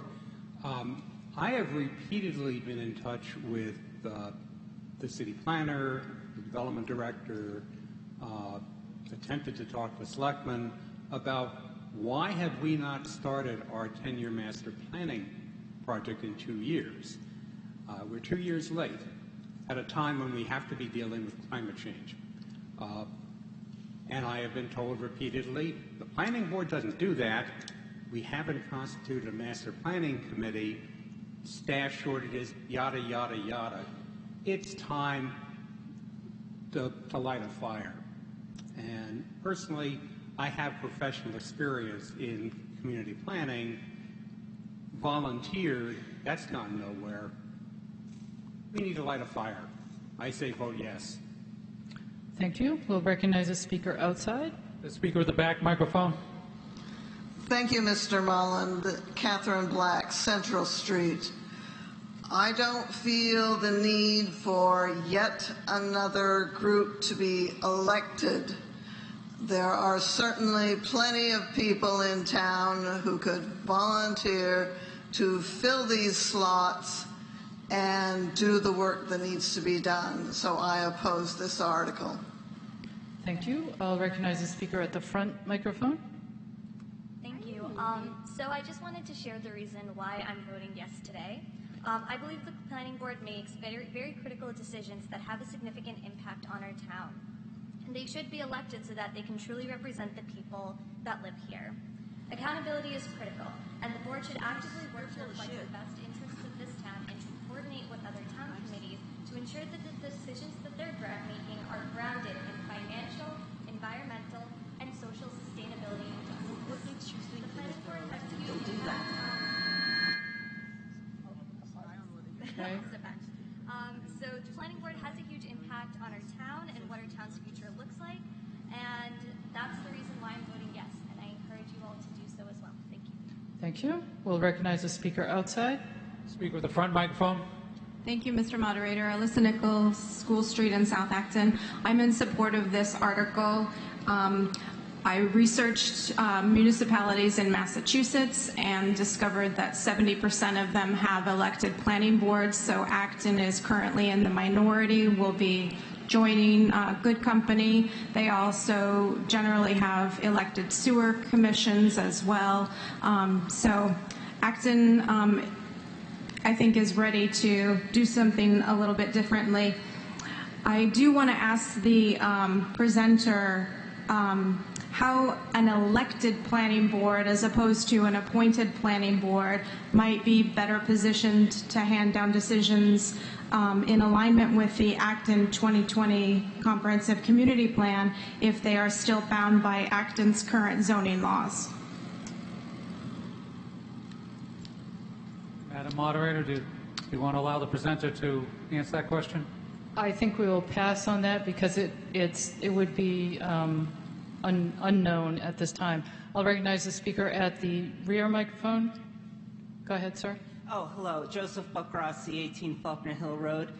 I believe that I support voting yes on this article because of issues in the past regarding open meeting laws and some actions of members of the town select board towards the selection process of planning committee members.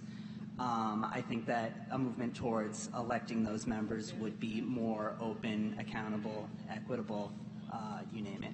Thank you. Thank you. Thank you. We'll recognize the speaker from outside. Speaker at the front microphone.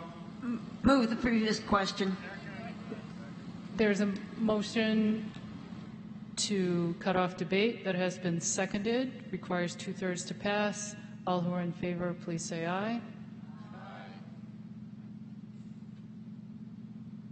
All who are opposed, please say nay. It's nearly unanimous. The motion clearly carries. Debate is cut off. We'll now vote. Requires a 2/3 majority to pass. All who are in favor of amending town charter, electing planning board members, please say aye.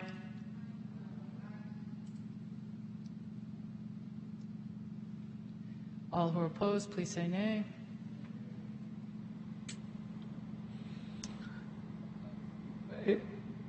I think there's around 50 or a little, maybe 60% in favor. It is much more than that. The reverse inside, there is clearly not a 2/3.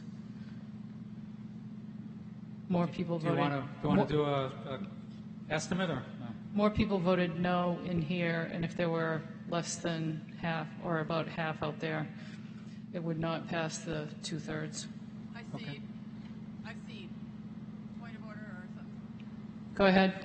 I cede. I haven't gotten the 2/3, and I think it'd be a waste of time. I got a significant vote, and I'm happy with that, and I'd like to move on to the next thing.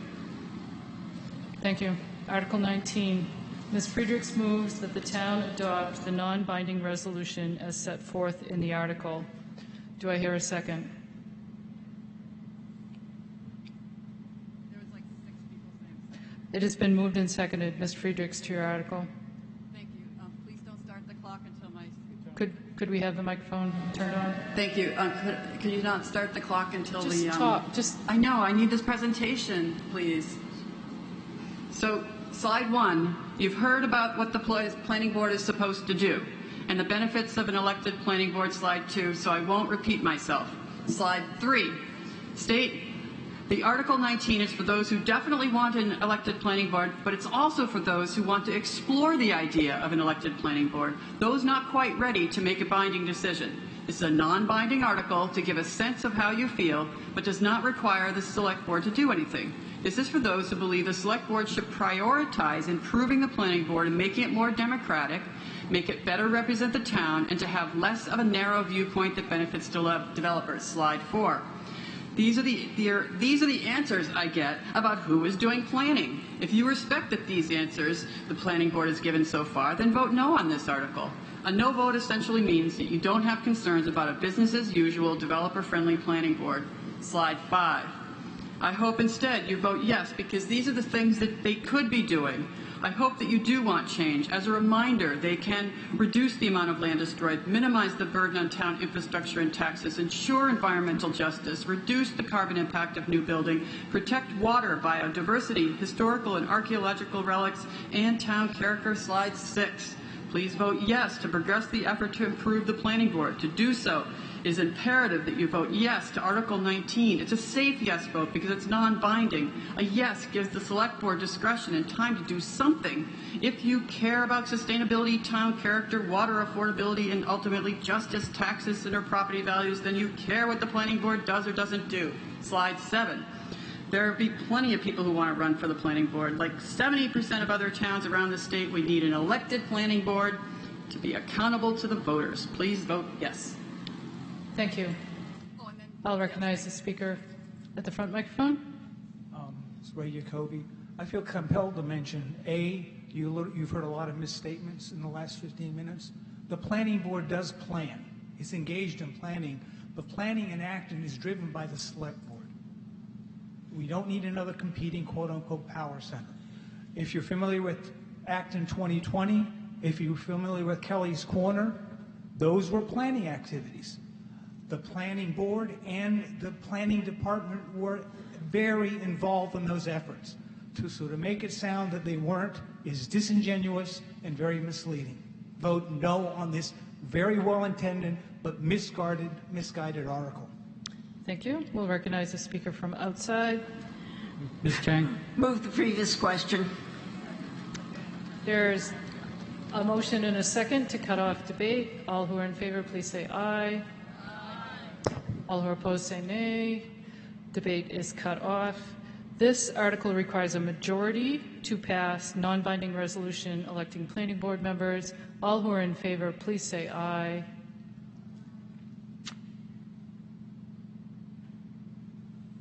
All who are opposed, please say nay. It looks very close here. Okay, let's do a quick count because it's not close in here, but you have more people out there. Okay, all who are in favor, please put your...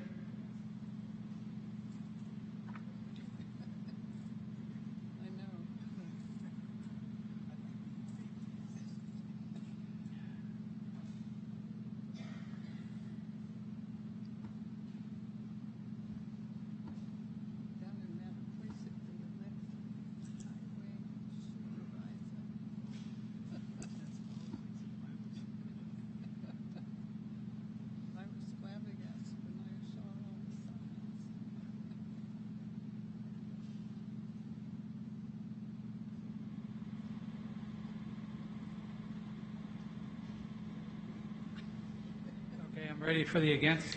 Okay, for the nay.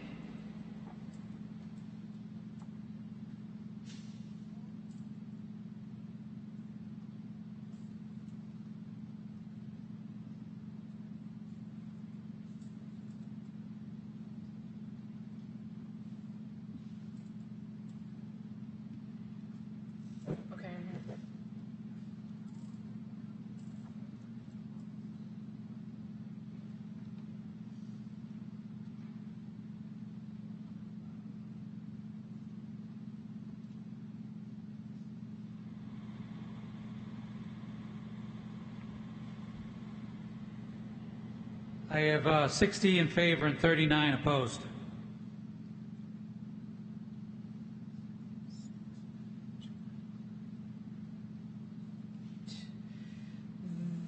The motion fails by a vote of 76 to 82.